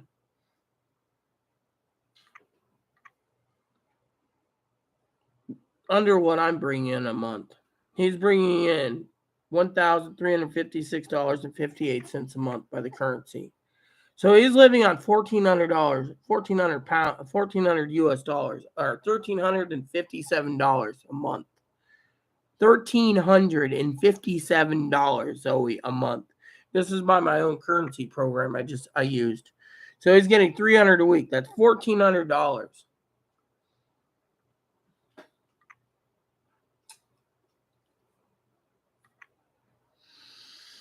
I think some of his embarrassment is, honestly, and I love Tony dearly too, is financial. He's got some kids. I don't know if they all live with him. Remember, he's got a wife, and we know he's got a trans son. I think it's female to male, but female and male doesn't come home that often or something. So I don't know. I don't know what the heck, but still, he's embarrassed he can't sell his house, and he's living under the poverty level in England. And yet in England, he works. He doesn't look for handouts. He works his butt off, and then he's only getting £300 a week. And he's working on a celebrity, mind you, 2 of his motorhomes. Or RVs or caravans, And so if he's drinking excessive amounts of vodka, you got to understand why he's turning into a boozer, because frankly, it's because, he's stressing out. Booze can do that to some person. See, let me tell you something for you preppers out there, okay? I stress out every day that you, the preppers, don't listen. And you go and you give your money to other people. Your money is for you to do as you please, but in this economy, the problem is Tony was a billionaire. He could just throw his money away like nothing, not worry. But because Tony's what we call the underprivileged, works his ass off, maybe he doesn't get enough respect, he decides to kill his pain, his internal pain, with vodka or gin or tequila or scotch or bourbon or whatever, right? And because of it, maybe that's what's causing problems with the married life. I don't know. I can only assume. The thing is, think about it, We're eating ribs, we're eating pork chops. Zoe's eating her rotisserie chicken and her soups and stuff. Fanny's talking about prepping and making her foods. And he's eating potato crisps. Now, some people would say, oh, well, you brought it upon yourself because, you're drinking vodka and you're not putting towards food. But in some aspects, maybe there's not enough food in the grocery stores. Has anyone theoretically thought about that?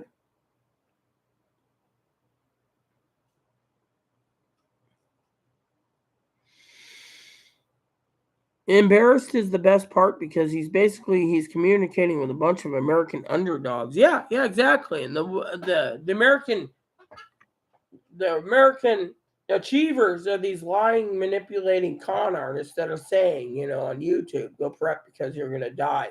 Go prep because there's civil war. Go prep because it's a red wave. And the Democrats won't put it up. And we have to defend our democracy by telling them this. I mean, you know what Dad tells me? I'll tell you what Dad tells me, everyone. He said that the Republicans are going to get what they want, and we're all going to be under a dictatorship. That's his words every fucking night. Instead, last night, if you guys saw it, Fanny was with me. I got him off the phone in less than 10 minutes. What's that tell you? And then Zoe says, we all have triggers. There you go, honey. My trigger's right there. Try to avoid politics. It's always going to piss off someone, Chloe, she just wants to be miserable. Yeah. She wants me to be miserable because I'm living sometimes better than her. But we're not talking about Chloe. Tony, on the other hand, maybe he's miserable and he's drinking more because of financial troubles. And he thought if he sold his house and financed a new house, he would have a less mortgage. But that report says the mortgage is literally, quote unquote, higher.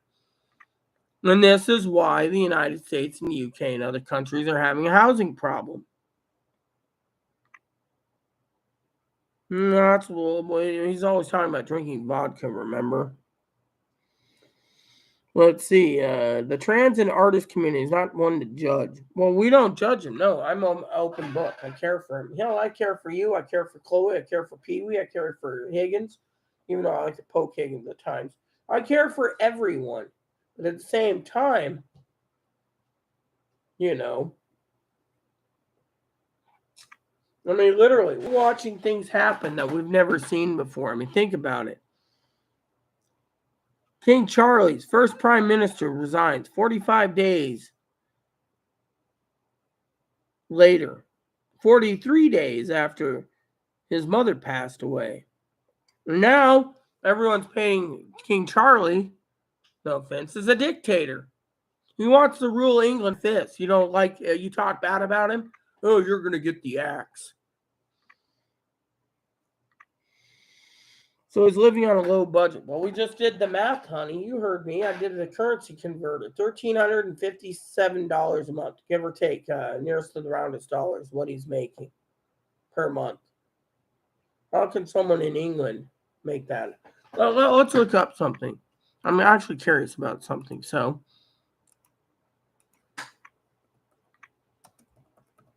let's look up something just to see, okay? UK, the coat of arms, blah, blah, blah.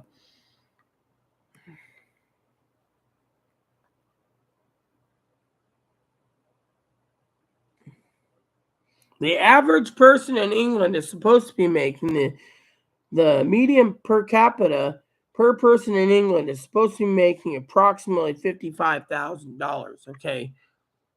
US, the 26 per capita. But he's making less. He's making, okay, so the nominal GPD is $6,000 less, so less. He's supposed to be making $50,000 a year. So if you take $1,357, okay, I want to say this to you guys, all right?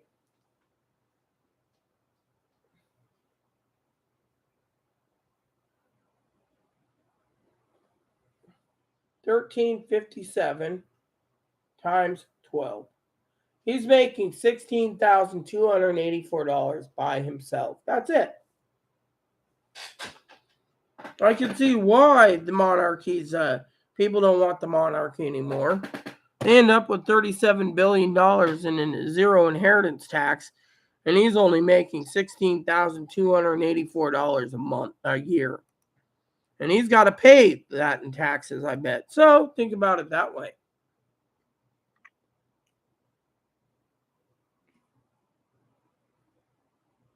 Is he drinking around too much? Is gonna, yeah, and maybe that's what's causing him to be embarrassed too. Because remember, I told him the other day, drinking ain't gonna fix anything. Remember, I said that with you present. Told that with Higgins. Drinking ain't gonna fix the problem. It's just gonna make the problem worse. And then you'll be dependent on it as a crutch. Too much going on. Like, what's all that political? Yeah, think of it. Prime Minister's resigning. They're forcing her out. They're putting two people's names in the hat for votes. One might be Boris Johnson again. And that's, no stability in their government. There is none. The king, he gets to live in his castles and live in his mansions and his helicopters and his planes and everything. He gets to live in comfort while his people, the peasants, get to fucking support him. If the UK can pull together, they can freaking oust the entire parliament, House of Commons, House of Lords, and the monarchy and throw them out. Then they can start their own government and then basically tax the shit out of everyone that still supports the monarchy. I mean, he was just waiting, Think of it this way, Zoe. I love you dearly. Yeah. But you might want to hear this. The Queen of the world, Queen Elizabeth II, had stability in England. Soon as Charlie took over, the stability got worse.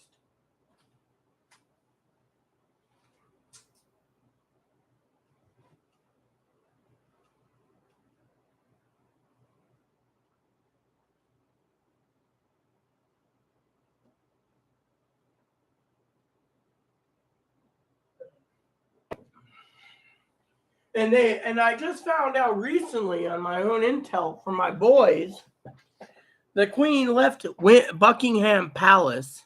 Get this. Queen left Buckingham Palace to live in Windsor.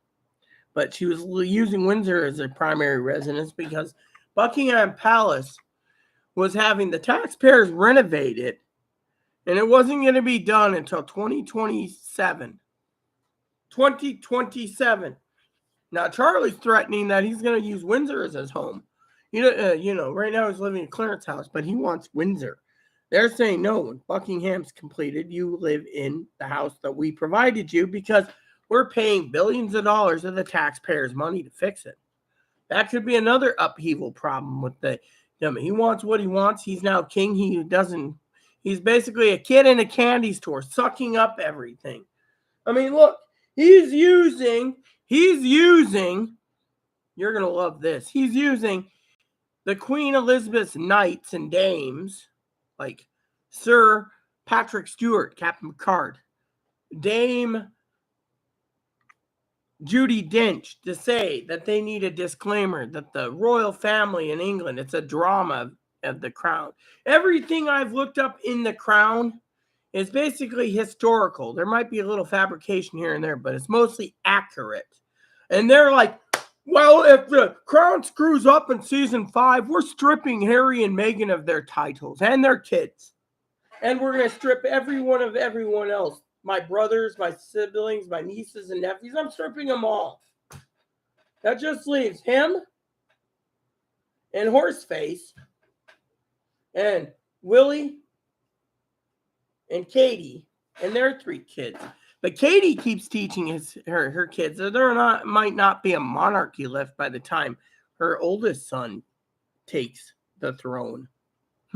Makes you think. They're all vying for power, and they're like a little kid in a candy store. Zoe going.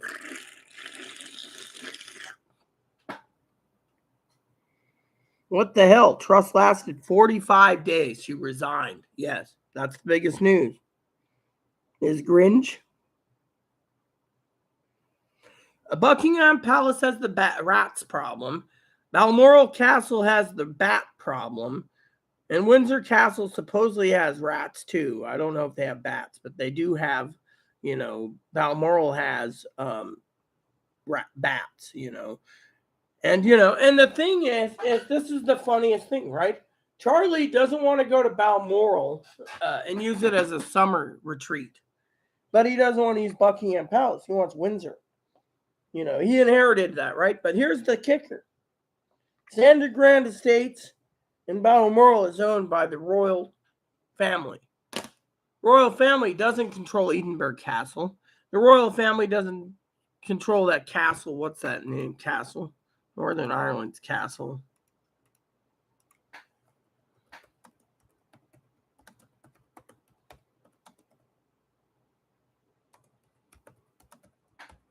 All right, so Hillsborough Castle. So the royal family has Hillsborough Castle they use, but it looks like basically a palace. It doesn't even have turrets or anything. So Hillsborough Castle, right? They own that. Or the British monarchy, or the royal family.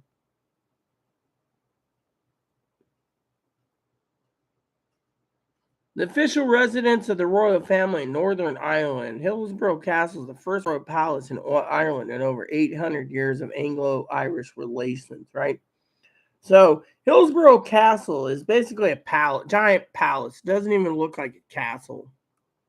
How they call it a castle, I don't know, right? So Hillsborough Castle,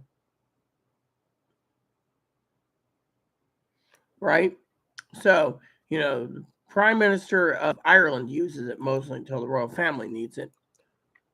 A little history lesson. But they don't own Windsor Castle. They don't own Buckingham Palace. They don't own Holyrood House. They don't own a lot of the castles they claim that they used to own. Some of them are museums that gives money to the royal treasury for the royal family to have their billions of dollars. But they also own the biggest jewelry store, or stored jewelry, not jewelry store, stored jewelry in the world. You do know the royal crown jewel on the crown, they call it the second world's largest sapphire is India, right? There's 3 gems that countries that say that was stolen by the British Empire wants back. And they're like, fuck it, no, it's ours. So not only do they're trying to throw away the relations with India, Iran, and in Egypt and a few other places, but they're basically turning around and basically saying these are ours. Queen has the biggest art gallery in the world. Biggest art gallery in the world. 1,000,000 pieces plus. Go figure. 1,000,000 pieces plus. And yet, they don't own Windsor. They don't own Holyrood House. They don't own Hillsborough Castle. They don't own Buckingham Palace. They only own Sandringham, which was apparently where Queen Victoria started from, then moved to Buckingham House before it became a palace. And then they don't own Windsor. They own Balmoral. The only reason why the family owns Balmoral is because Prince Albert, the Queen Victoria's hubby, who never got to be King Albert, bought it and built it in the 1800s. But they have 200,000 acres or something sitting on Balmoral. You can't even get close to Balmoral because royal snipers will pick you off because you can't be there. Yeah, so think about it. Royal family has all this land and all this stuff. And then, as soon as the queen dies, let's just talk about this for a minute. Instability happened. King Charlie decided to go and suck up everything like a kid in a candy store. Not to mention, he forced Canada, Northern Ireland, Scotland, Wales, United Kingdom, Australia, New Zealand, the UK Virgin Islands, all the British empires that are still available. I'd have to look how many empires they still have. Let me look. UK Empire 2022. Okay, so here we go. So by this 2022, they have Australia, Canada,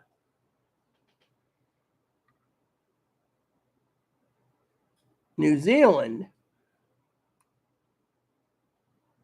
Commonwealth is Antigua and Barbuda, Australia, Bahamas, Belize, Canada, Grenada, Jamaica, New Zealand, Papua New Guinea, St. Kitts and Nevis, St. Lucia, St. Vincent and the Grenadines, Solomon Islands, and Tuvalu. And what did they do? What did they do, my love? I'll tell you what they did. King Charlie made them take an oath that they wouldn't disband the Union Jack. Think about it. You want conspiracies? Think about it.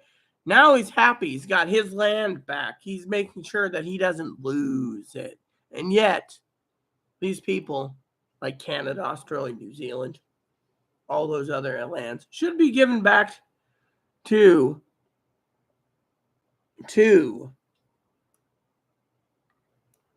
the people. But no, it's time that they sever their allegiance to a king that's a dictating tyrant. Plain and simple. Those castles are great. I would have full decorated, fun drinking out of bejeweled goblets. Yep, fireplace in every room. Windsor Castle is over 1,000 rooms, bigger than Buckingham. Buckingham has 775 rooms and like 278 bathrooms or something. Sounds like a blast. Make it a Versailles, non-stop parties. Everything shipped to the house, personal chef.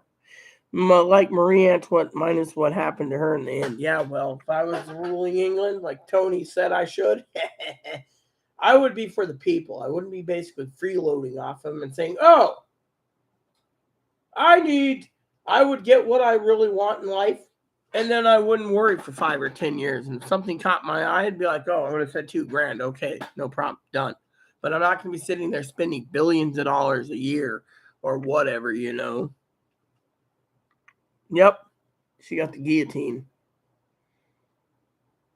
I would love that. You know, I'd even put a wood stove in my castle. But, you know, problem is, again, Zoe, my love, is, you know, the British monarchy and the European monarchy is dead. It's a dead system. They're a constitutional monarchy. They're limited in powers. The king gets a box every day, or queen, and they go through it. And they go, oh, this is what my government's doing. But did you know under British law, the king or queen can dissolve parliament at a whim.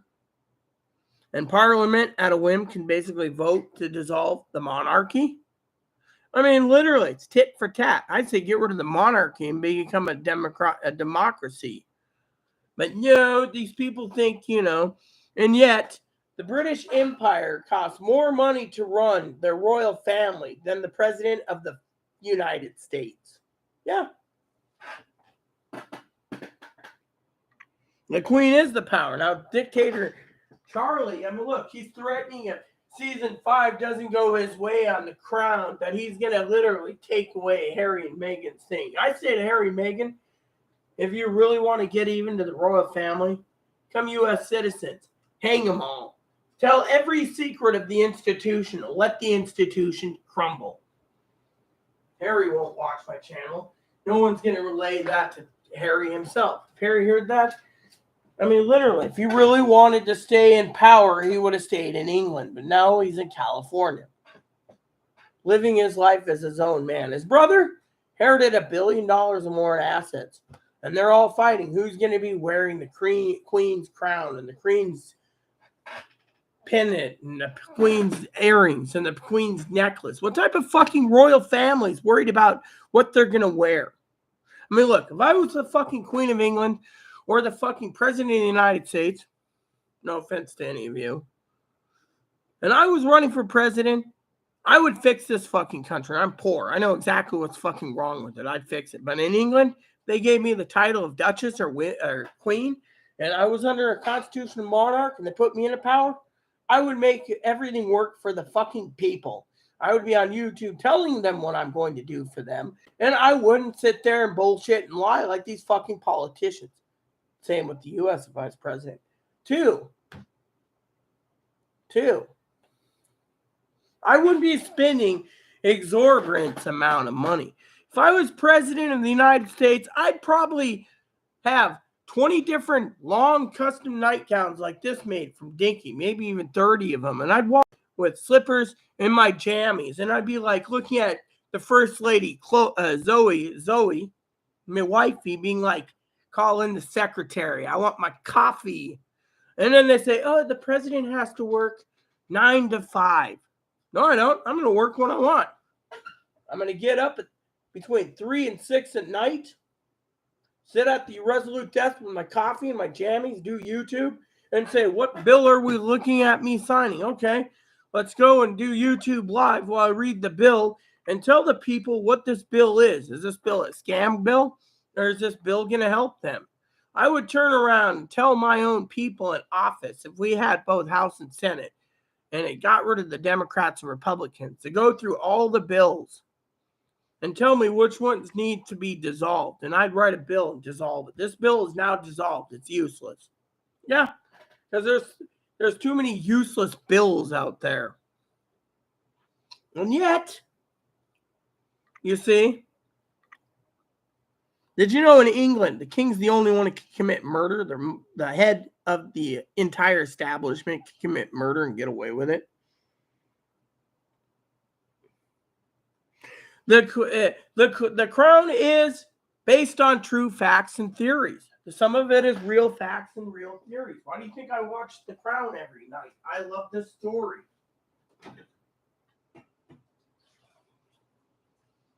The Queen of England is one of the few people that got her first homemade video camera from her dad after she was married to Prince Philip. Did you know Prince Philip had to give up his titles because he was a prince of Denmark and Turkey, I think it was, or one of those other countries? He was part of the Saxon Coburg Gothia line. He had to give it up, and then they said, from this day forth, you are known as Prince Philip, not the king consort. Prince Philip. And the king said, Duke of Edinburgh. Duke of the Scottish castle. Wow. So he can crown you whatever he wanted. Did you know the royal family doesn't use the Duke or Duchess of Windsor anymore because David, the king's brother, who abdicated, George the Sixth, I think it was George the Fifth, George the Sixth, something like that. Edward the Eighth. I think it was Edward the Eighth. He was Edward the Eighth. He abdicated. Sorry, King took over. His brother. He was the Duke of Windsor, and then he got his titles back, and they exiled him because he was in love with an American. Now it's okay because the blood's so diluted they can marry outside foreigners. Yeah. And Zoe's probably sitting here going, oh my God, is there anything Rita doesn't know? Sorry, I don't know anything about nuclear engineering or technology. I'm not a nuclear physicist. Sorry, honey pie. Oh, yeah, she did. She went to England. She was in Africa, and they came to her, and they said, this was truth. Her dad was already dead. He died in his castle in Sandringham. Yeah, it's about 95% true. I mean, look at it.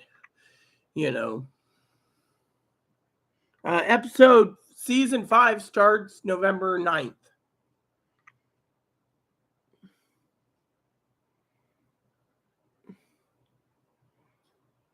Yeah, he gave up his titles as king, but Edward got to keep the title, the Duke of Windsor. Unfortunately, he was living in New York, and when his brother died, they tried to cut him off of the money, but he made a deal. He would be at the call of the royal family. And the one that was basically made the rule was the Queen Mother. When she was queen and her husband was the king, they made a deal, 10,000 pounds a year, you're exiled. But then he comes back for the funeral, and he's basically upset about the money being cut, so they kept him. But then eventually he exiled himself to France. So in the end, the queen made up with her on his dying deathbed. He died a few days later, but the point is he got a small ceremony because he was a former king. Yeah.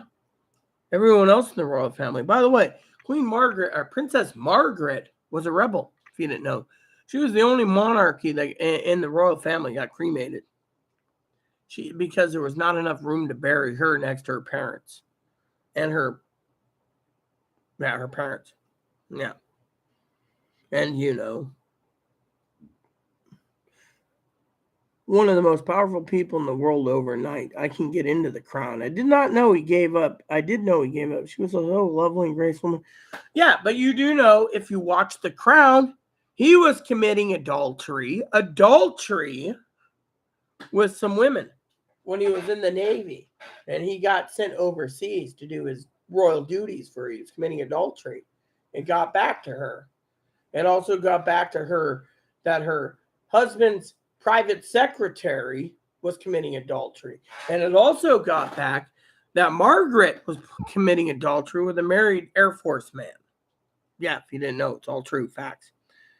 Eventually, she tried to marry a guy who was an artist that did nude paintings and stuff. Well, I would think more likely, in my opinion, and Dad thinks I'm a crazy, insane son of a bitch, that she was poisoned. She could have survived surpassing Willie and Charlie. Unfortunately, I think they poisoned her. I mean, look, Harry loved his grandmother much. Time he got there, he didn't even get the royal treatment. He had to use commercial planes to get to Aberdeenshire. The rest of them were already there, and she was already dead. It's on Netflix. Why is Elizabeth's daughter so secretive?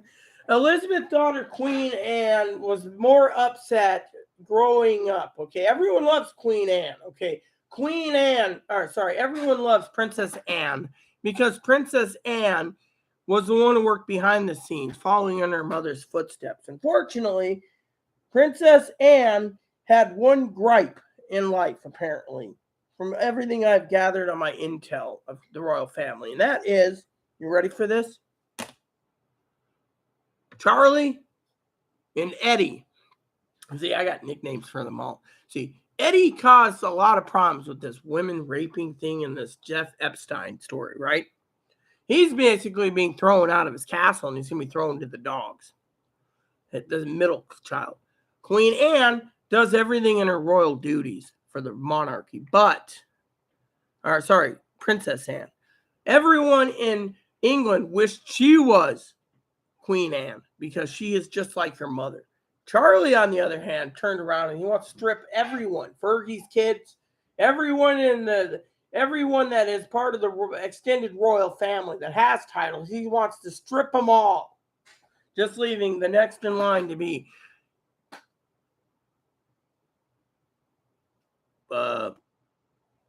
Willie and Katie and their 3 kids. Unfortunately, problem is, as Tony says, the monarchy is a dead institution. You almost never see her out with them except the funeral. Adultery? Yeah, exactly.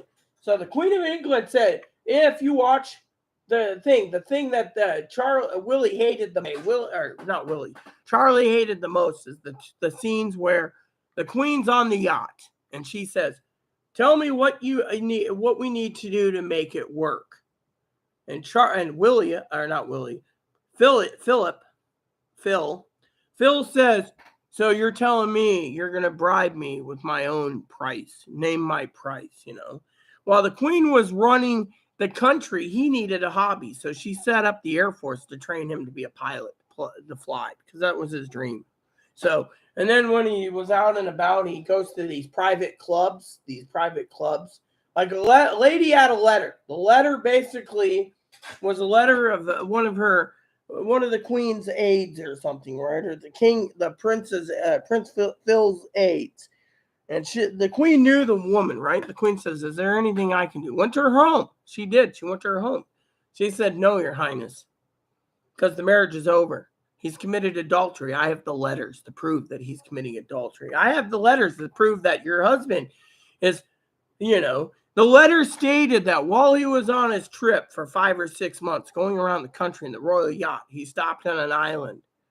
And all the one guy, his assistant, his private secretary wrote a letter to the club saying that they had fun with the indigenous women of this island. Adultery, right there. Queen found out about it, says, what can I do? She says, you can't do anything. I want a divorce. Well, eventually the Queen started accepting divorces, but she did not want to be the only royal family member divorced. Her uncle abdicated for love, which eventually she realized it was love because even the Duchess of Windsor got her title later in life, but she died in 1987. But her husband died in 1972. Now, with who? He was cheating on the Queen. Yeah, he basically, his private secretary wrote a letter to the men's only club in England saying they had fun with the indigenous women of this island when they stopped to save a guy who was stranded because his boat sank or something. I can't remember the whole thing, but then it got back to the Queen, and the Queen heard about it through another channel when the Queen found out this lady's got a letter stating that she was going to divorce her husband, who's the king's assistant. So she went to her specifically, and the divorce was granted, but it was all over the news. And the Queen kept saying, one more scandal and there is no monarchy. One more scandal and there's no more monarchy. But let me go to the bathroom. I want to explain something that's big.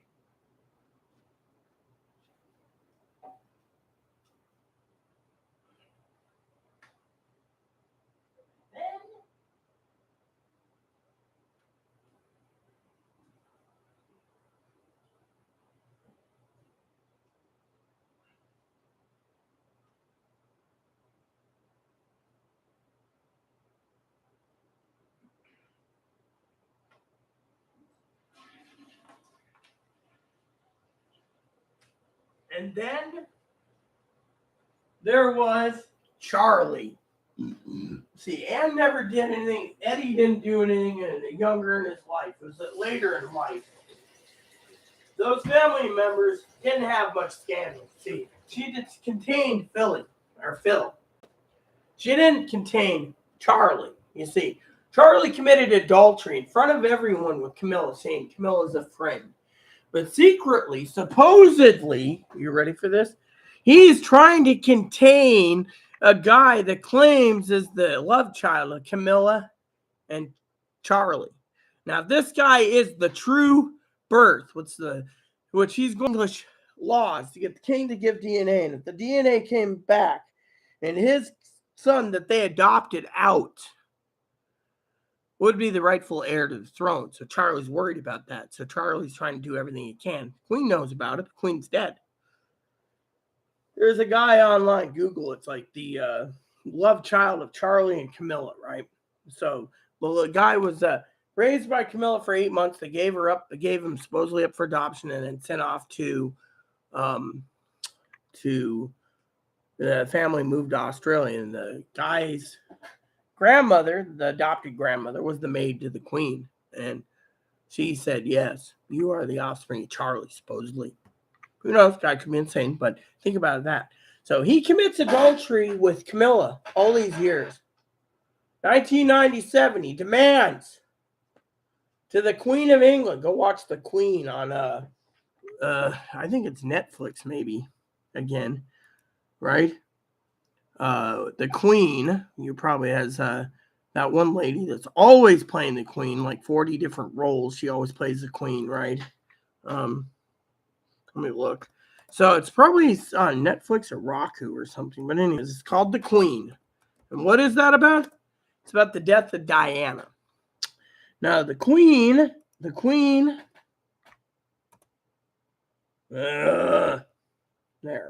The Queen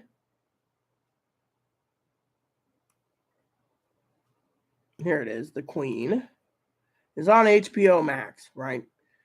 Elizabeth II and Prime Minister Blair seek compromise in the response to Princess Diana's death, okay?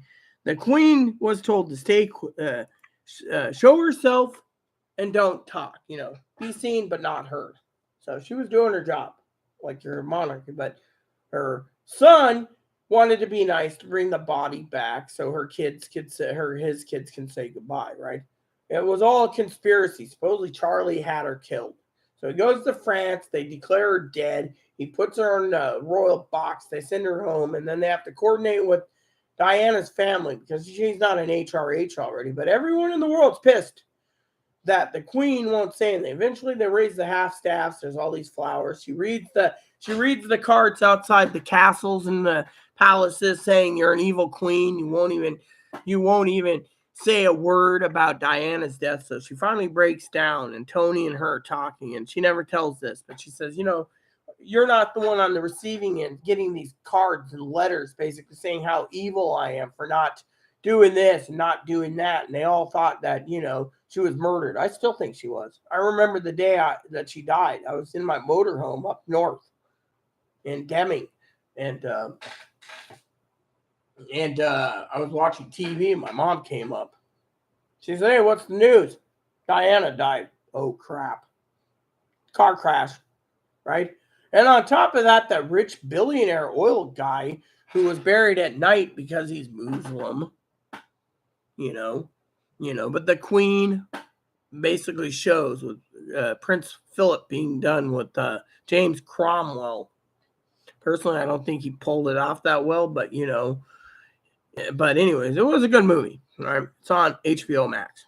But thing is, I've been following the royal family for years, and I can tell you, Charlie, he committed adultery with Diana by Camilla while being married to Diana. When Diana said she's the third wheel to the marriage, third wheel meaning she was just there to breed and give him offspring. And if he was alive, supposedly, then Diana would have said two things. One, again, it wasn't going to work. The Queen wanted them to work it out, but he would not work it out. He wanted Camilla. I think Camilla, horseface, manipulated him to the point that one day she would be the queen and be the most powerful woman in the world. Meanwhile, they both conspired to kill Diana. Now that she's queen, are going to be not known as queen consort, but queen next year. There is a lot of problems in the world. And yet, Harry I just saw a report that said Diana's biographer said that if she knew that they split, it would hurt her the most if she was alive today at 60 because she wanted her brothers to stay together. Rumor has it Diana has a daughter, Sophia, I think it is. Sophie or Selfie, something like that. Supposedly, a daughter.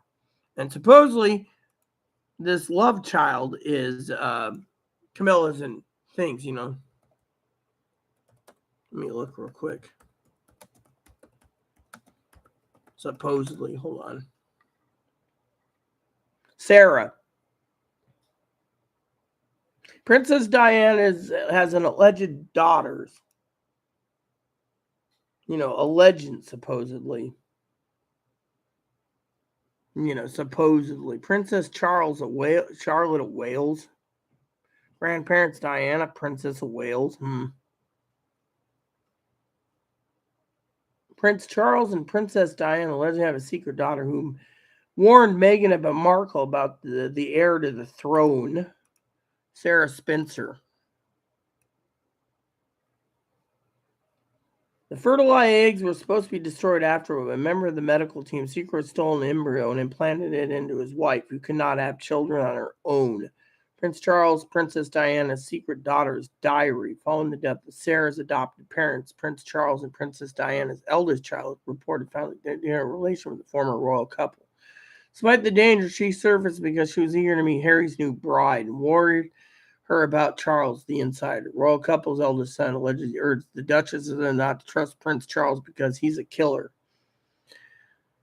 Whole rumors debunked. The sword claim made tablets incorrect, yada, yada, yada. I don't think it's rumor. You know, see, that's the thing. They want to debunk it because the royal family doesn't want the scandal, so they debunk it. But, you know, it's like, hold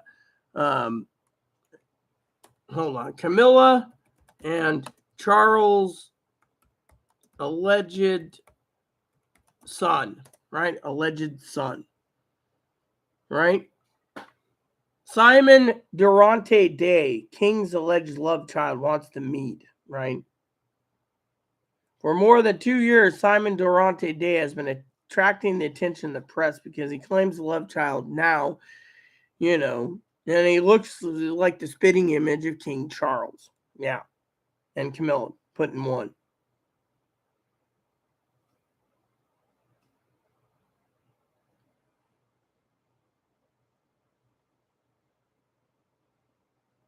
Yeah.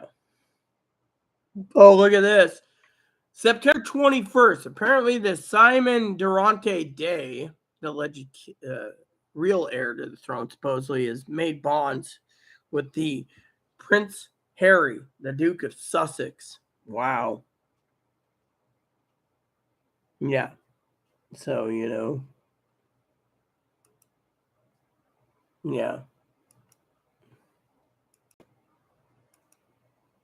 So that you see that's interesting, right? So supposedly, if you look up this guy, you can Google alleged son. You can see his picture.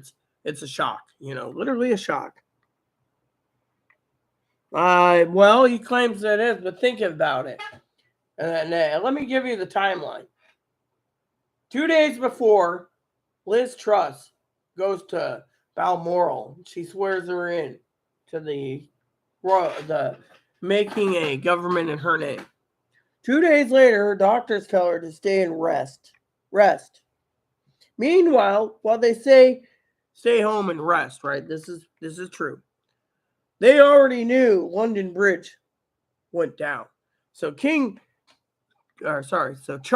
and Horseface ran to Balmoral. They already knew Mama was dead, so they had to basically keep it silent. Meanwhile, they call up the new heir to the throne, Willie and Katie, and they get there.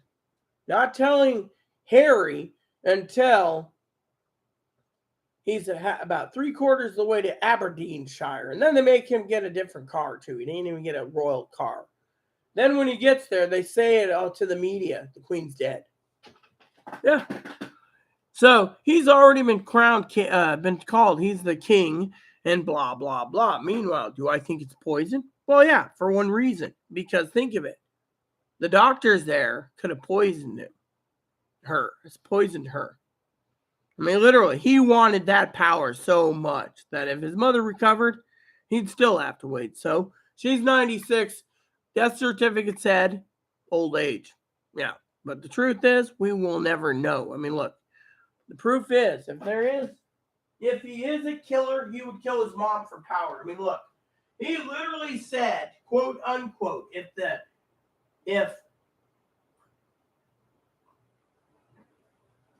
The Crown season 5 shows that one scene that he wants deleted and redone doesn't get done, then he's stripping Harry and Meghan of her titles. Why? Because he asked. There's a trailer where he's talking to someone about having his mother abolish the throne in the 1990s, and he's talking to people about it so he could be king. He wanted to be king. He was tired of waiting in the shadows. But now he's 73 and he doesn't have much life left in him. So what's happening? He's hoping he can get 20 or 30 years, taking that away from good old Prince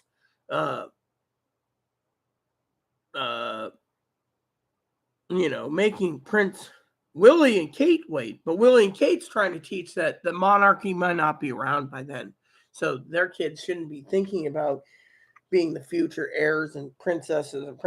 But, back in the day, the royal family had to marry another royal family. Now they can marry commoners. Why? Because there's not enough royal families in the family to keep the blue bloodline going. Yep, total Ghislaine Maxwell client, creepy as fuck. Sarah, does she look like her? Yeah, Sarah looks like her. You can Google it. Yeah, I mean, literally. And she basically. And why did they do it? They kept it. They said it was debunked. The truth is, the royal family's got so many skeletons in their closets and their castles that they can't tell the fucking truth. And that's the truth of the matter.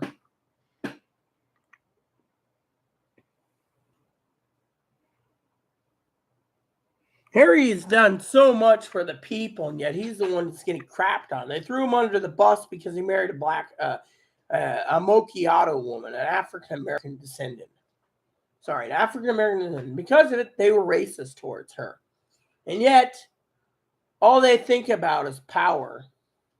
I mean, literally, how corrupt is Katie in that family? Katie was basically fell in love with Willie, but she was probably dazzling and wooed him so she can marry to be the next future queen. But I think the monarchy is so damn corrupted, they need to kick the monarchy to the curb and build a new constitution. I mean, literally, the king has no powers. He gets a box and he reads it. I mean, have you seen the Queen's schedule? I looked over the Queen's schedule the other day. Queen's schedule gets up at 7 a.m, has her breakfast. Usually a breakfast of cereals and sometimes eggs and toast and whatever else she likes. Then she takes a shower or bath, gets dressed. She has someone that dresses her. Then she goes to her office and does her paperwork until lunch. Sometimes she gets into the royal limo, goes to places, 400, 500, 600 appointments a year. And yet, 400 to 600 appointments a year. The President of the United States has 4,000 to 6,000 appointments in a year. So think about it. So the Queen of England then goes to lunch after her appointments.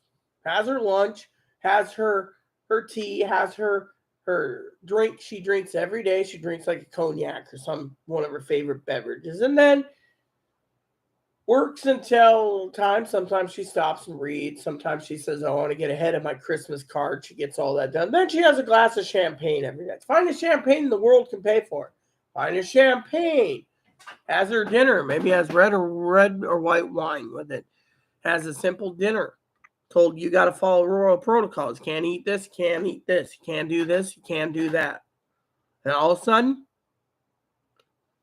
she stays up between 9 to 11 every night. She might every morning she reads the newspapers. Every day she does her same routine. Every day for 70 years behind Buckingham Palace's walls, Windsor, Balmoral. Once a year, she goes to Holyrood House, Edinburgh, etc. Sometimes she goes to Northern Ireland when she wants to make sure to keep the her land, But Charlie, he basically made every country that is part of the Union Jack to worship him and basically stay with him. I think it's time that they just dissolve the Union Jack and let England be England. But no, if he loses all of those lands, he loses his power. What's he got? He's the king of England? Wow. The queen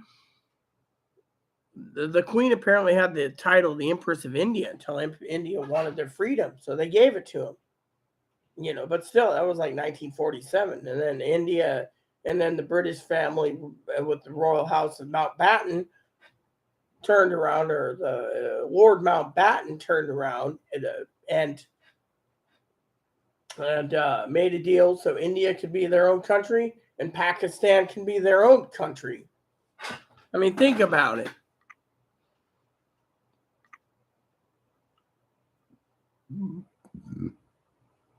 I mean, I know a lot about the monarchy, and I'm telling you,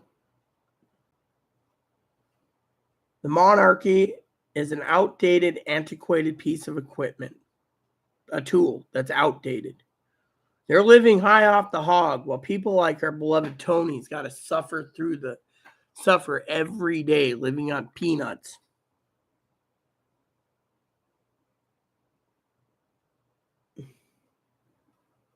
Yeah, I did. I saw that today. It's some type of massive lung disease thing, I'm telling you, Zoe, it's sad. It's literally sad that the American people, not many people know about our history from England. I mean, we basically broke away from England because of taxes. I mean, I knew a friend of mine who was married to an American who was English. Her son and her were in England. She got in because her son's American and the father wanted to see his son. He was ADHD and borderline and all this crap. Rumor has it he was a thief too, from what I understand. But his mother once said, you literally had to pay a tax to have a TV at home. No tax for the TV. They would go and take your TV out of your house.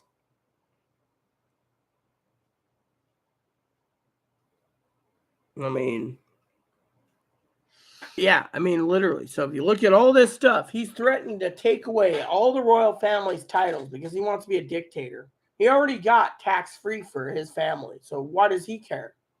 The best course of action is for the parliament to go in and vote the bastards out. They're not doing anything good for the country. Even Tony said, as long as the economy keeps crumping there, remember what he said recently? The economy keeps going the way it is and goes down the shitter, the monarchy ain't going to be around much longer. I don't know, honey. All I know is we're going through a lot of hell right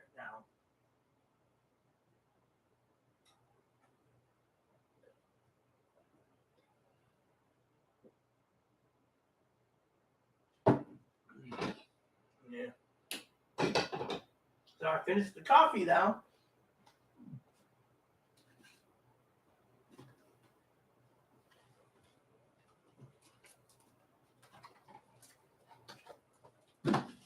My point is I know so much about the royal family. It's not funny, I've studied a lot of books about Diana, and I've watched a lot of movies.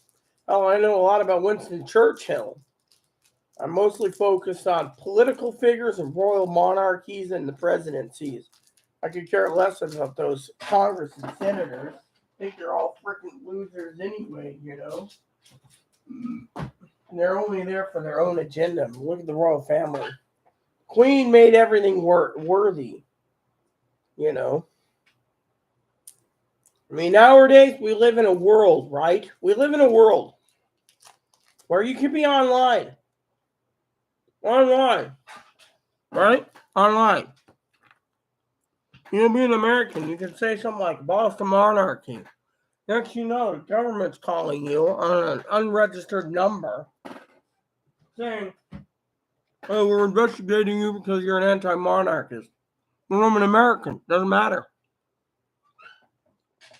Or they can call and say something like, your friend's in jail because he wants you to be queen. The king doesn't want a weirdo like you or something. I mean, literally, my freedom of choice and freedom of speech is important. You know, literally, you can't just go arrest someone over in America for saying something like, you know, Charlie's Wienerhead. I mean, literally.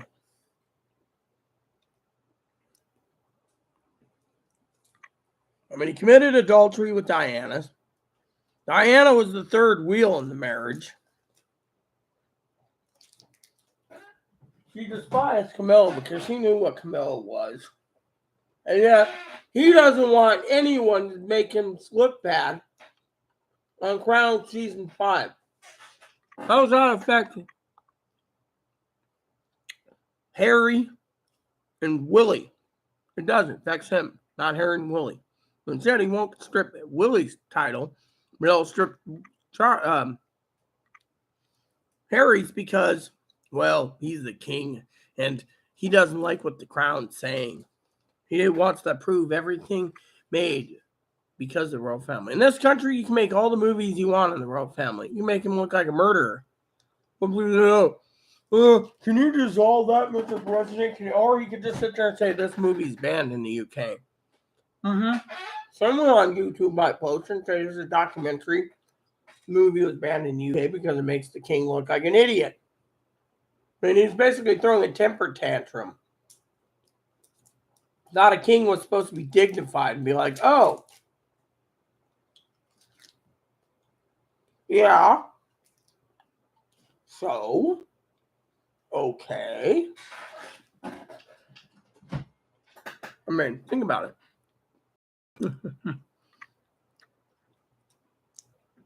Think about it, honey. I mean, literally, it is bad. When people sit there and they do what they do. Oh, don't worry about me. I'm enjoying myself. The topics I really do enjoy, you know, besides prepping, you know, and, you know. You see, I'm very knowledgeable. I've self-educated myself. I've done so many studies. 2, 3, 4, 5, 6, 700 hours studying something. I'm not an expert by no means, but I can see, you know. I mean, he's thinking of banning the Crown in UK on their Netflix program because he doesn't like what the Crown's painting. I mean, literally, he's not going to be like his mama. No, he's becoming a tyrant, a dictator. I mean, literally, I'm not living in Buckingham. You can't live in Buckingham because 2027 is 4 years away. By that point, you might have a heart attack, kick the bucket, kick over, Willie takes over. No one knows what's going to happen to him. I mean, literally, he thinks he's chosen by God to wear the crown. No, I think the royal family, not the queen. I think the queen was chosen by God, but I think most of the monarchies were chosen by Satan because they're mostly corrupt. And think about it. One more scandal, and we're not going to have a monarchy left. One more scandal, we're not going to have a monarchy left.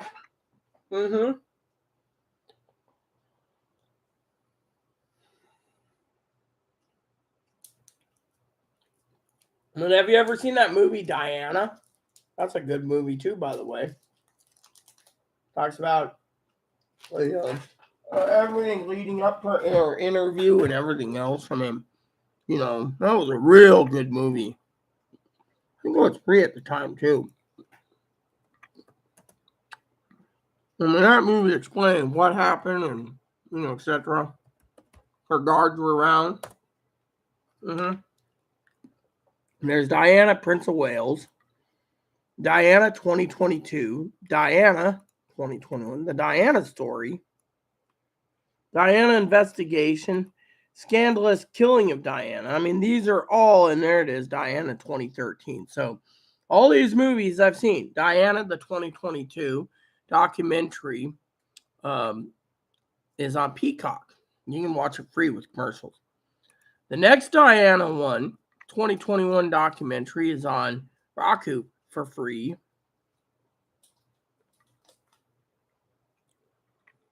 Then there's the Diana story on Tubi for free. See?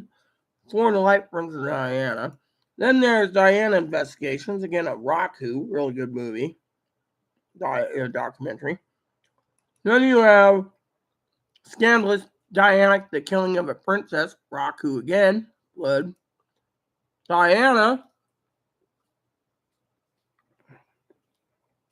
free on Canela TV, but not free if you have AMC, see? I've seen it all. I study all of this. You know.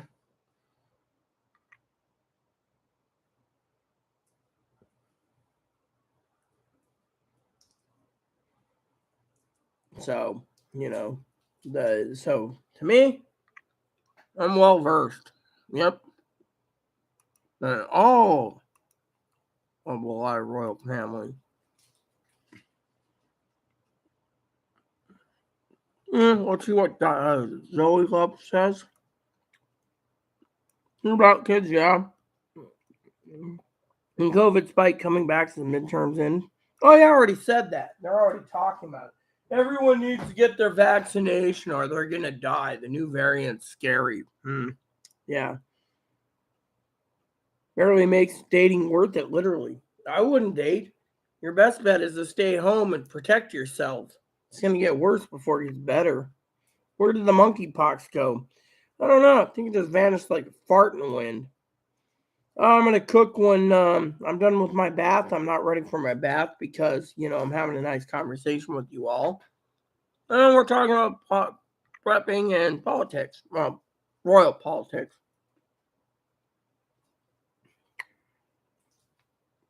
You're not holding me up, honey. Matter of fact, as long as Chloe's in her room, it's to my blessing. The only thing bothering me is that I have cigarette smoke. I should check Chloe's room because if she's smoking, being a rebel. Best stories ever. Yeah, I agree with you. I mean, did you ever see that Amazon special?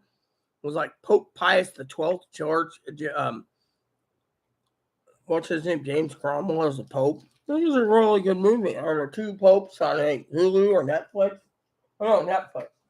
Where it shows Ratzinger going out and Francis coming in.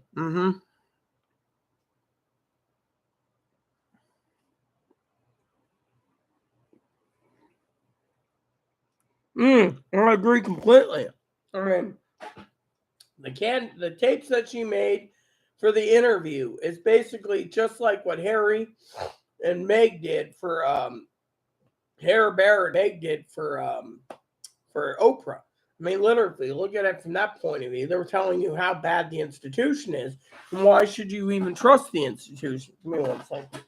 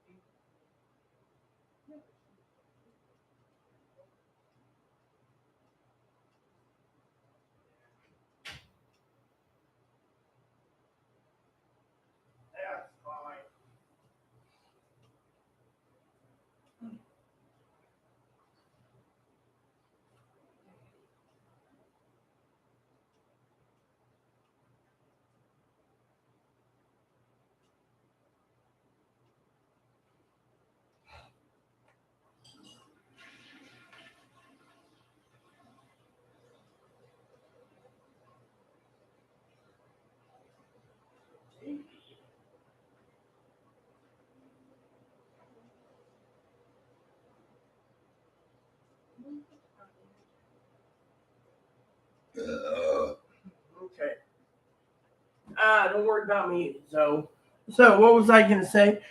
Zoe, do you have any ideas for my contest? I know how to basically do a randomizer. The question is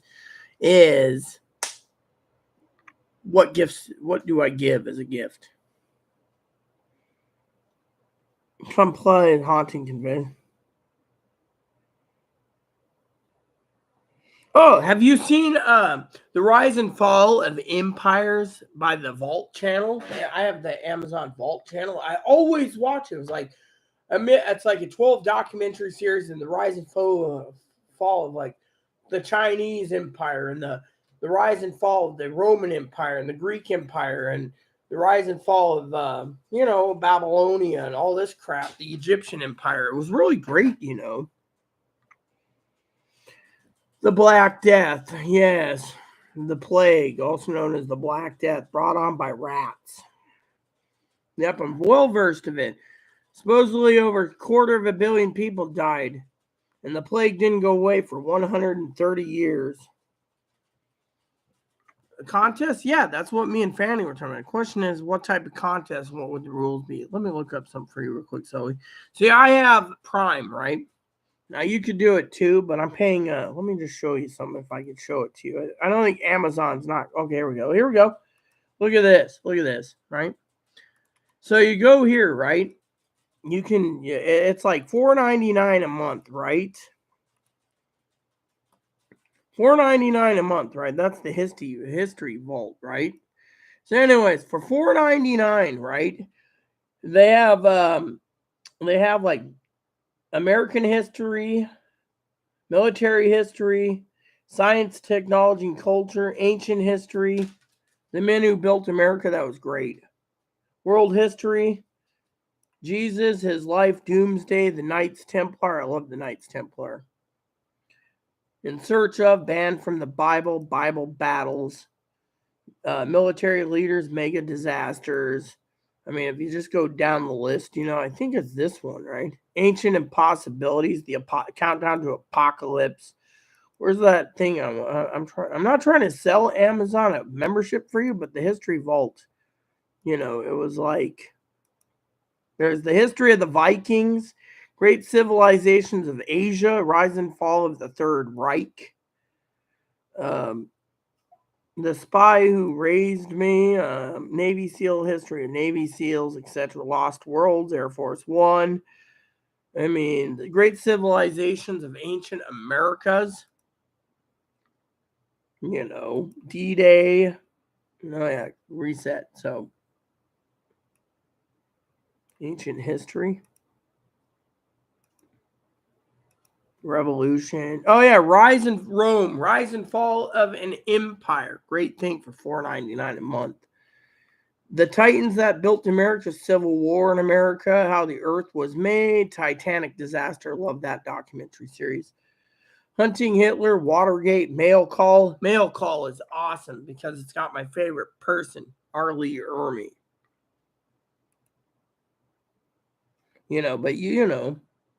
America with Larry the Cable Guy. That's funny too. I mean, literally, you have like Life After People, Abraham Lincoln.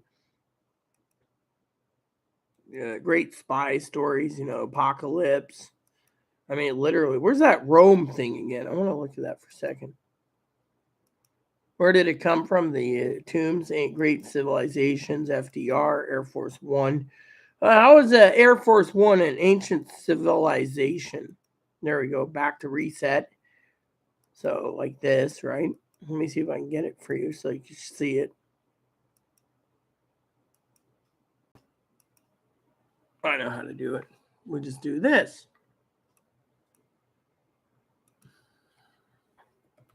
All right, so you put Rome in.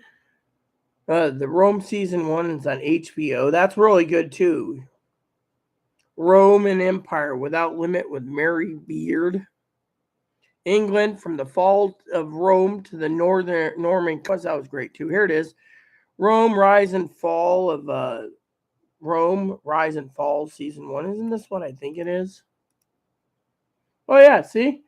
Right here. Rome Rise and Fall. There's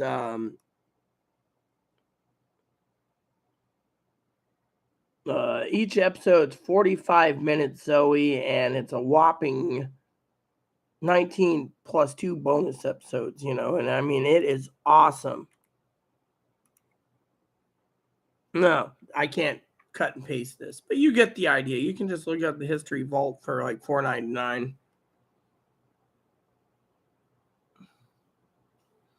Oh, yeah, the Knights Templar was great too, I've watched all those too. I know about the Templars. Oh, yeah, you know about the Freemasons. I was just on the phone to Dad the other day. We were arguing about Freemasons, right? There's a couple presidents that were Freemasons. Mostly they just joined the Freemasons. There's a couple in our federal government that made 33rd degree. 33rd degree. Dad's still 32nd, apparently. The guy that basically shunned him for 30 years died, so he's hoping this year or next year he gets it, but they keep giving everyone else the 33rd degree. I don't know why he just doesn't give up. He was already master of his lodge several times and everything else.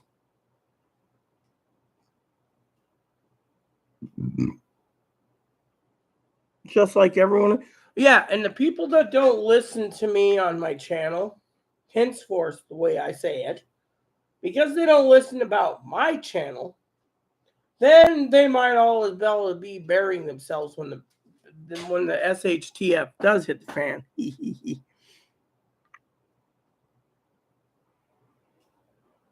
Yeah. Well, the point is a Freemason is you join a club, and it's like a society for men. And then for women, the female version of the Masons is Eastern Star. You can look it up.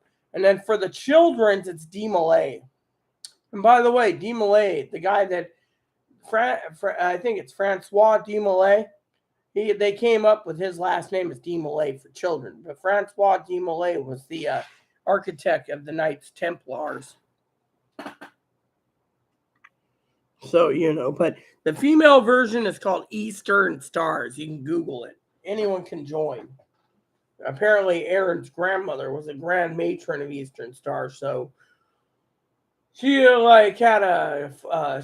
multiple terms. So when she died in 2008, people were addressing her as the grand matron of the entire state of Ohio, and that's a title that only certain people get. So, and then there's other societies and clubs, No,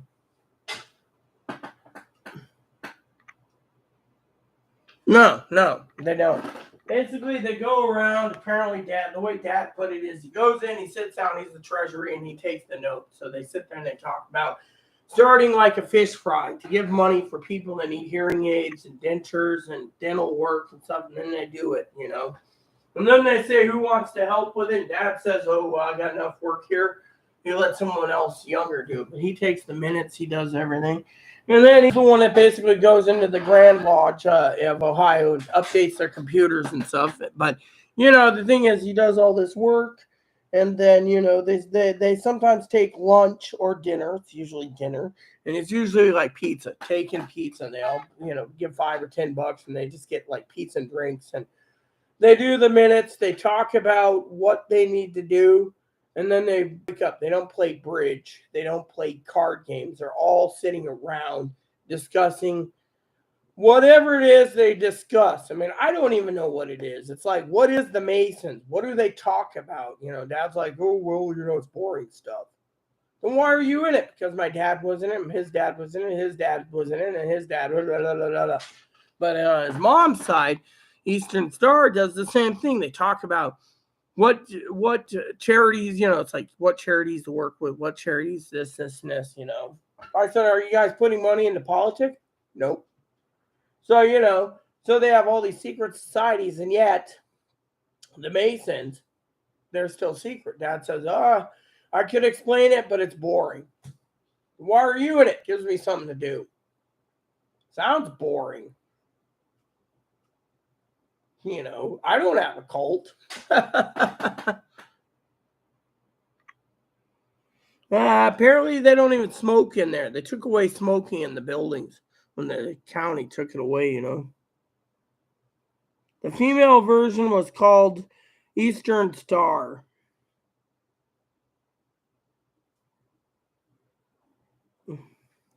Dad discusses it every time. He's got like 2 meetings a week. He's like, I'm going to do it Tuesday and Thursday. Then he talks about it. It's like, oh, I took the meetings, and we're talking about the security guard who's who's a Mason, who's a former dude who had a sex change, and blah blah blah. And and he talks about the dues. It's like, why am I paying for dues if I don't know what the hell it is? I mean, literally, what is Eastern Star? Female Mason. What's DMLA for kids? My husband was the grand counselor of DMLA or something.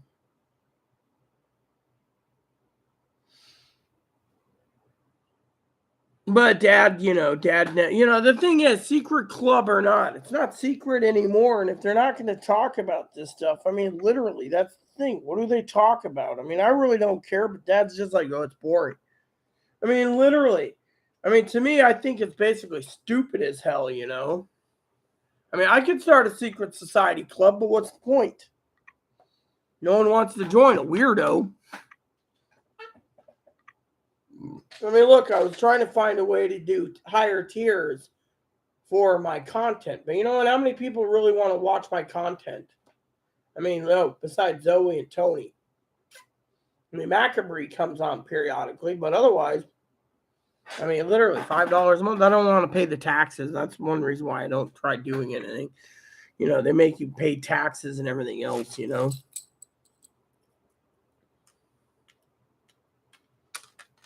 I was telling Zoe the other day, not Zoe, Fanny, that I was looking for a new pocket watch for Christmas for me. Something simple, So, for some of you out there, I got to go out on the 3rd, check out the t-shirt shop, the coffee shop, the souvenir shop, and the toy shop. Hopefully getting something to eat out because I'm damn frugal. I just want to get this done. Me making a lot of it, I ain't gonna monetize because no one. The thing is, here's the deal, okay? To monetize, honey, first you have to give your tax info. Secondly, I'm not monetizing because YouTube's got the strict policy that you have to have 1,000 subscribers to monetize. And it better be good channels. But my channel is not worth it. Most people look at 4-hour video and go, nope, not going to watch it. Or 8-hour video saying, not going to watch it. Now, if I was gaming, they'd be like, oh, Rita's doing a game. Okay, I'll click on it, subscribe. Then I basically, my cousin, one of my family members thinks he wants to monetize so he can stay at home. The thing is you know what the problem is? I'll tell you what the problem is with monetizing. A lot of people, Zoe, think YouTube can be a full-time job. I don't. I think YouTube is not a full-time job. I think YouTube, what if YouTube failed 20 years from now, right? 10 years from now, there's, say, nuclear war, banking collapse, internet collapse, nothing's working, right? And they go and everything gets rebuilt slowly. And they're sitting there like, what did you do before the big collapse? I was a YouTuber. I made my living on YouTube. I mean, literally. Or if YouTube takes a dump eventually and they're up there in age, and they're like, oh, I got to get a real job. They go and get someone says, what was your last job? I was a YouTuber.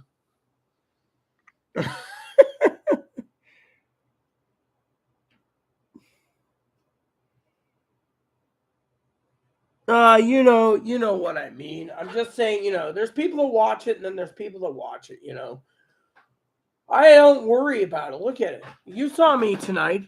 I believe in God. If I believe in God. Oh, by the way, we're behind 3 days, by the way, Zoe, on your devotions. You know that? We didn't even get up to Wednesday. Tomorrow's Saturday. Let me see the devotions.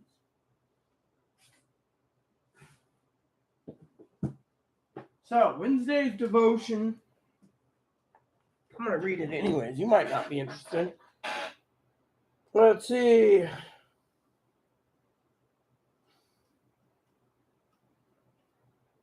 Oh, this one's pretty good.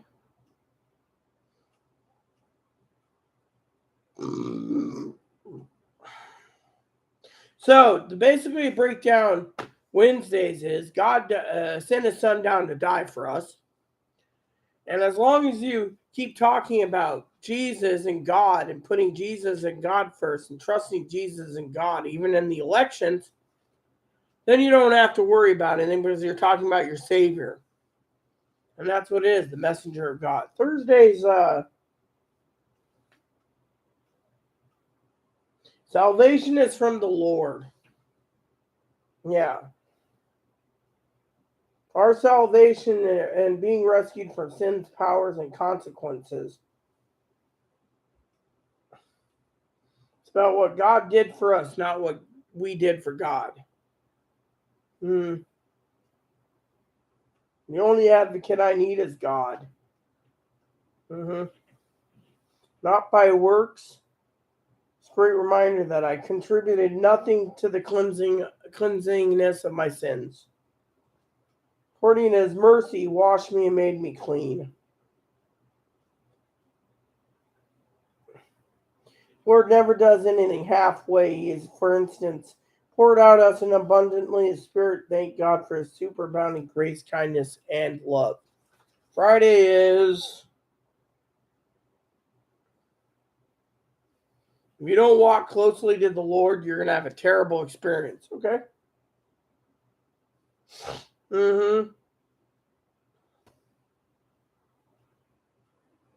By the grace of God, I am what I am. Cool. We can be led astray, or we may choose to disobey and go our own way. I'm desired to walk with Jesus, and because I'm aware that I could be led away with the error of the wicked, I desire to remain teachable. I want to continue to grow in grace and knowledge of my Lord Jesus. Remember, it's not one truth one knows, but the truth to obey, the impact of our walk, our witness. Like the Apostle Paul, the Apostle Peter gave us biblical truth and practical lessons on how to keep growing in one relationship with Jesus. Found that the Lord rewards my obedience with his divine enablement. His truth keeps me from falling. Yeah. And then the weekend one is for tomorrow.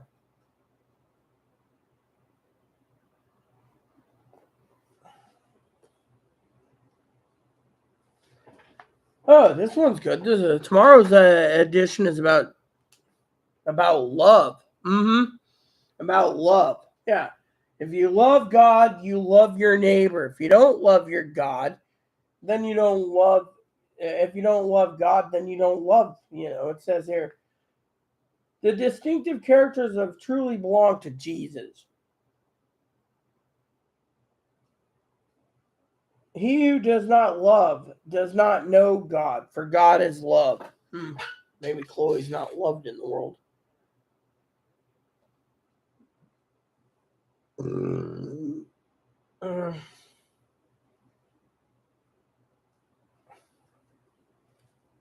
We can personally attest his love because he has poured it into our hearts by his Holy Spirit. We can personally speak of the change he has brought to our hearts. He has changed our sinful choices and given us instead a desire for spiritual things that didn't exist until we begin abiding in him, until we begin trusting in his sacrificial death on the cross for our sins and his glorious resurrection. Today our life is a testimony of his claims, for if we abide in him, his nature will endure shine through us. That's the weekend one. I mean, literally, these are really good devotions, and I'm telling you guys, Chloe sit there and she says she wants a red wave. She doesn't believe in God. She's a spawn of Satan. Why do you think I keep telling you I have a good working relationship with God? Because frankly, God is the only one that can get us through this. You got redneck hilljacks that don't believe in God. You got redneck hilljacks that want to kill in the name of God. What type of person wants to murder another person because that person doesn't believe in their beliefs? It's not right to take a person's life just because they don't believe in Republicans or Democrats or independents. We're all made in God's image, but we also are our own separate person.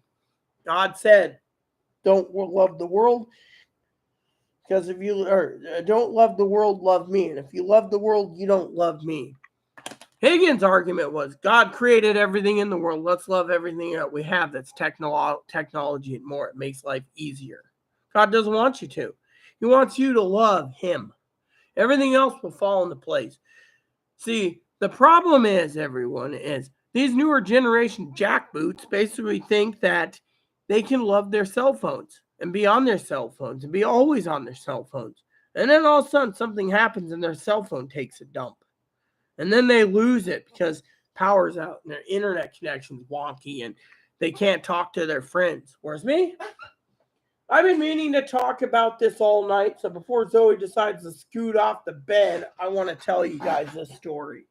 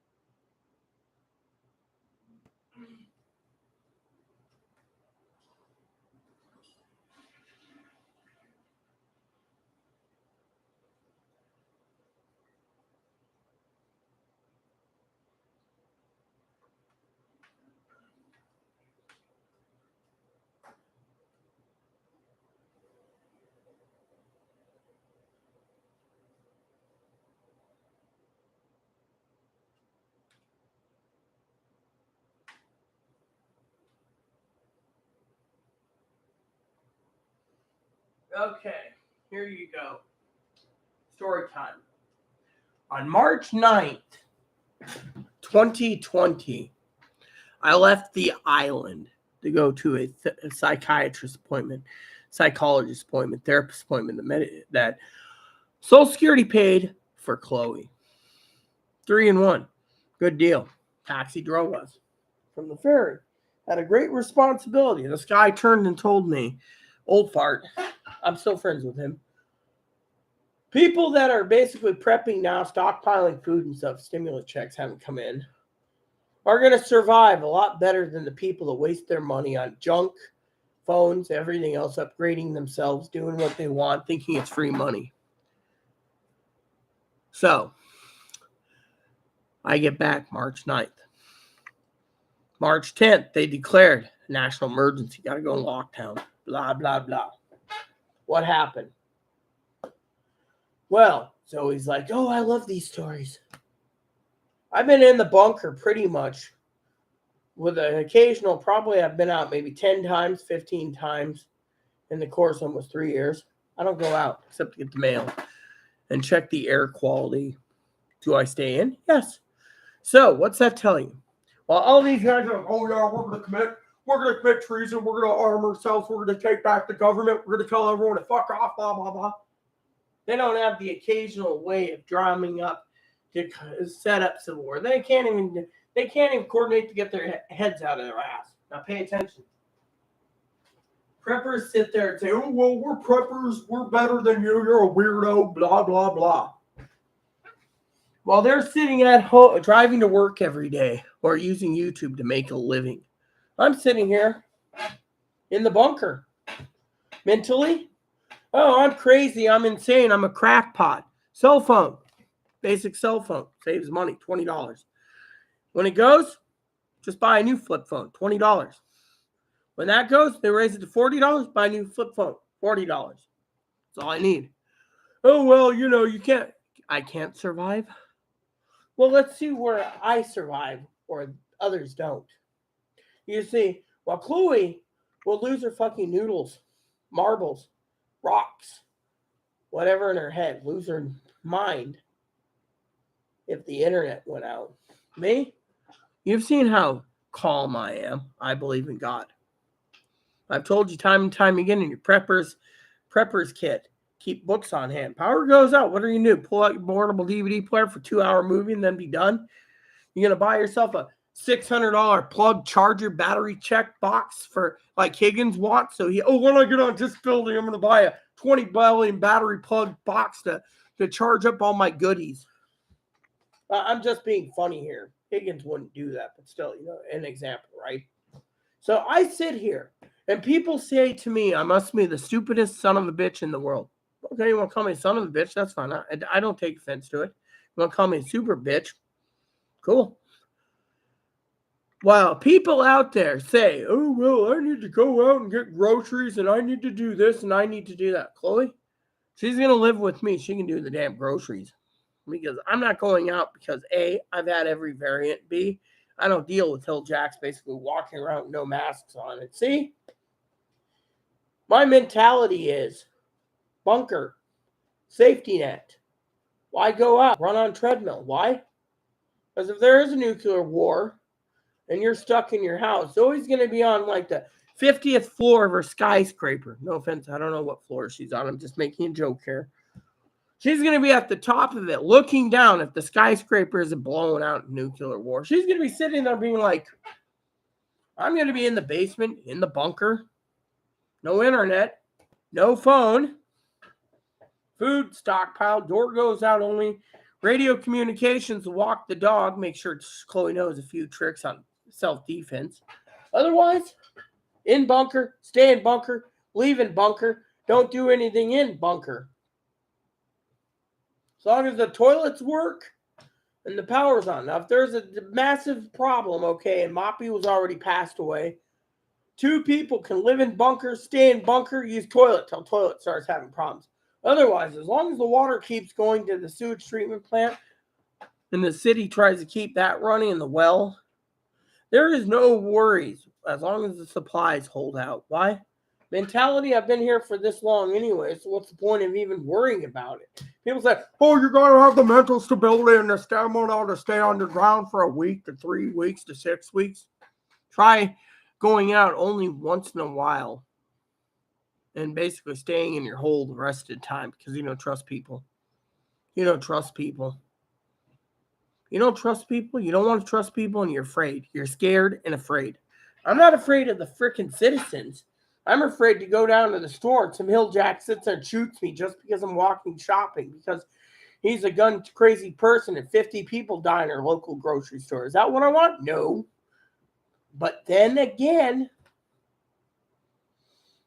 if you are prepped properly, mentality, you can use a crossbow, you can use a longbow, a short bow, a knife, a sword, a dagger as a weapon. You defend yourself.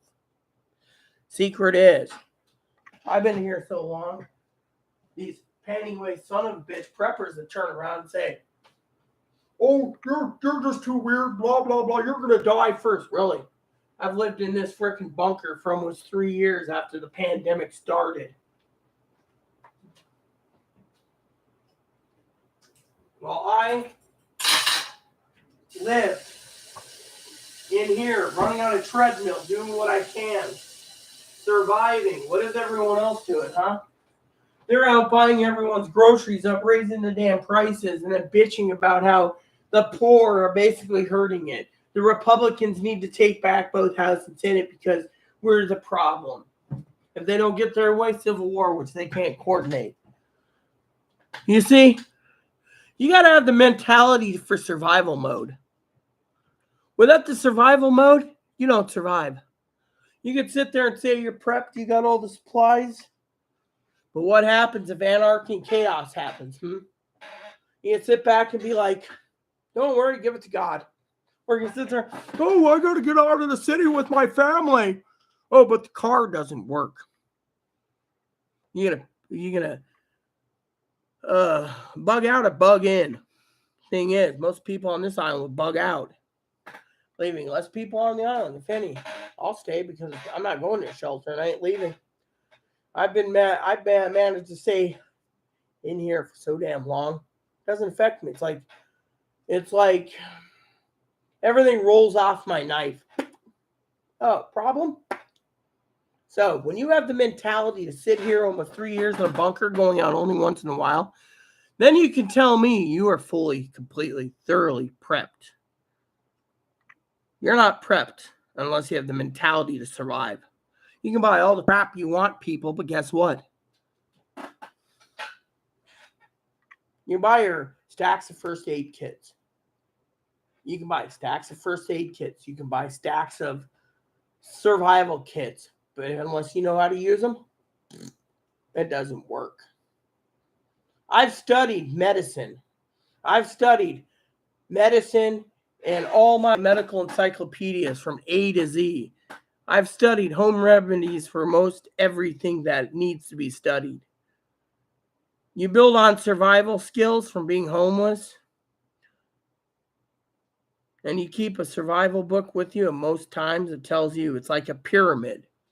When you take your pyramid and you buy your food, your water, your survival gear, you add it with the rest of the pyramid of knowledge, experience,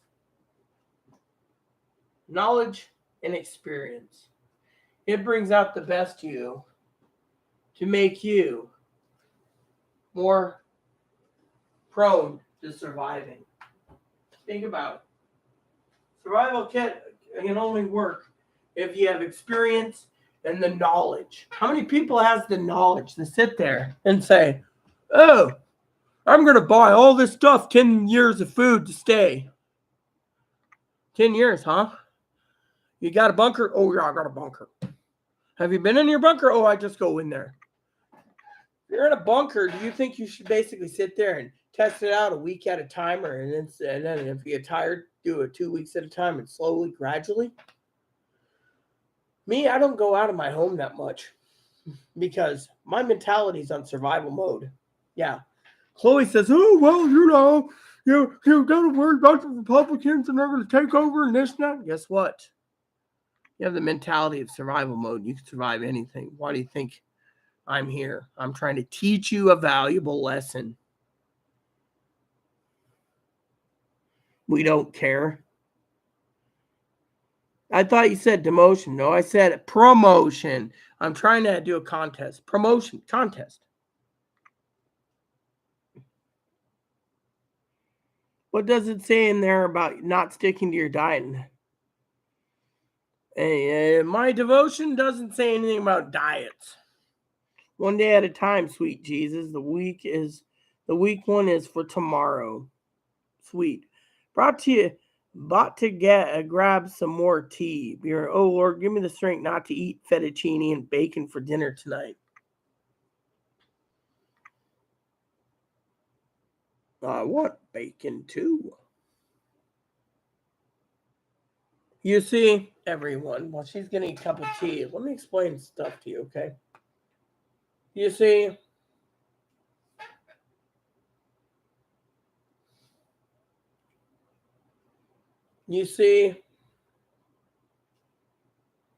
when you prep, but you also got to put your knowledge to good use. Just I knew where my book was. I used to keep it with me all the time. Hold on a second, I got to take it. I told Chloe to find it. She won't even look for it anymore.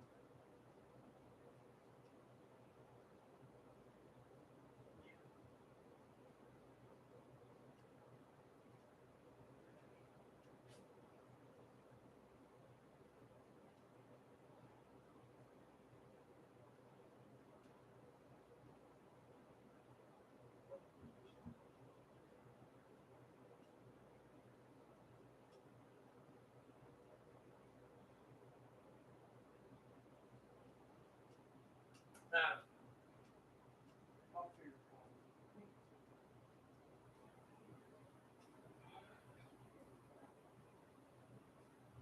out.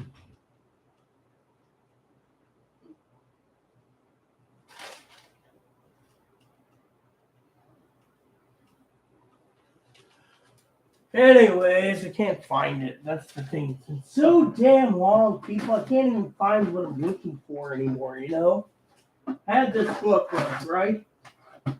Anyways, this book, right? And the book was one of my favorite books. It was compact, small, and it was a book about survival. And that book I took everywhere with me because it was a survival guide. Yeah, that's fine. So you'll be here another half hour. That'd be perfect. I can keep the phone with me if Dad calls me. You got food today? Well, you still got food, see? Come here. Come here. Someone wants to say hello to you. No, don't get hurt now. Don't get hurt now. Hi. Zoe says you're so ugly she wants to eat you for dinner. See? I'm ugly, mommy. He. Want to see what Zoe's got to say about that? She knows I adore you. Kissing me now? Oh, yeah, you're not ugly. I don't mean to hurt your feelings. No hurt feelings.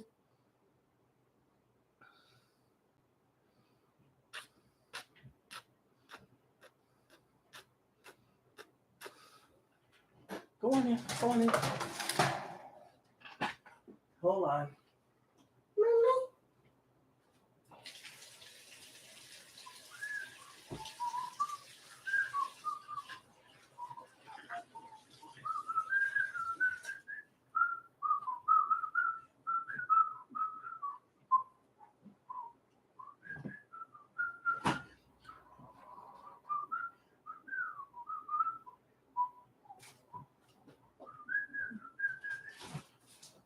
Oh, Zoe.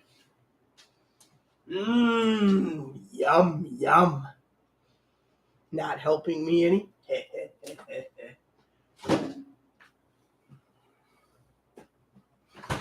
Oh, yeah. Let's see what Zoe's got to say now. Not helping Rita, you like, I want bacon too.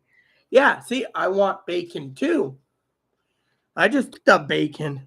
Actually, it was our remark for club sandwiches and or bacon burgers.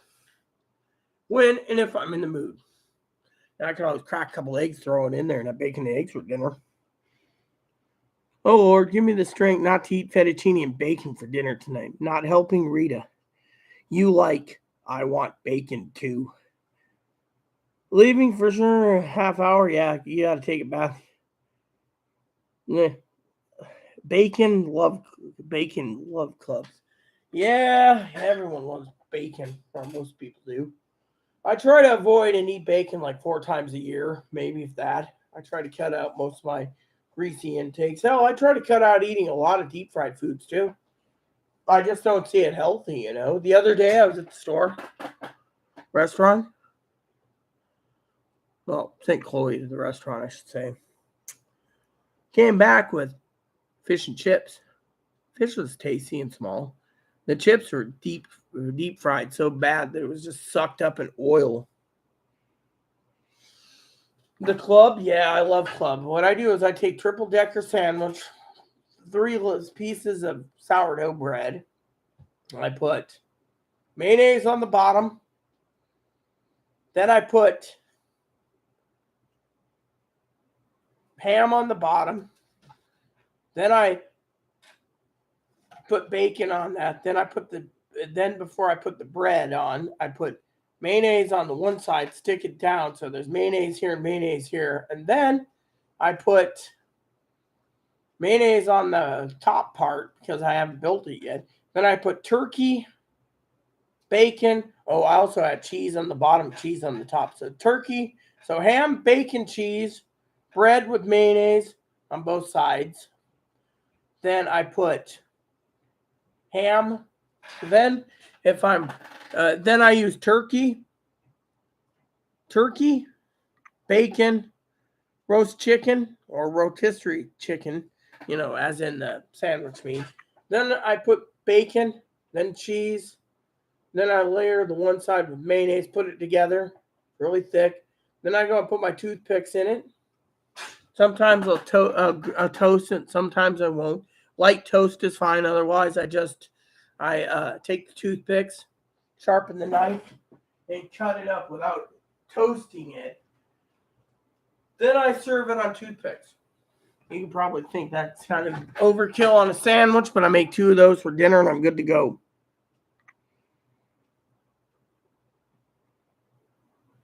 Yeah, well, I don't like I don't like lettuce and tomato. Well, I'm sorry to say, Missy, but out here, Hellman's is called Best Food Mayonnaise. The best food mayonnaise. That's what we use. Ah, see? We use this. Same thing as Hellman's. See? Best foods. Best food mayonnaise. Best food mayonnaise. That mayonnaise looks kind of... I don't know what the hell's wrong with this mayonnaise, man. It's like green or something. Did it expire or something? Can't have expired. It wasn't open, was it? January 2nd. It's just the... Oh. Let me smell this. Oh, it's sealed. So the mayonnaise is turning yellow inside a sealed bottle. Why is mayonnaise turning yellow? I'll try opening it eventually. Anyway, Chloe likes some mustard. I like my mayonnaise. I like the mayonnaise, Hello, Mommy. No, you don't get any mayonnaise.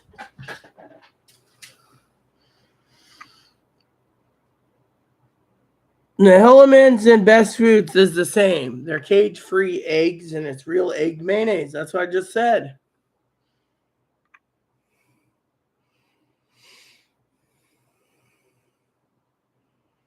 Look, Hellman's and Best Food mayonnaise are the same. Google it. I know because in Ohio, I asked for Hellman or Best Food. And being out here, the guy said, "Oh, what state do you live in?" I said, "Oh, I live in Washington." He says, "Well, so Hellman's is the same as Best Food. They just changed the name of it to Best Food out here. So half the country gets Best Food, the other half gets Hellman's. And I surely hell ain't going to use Miracle Drip."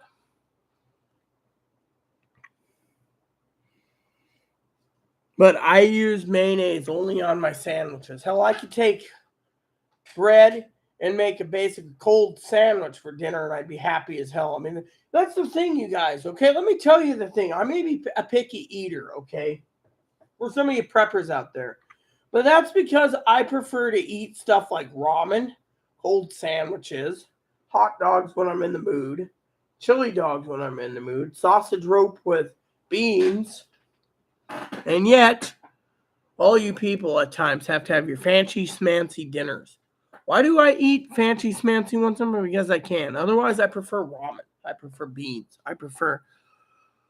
Why? Because I'm already in survival mode. So to me, when someone basically doesn't do the dishes, right, and then turns around, right, and turns around and uses my pot, then I don't get to eat. So I've trained myself not to rely on eating. I mean, literally, when you're a prepper like me, you can survive a lot better on learning my lessons and sitting there being like, "Oh yeah, I'm prepped and I'm ready to go." Let me ask Zoe a question for you, the audience, tonight. Zoe, love, you're prepped on food supplies, right? Let me ask, do you have the mentality to survive something like a banking collapse? No internet, no phone. Do you have the mentality in case of a nuclear winter, a nuclear holocaust, or whatever? I mean, I'm already there. So to me, I'm already trained.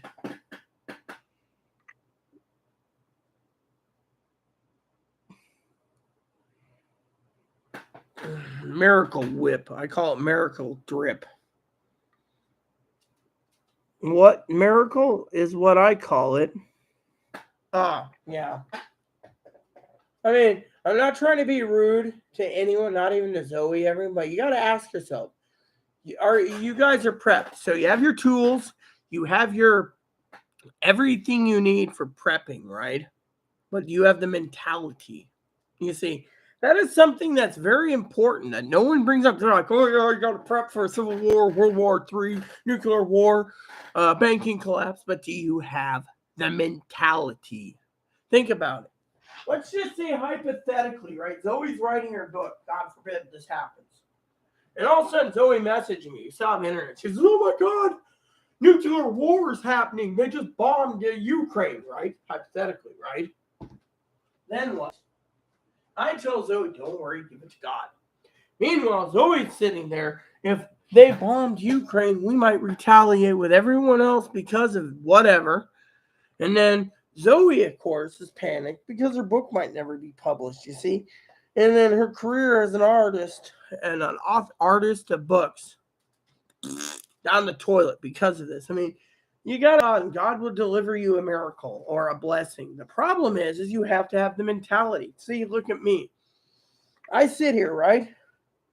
I'm already poor. Chloe spends all my money. I'm fixing that, though. But think of it.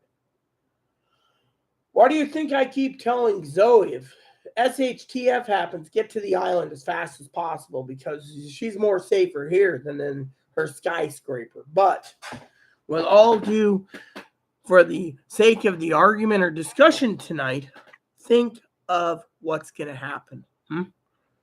There's going to be millions of people rummaging through everyone's houses, skyscrapers, whatever to get food. Most of the people on this island will go off island. Everyone on the island, you might have like 200 people or less when they all flee off the island when they say evacuate and can't. I ain't evacuating. If everyone left and I was the only one on this island, and they said, oh, you're stuck here, I'd be fine. There's deer out there. I know how to field dress. I can live on venison. I mean, think about it. I mean, honestly, do you have the mentality, people, to survive a nuclear winter? Do you have the mentality to know the experience of what's going to happen after nuclear war? Do you? Banking system's already collapsed by then. What if these Hill Jacks are right and the banking system goes first, hypothetically? That means no one's going to be buying anything at the store. Knock on wood, I keep telling you that won't happen. So Zoe can continue writing her book so she doesn't have to worry about losing an income if the banking collapses. Are we going to have civil war? No. They can't organize it all together. Are we going to have a nuclear war? Maybe 4% right now, give or take. If Ukraine keeps winning and we keep supplying Ukraine with long-range advanced air weapons and training them, then let's just say maybe. It might be up to 10% by Christmas, 25% by New Year's, 50% by Valentine's Day. I mean, literally, if Putin keeps losing, he might just launch. And that is why I am here to tell you, this is not just about prepping for natural disasters. This is prepping for the ultimate problem. But you must first be willing to let go of financing other people and finance yourself. First and foremost rule, I always make jokes about the gift card, but truthfully, think about it. Financing other people, when you're hurting, you won't have anything for yourself. God says, oh, well, I'll bless you then. That's cool, but how are you going to eat? How are you going to drink your water? How are you going to prepare yourself? Think about it. I'm not here to say, oh, don't give your money to this guy, give it to me. No, I'm saying keep your money for yourself. Think about it. We're getting to the point where either we're going to see civil war, which won't happen. What's all these guys say? Hypothetically. You're going to say a banking collapse and Great Depression won't happen. What's the Great Depression going to happen? The Bible talks about famine. I don't see the train strike yet, so I have my thing set for nuclear war, civil war, train strikes, banking collapse. I have like 4 or 5 different things set for them to tune in on this. If the news comes up with something stupid, Then, cute hat. I'm morally against cute hat. My friend and I were talking about cute chef hats. I was like, oh, I might wear a cute chef hat. Someone got me one, but he says I'm morally wrong. No, it's morally wrong for me to show my boobs and wear something skimpy to get money. I'm not a whore. Now, a cute hat I can do. Because see? So, yes, I've lived in my car on a farm and in a cabin before. There you go. See, she's got most of the more experience than you. I've lived in my car, in a tent, under a bridge.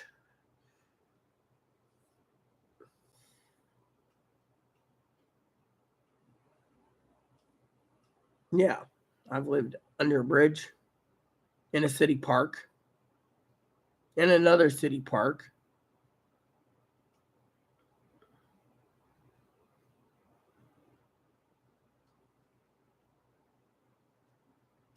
In a tent, in the mountains, in the tent in the desert. Survival mode.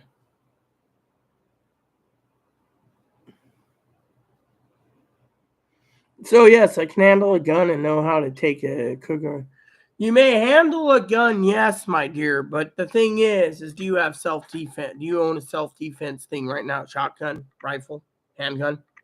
I have longbow, short bow, crossbow, knives, swords. Crossbow is my favorite. God has already delivered me miracles. God's delivered me miracles. Amen. I would be spooked to live underground with lack of light, but otherwise not scared. Plus, I'm highly educated, highly employable, and likable. Well, let's just say for the sake of the argument, she's right. She is highly likable. Get your own wifey, people. But highly employable right now. But if, for some reason, the entire banking system collapsed, nuclear war happened, no one, and I mean no one, will be employable. The farmers won't even be able to raise their crops because of no money to buy seeds, and the land would probably be radiated.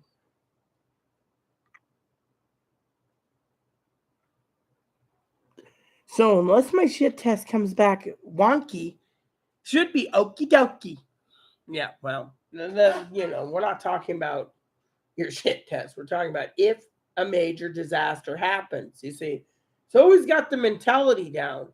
By 97%, I give you an A minus for your excellent speech. A minus. She's probably saying A plus, Rita. A minus because the 3% that she forgot to notice was in my speech is if a SHTF situation were in nuclear war or nuclear fallout from nuclear bombs, no one's going to be unemployable. Everyone's going to be out for themselves.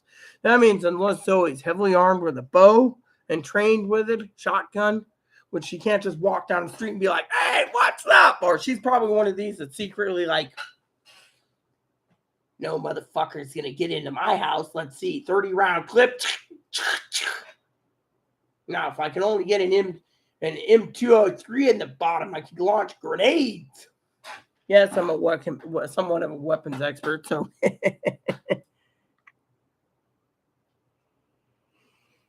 Yeah, well, you're not going to look. If World War III, look, Zoe missed the point again. If you know that Putin is moving nuclear weapons, okay, if you hear that on the mainstream media and all media is talking about Putin moving weapons, your first bet is to leave your city.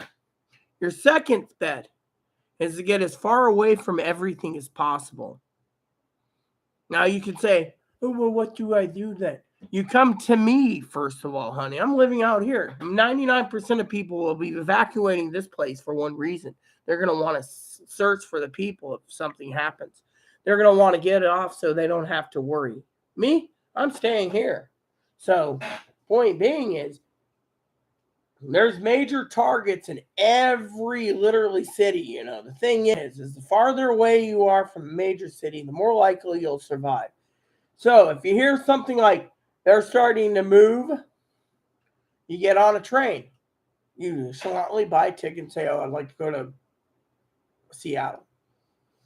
Or you go online, order your ticket for where you're at to Mount Vernon. Then when you get to Mount Vernon, you say, "Oh, okay, bus service." Go to Anacortes. So they say, "Oh, we get this far." Then you transfer again, you get to the ferry, and you say, "Oh." By then, they have already launched somewhere. So while we're trying to figure out a counter move, you could be already 3 days ahead of the main launch. And by the time you get, hypothetically, you're here.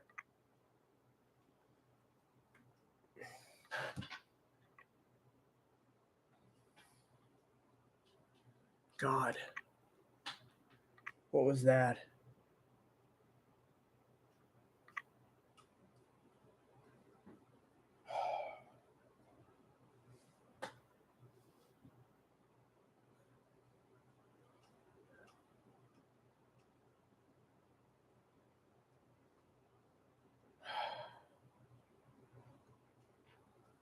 I got a tinkle again. I just saw something that's.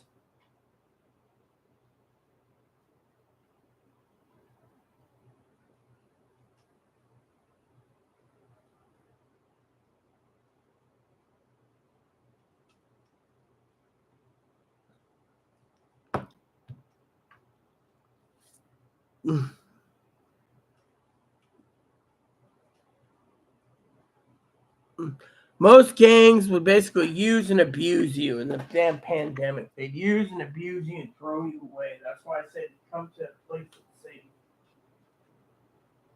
Crap. What was that? Papa? What was that?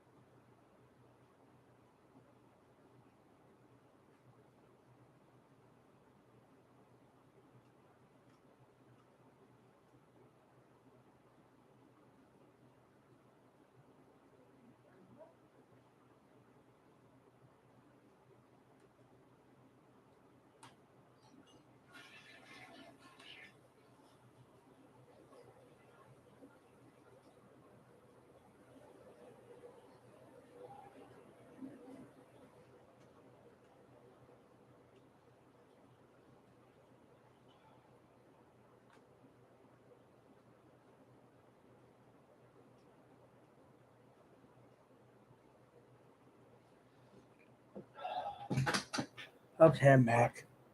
So if you guys want to know what happened for a second, call me insane.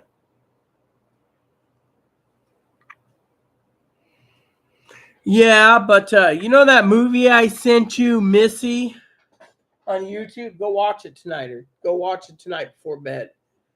Pour yourself a couple drinks and watch them. I try to get Dad to watch too. That movie will scare the shit out of you. That will tell you right there what you need to know for after the effects.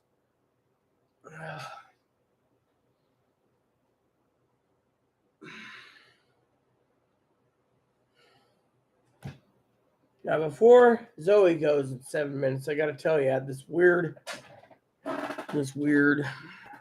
vision.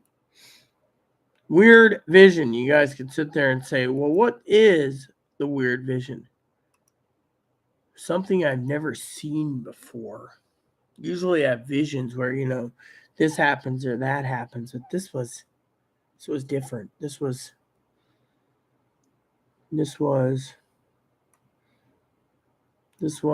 I was sitting here, right? Chloe's in her room. In the living room, there was a massive flash. I was sitting right here and right? And it dazed me, made me dizzy, right? It's like possibly a vision. of something going to happen sooner or later. It had to do with a nuclear detonation of some sort. It might be 20 years from now, and it might be 10 years, but it just caught me off guard. It's like an apparition, whatever they call, some type of future apparatus where I saw something. That's what I'm explaining to you, Zoe. I was standing right here, and then all of a sudden I saw this flash, really bright, and then I was dazed, like, oh my God. And then I was like, what was that? It looked like I was seeing a vision of the future. That's all I can say. It was like a vision of the future. It scared the shit out of me. I mean, literally, what would you do if you saw a vision of some type of nuclear explosion you can't explain? I mean, literally, we're talking about nuclear winter and everything else, and yet it could just be my, as the government would say, my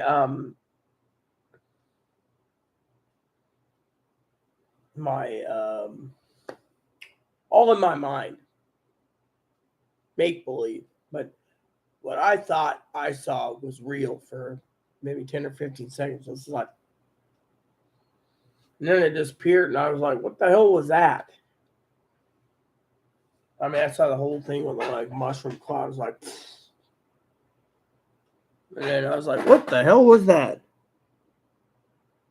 I do. Why do you think I keep telling Chloe God wants to deliver a blue wave? I still have faith in God, but I also know if God wants to play the safe card, he can also deliver each House and Senate differently. Damn it, my watch wasn't supposed to fall on the ground. Better make sure it didn't crack. Choo choo. Timex. Keeps the licking, it keeps on ticking. Anyways. Yeah, it was like a nuclear explosion I saw right there above my bed. It was like, I don't know how to explain it. All I know is it gives me heebie-jeebies. If God's showing something, he's basically saying, but no one's going to listen to me anyways, honey, because think about it. They think I'm an insane crackpot.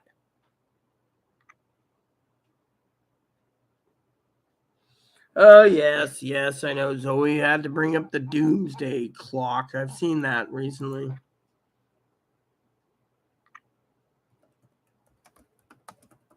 I want to look at that for a second. Is there a doomsday clock? I know Zoe's leaving 3 minutes.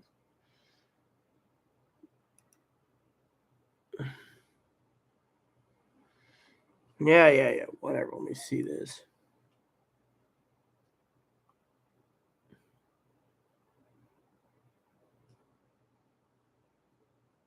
January 20th. Come on, dude. This is a website. Where's the fucking clock? I want to see the clock.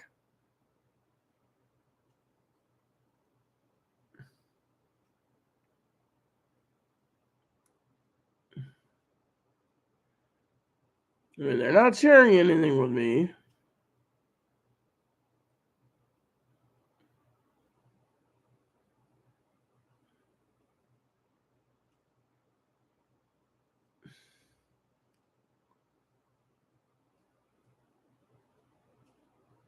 This is all a data thing. Where the hell's the clock? I want the clock.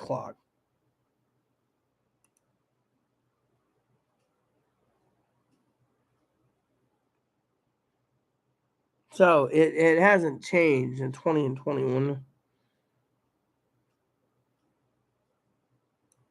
Oh, yeah, here we go. See, post-apocalyptic media. Does anyone have any real clock to see? Okay.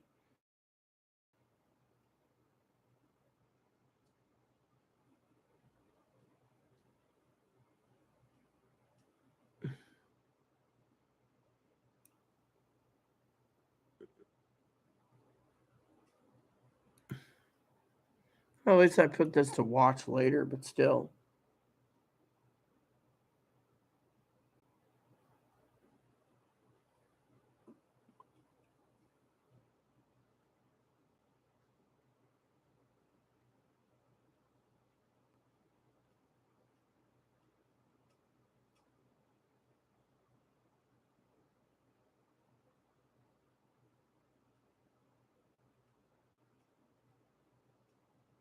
So where are we right now? Doesn't make sense. Where's the doomsday clock right now?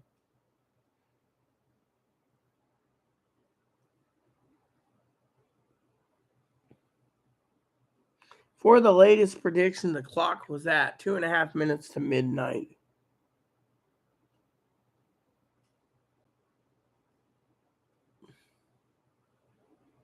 Two and a half minutes to midnight. This must be just a joke. Because it doesn't make sense.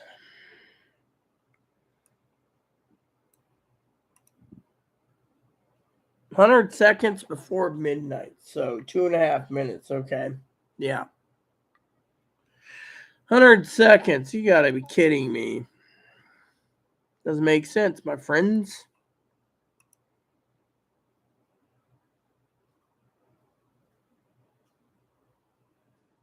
I will. Anyways, everyone's always off to take a sleep. Zoe, don't forget, if we want to talk more about that movie for tomorrow, if you don't have a date, I can make some time tomorrow afternoon when I get up to get straight on YouTube. The problem is, before you go, is I want to make very clear to you now, my moderator, think of contest, think of rules, and 3, watch that movie so you can partake even in the live chats about the topic, because you got to see what I'm talking about to believe it. Now, for some of you out there, you're like, "Oh, do we have a link?" I'll give you 3 links before I go, okay? And then a quick short bath because Dad's going to be calling me. So let me give you the link again in live chat. All right, and then before I go, I'm going to say, here's the link. Then, for some of you out there, I'm going to give you my email address. If you found this video to be informative and you want to donate a gift card, you can do it by these emails on Amazon, to Amazon gift card to these email addresses. Because, the thing is, you guys need to keep prepping. That's the main thing. You prep. And you prep. Here's my email address. And you prep. Because, first of all, it could be nuclear war. Secondly, it could be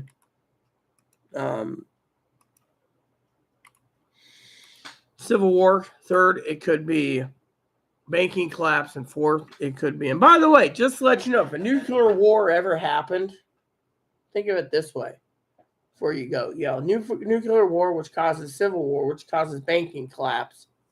3 out of 4. So you're prepping mostly in case of the big one, the nuclear war.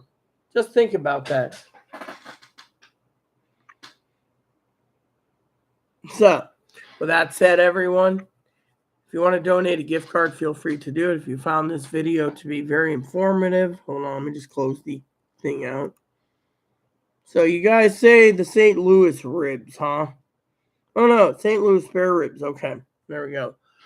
So, that's dinner tonight, St. Louis. So, for the rest of you out there, I got to get a bath in. Time's ticking.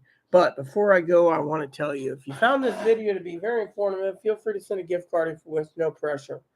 My thing is you guys got to prep, because nuclear war will basically bring down everything else around us. Civil war, banking collapse, everything. But if you prep for emergencies first, nuclear war second, and everything else, you should be fine. Just remember, the mentality is the most important part to surviving. With that said, everyone, thanks for watching. Please add and subscribe, post comments, leave feedback, suggestion, hit the bell notification bell, give us a thumb up, hit the subscribe button, and please, please leave the comments nice as all we ask. Thank you, and God bless you in everything you do.